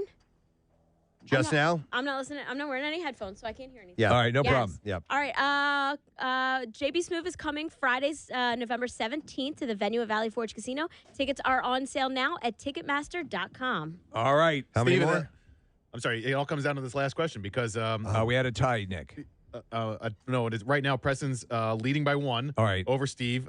Chet, this answer is worth 7 points. No, I'm just kidding. We do have a tiebreaker if necessary. Okay. Chet, All right. what is your real name? What is your you current here? occupation? Who bought the Playboy Club? All right, question number 17. We should get a bonus point for That's that. right. right. What was the name of the bouncer at the party town in Bonne Terre? Oh my. The name of the God. bouncer at the party town in Bonne Terre. That's a Patty question. Yeah. I can give And you a that's hint. our band used to play there. Okay, you can give a hint. Name of a movie that involved a man with a rat fascination. Preston. Is it Ben? No. Oh. Willard. Yes, Dan, got it. I never would have known that. Willard. Man, Party Town was the biggest crap hole in the world in Bonne Terre, which is just in the middle of nowhere, Missouri. The big thing they have there is a mine that's flooded, and you can go dive in it. Oh, cool. So it's the crap hole of the crap hole. Oh my God! But for some reason they loved us there, and we used to like going to play there. And these guys would come and go along with us. We'd end up getting a hotel room or something that night, or just be dumbasses and drive home from this all night party fest. And it was just, redneck galore, or as they call them in Missouri. Hoosiers. Hoosiers, yes. And it was just, but we'd have a ball. We'd just drink our faces off and just get stupid. And they had one of those cave pool situations. It's a mine. A mine that they flooded. In fact, Jacques Cousteau dove it at one point. Oh, that's cool. It was kind of a big deal. All right, so where does that leave us now, Nick? Tiebreaker. Yeah, we are all tied up. Preston right. has 6 and Steve has 6. Oh, hold on a second here. And our last winner right there was Brian, who was playing for Steve, and he has won a case of Yards Brewing Philly Pale Ale. The best beer for easy summer drinking is Yards Brewing Philly Pale Ale, brewed right here in our backyard. Bring on the warm weather with Philly Pale Ale at Wild Wing Cafe in Barrington, New Jersey. Very All nice. right. All right, tiebreaker. This is just a me and Steve. tiebreaker, then. yep. Sorry, Chet, you can't get another one right. Sorry, Chet. Maybe 30 years from now you'll figure it out. And this is going to involve being the quickest on the buzzer. This one is sort of obvious, so get your fingers ready. Name the hotel where Preston and Rocks, Rochelle. and we have seen firsthand how much energy that band can bring. Dirty Honey playing the MMRBQ. When I'm Gone is the name of that song. And the tickets are on sale right now. They just went on sale 20 minutes ago. So September 16th, we're looking forward to seeing you, all the bands. So excited. Yep. So happy that it's happening, and all details available at WMMR.com. All right, we're going to do the lesson question now. We are going to give away today a $50 gift card to Manhattan Bagel. And the question we will go with today is, Game of Thrones will have a new prequel that also involves sister wives. What will that new prequel be called? 215-263-WMMR. Let's see if you know the answer to this. A Game of Thrones will have a new prequel that will also involve sister wives. What will that new prequel be called? 215-263-WMMR. If you know, give us a call right now. The trash business is a gold mine. 93.3 WMMR with Preston and Steve's Hollywood Trash. All right, we got some stories. Let's see what they are. Steve, what's going on this morning? Well, John Leguizamo saying he's boycotting the Super Mario Brothers movie. Leguizamo says he starred in the one and only Super Mario Brothers movie years ago, and it remains a horrible piece of crap. The Staten Island District Attorney says he will not bring Pete Davidson's stalker to trial, claiming she is mentally unfit. As proof, the DA repeated that the woman is stalking Pete Davidson. Oh, my God. And finally, Kylie Jenner's car was spotted parked outside of Timothy Chalamet's Beverly Hills home overnight. Chalamet's being coy about the relationship, saying only that he's effing her brains out. That's your Hollywood Trash. All righty, we are going to attempt to get a winner for the stupid question. Or no, not stupid question, the lesson question. The question is, excuse me. Yeah. Game of Thrones will have a new prequel that also involves sister wives. And what will the new prequel be called? 215-263. WMMR is the number. I will go to, let me see here. We're going to go to Mike and see if we can get an answer. Hi, Mike. Hi, Mike. Hey, you're on the air, buddy. Mike, what is the Game of Thrones prequel that involves sister wives? Sister Dragon. Sister Dragon. You were listening. You got it right, Mike. Hang on. Going to give you a $50 gift card from Manhattan Bagel, where sandwiches are always made to order with real, fresh cracked eggs on the grill and authentic New York-style bagels. Order ahead at manhattanbagel.com. Now, Preston and Steve's Music News on 93.3 WMMR.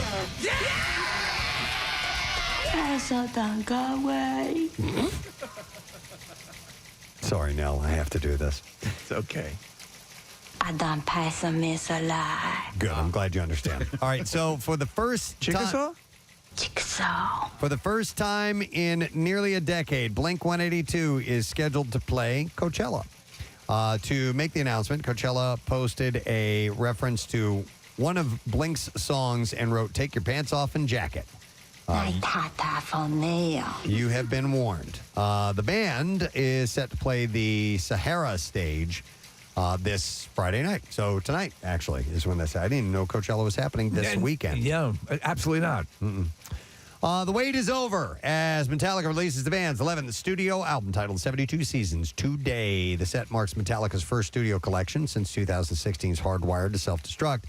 And upon announcing the set, James Hetfield said in a statement, 72 Seasons is the first 18 years of our lives that form our true or false selves. The concept that we are told who we are by our parents. A possible pigeonholing around what kind of personality we are. I think the most interesting part of this is the continued study of those core beliefs and how it affects our perception of the world today. What the hell are you talking about? Much of our adult experience is a reenactment or reaction to these childhood experiences.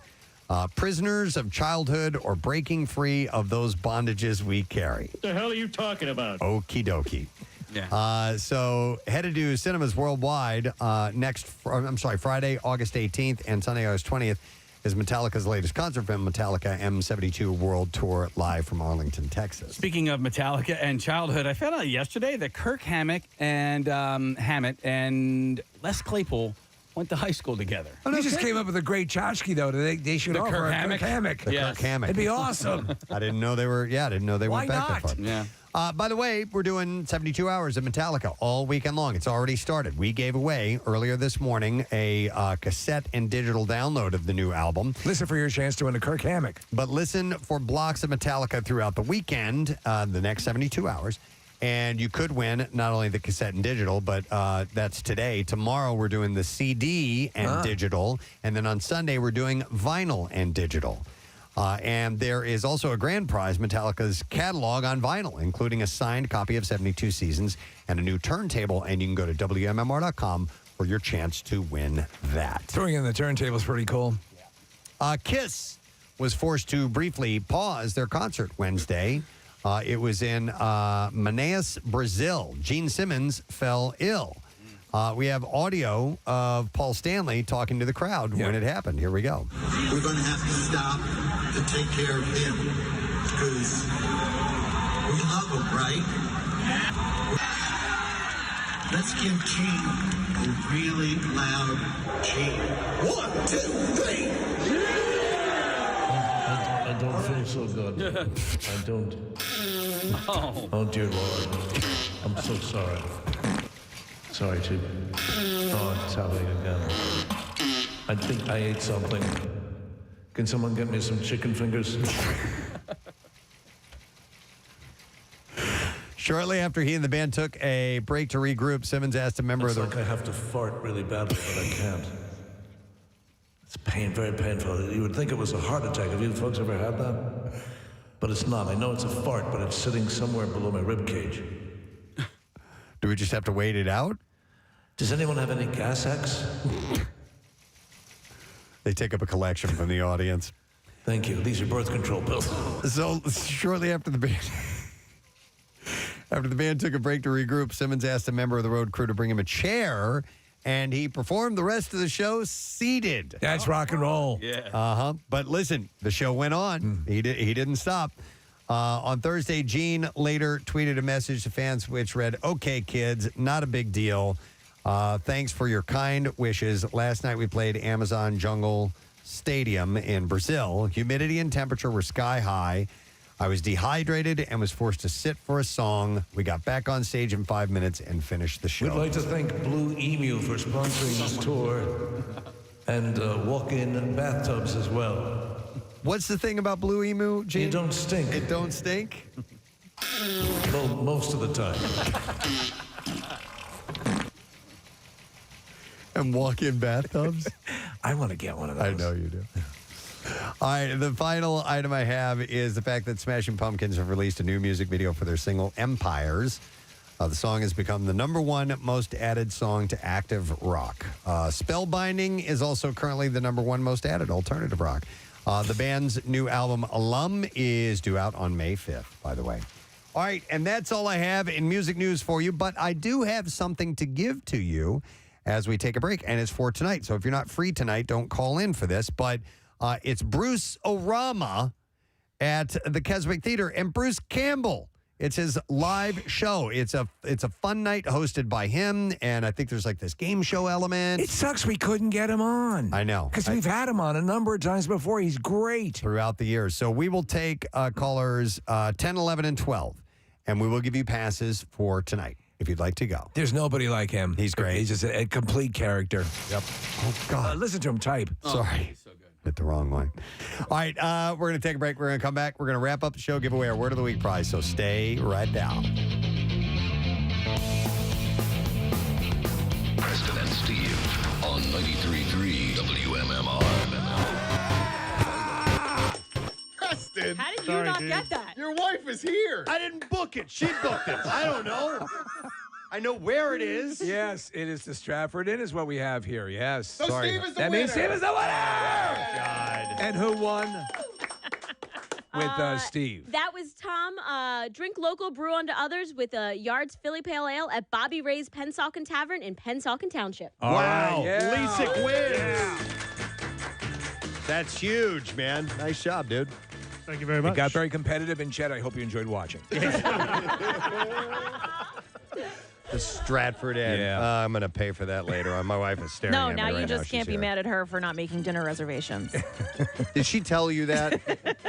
Yes, and listen, there's a beautiful restaurant in Skippack called Park Bistro. If they happen to have a table open for 7 tonight, you guys would take it. That's right. We sure would, wouldn't we? Yes. All right. Anyhow.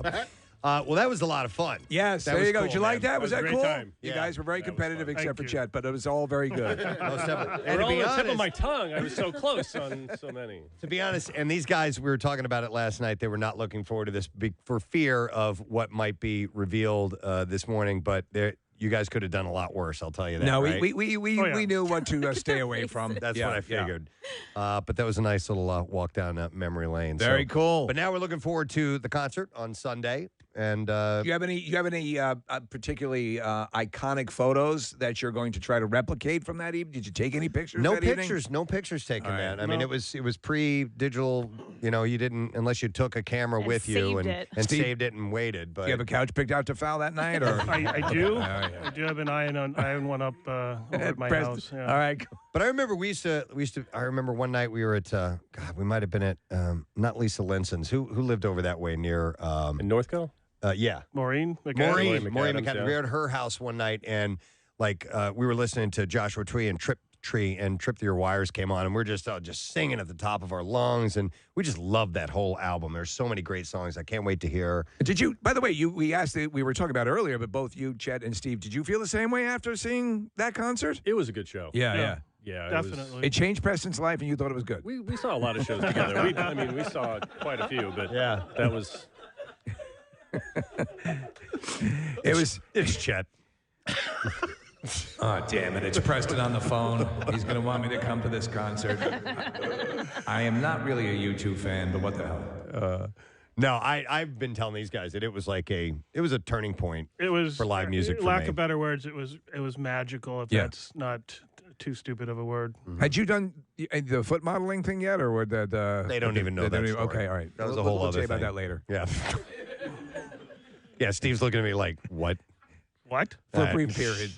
Yeah, a foot model? you may not know that your one of your dear friend is a former foot model. It's a weird story. Yeah. Yeah. Sure is. We'll send you home with a link to the Daily Rush. Yeah. All right. Anyhow, thank you to Steve and Chet for being in here this morning. Thank you, guys. Enjoy the show, guys. Two of my best friends, and we should take ourselves.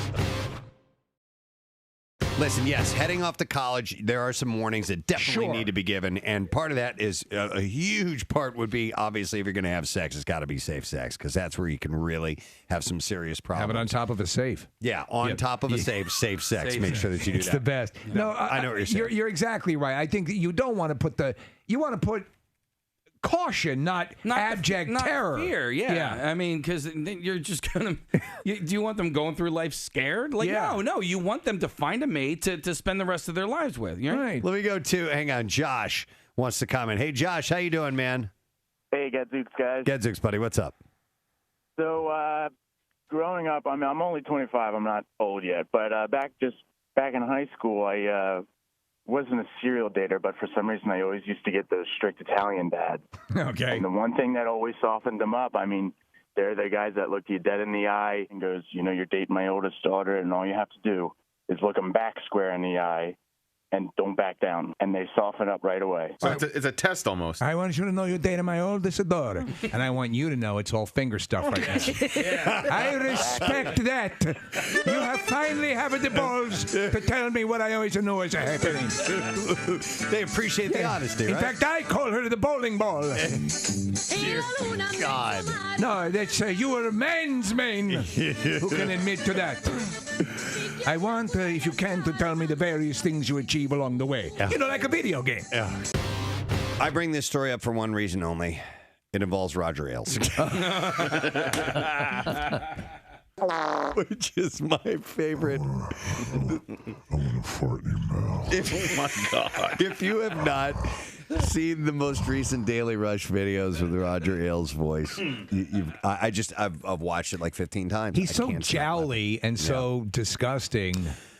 CNN journalist and weekend co-anchor Allison Camerota said Sunday that former Fox News Channel chairman and CEO Roger Ailes, who resigned last summer from the network, he founded 2 decades ago because of sexual harassment allegations, sexually harassed her too. In an interview on CNN's Reliable Sources, Camerota, who worked at Fox for more than 10 years, described what happened when she first began there. She said, when I was first starting out at Fox, Poop in my big gulp cup.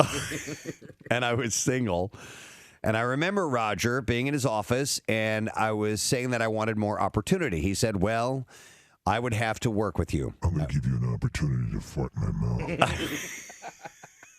That's your first opportunity. Are you gassy? Yeah. She said, Smells like hickory.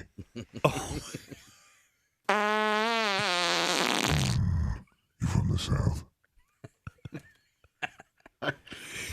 It's simultaneously hilarious and disgusting. Yeah, it's so disgusting. She's saying that he said, I would have to work with you on that case, and I would have to work with you really closely, and it might require us getting to know each other better, and that might have to happen away from here, and it might have to happen at a hotel. Oh, man. Do you know what I'm saying?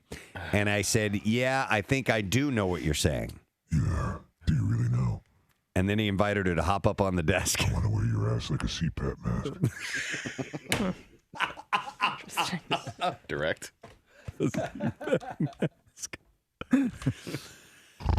Camera. That's just how he breathes. Yeah, her cheeks are like caving in as he's inhaling. Is it too hard? Change my diaper. Oh, There's a lot in there. You know the beginning of the season when you get that soil delivered to your home?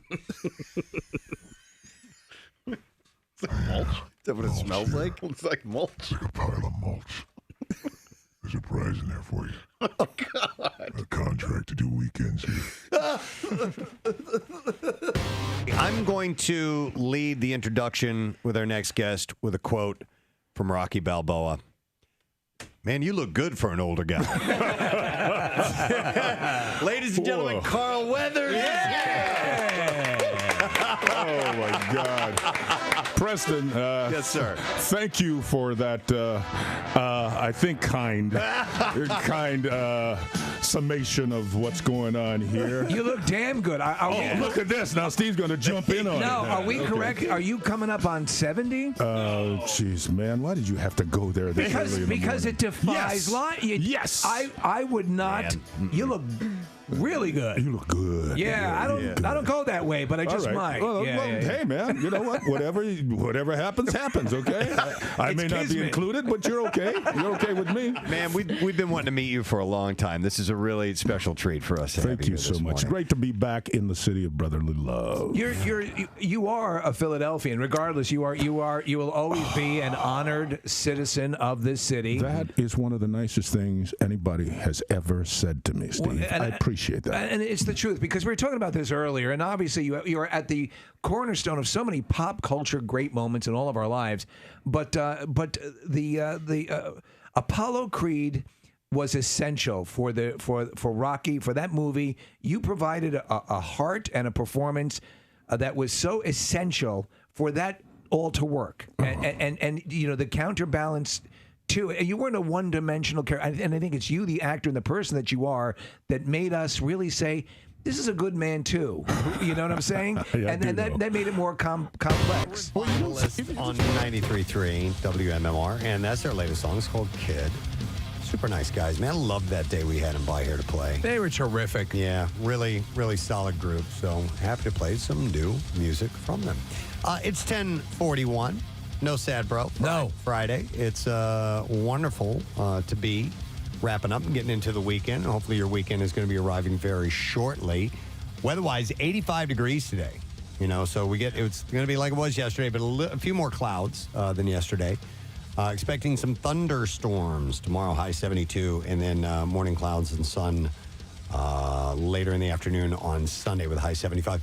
So Monday, some rain, 70, and then Tuesday, just want to give you I usually don't go this deep into the forecast, but it's only going to be 57 degrees on Tuesday. So we go from 85 a high today to 57 being our high on Tuesday. So taking a bit of a swing in the weather forecast. It's all good. Yep. I would like to thank Markus and the Darkus and Vince Strausser for being here. They are Team WMMR. Yes. ACS Bike-a-thon is coming up Sunday, June 11th. There's an event going on this week, or not this weekend. It's next weekend, next Saturday, April 22nd. Beef and beer and ride that's happening. So they're trying to raise some funds and looking for volunteers and things like that. And it's going to be at Brittingham's. You can go to WMMR.com. All the information is right there if you'd like to join those guys. And then Moshe Kashner. Yeah. Hilarious. Love that guy. Forgot how funny He's terrific. Is. He's great. And his stand-up is that. He was he's going to be at Helium Comedy Club tonight and tomorrow. So 2 shows each night. And it was cool to hang out with him for a little bit. Hi, Pierre. Hi. I also liked that he was so into Star Trek. Yes, yeah. But you tried to turn him on to the latest one, Strange New World. So he watched 1 or 2 episodes, and it took about 3 or 4. You watched, right? I love it's it. Awesome. So it is. Love it. To me, it's as close to what I call the OG, the original Trek. Right. It has that same sort of spirit, and I love it. The captain before Kirk. It's Yes, Captain Pike. Christopher Pike, who, and Kathy, you know this.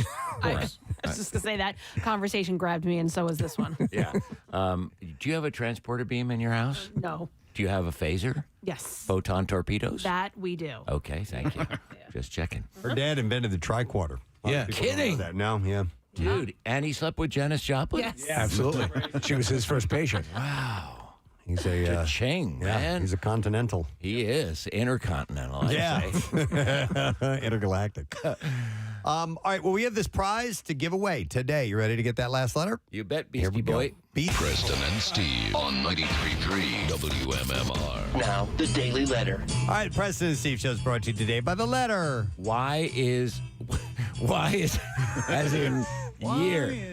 Why is I here? Why did I choose here? why? Because I's here. Roll the bones. Why is in the year or yellow? All right. Yow. Or various words that start with Y. Yeah. So we'll take caller Seamless. number 9. Caller number 9 at 215-263-WMMR, and we'll let you take a crack at it and see if you can get the Word of the Week prize. So special Friday edition of the Pierre Robert Radio Experience. Oh, definitely. All right. Yes, we're gadzooked and ready to go. I tell you, we've got a program for you that will.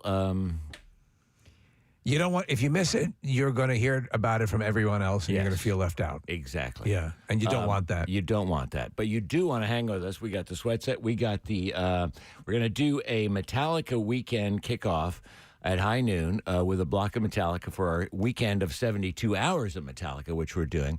We have great prizes all weekend long, and we'll start the prizes with a digital giveaway of the album and a cassette giveaway for those of you who may still have a cassette player. Yeah, it's all the rage. I know. Yeah, I know. It's great. The least quality audio format has Right. now become kitschy again. Well, it's 8-tracks have got to be coming back soon. Yeah. And then we'll do a gigantic block of Emma Barbecue bands, Shine Down Billy Idol. All the rest will be. It just went on sale, as you mentioned, at 10 a.m., so we'll have a lot of fun today. All right. I want to try to get a winner here. Let's go over to our 9th caller. Hey, it's Mike. Hi, Mike. Hello, Preston. Good evening. Good morning. Good day. Hi, Mike. All righty then, Mike. What? That's when you ask Alex, what's... The word is Donnie. It's not, we didn't even ask you what the word is. What's the word? Donnie. Great. There it is. A great evening in the night. Whatever wave you're surfing. Yeah, man. It's all right, man. Mike, we're going to give you a 4-pack of front row tickets with the early access pit passes for Monster Jam this Saturday, my man. Congratulations to you. Woohoo! All right. Woo. All right, hang on, Mike. Don't forget, it's this Saturday at Lincoln Financial Field. You can experience full throttle family fun at Monster Jam, where world-class athletes and their 12,000-pound monster trucks tear up the dirt in wide-open competition of speed and skill. Tickets and information at monsterjam.com. Yes, Kathy? Do you think Mike's in like a suit and tie at his desk, and like sometimes they just get one over on us? Maybe. Probably. Maybe. Yes. He's being his best him. I don't think so. I think he's hammered. You've seen the rainbow, man. All right, I would like to thank our sponsors. Preston and Steve Show is brought to you today by Duncan. And the Preston and Steve Show runs on Duncan. Also brought to you by Trinity Rehab at locations all over and now open in King of Prussia. Trinity-rehab.com. Next week on our program, Henry Winkler will be joining us. Sarah Silverman will be on the show. Comedian Trey Kennedy will join us. And next week, we will acknowledge and celebrate National Talk Like Bill Weston Day. Come on. Yes, next as week. we did last year. Yeah. That'll be next week What as day well. is it? What day is that, Steve? It's the Friday? 24th? Excellent. The 21st, Friday. 21st, okay. It will be the 21st, so we will celebrate I need you National to stop talking and listen to me. National Talk Like Bill Weston Day. All right, Santa's got to go. Ray John, have a great weekend. We'll see you later, gang. Bye-bye. Santa's got to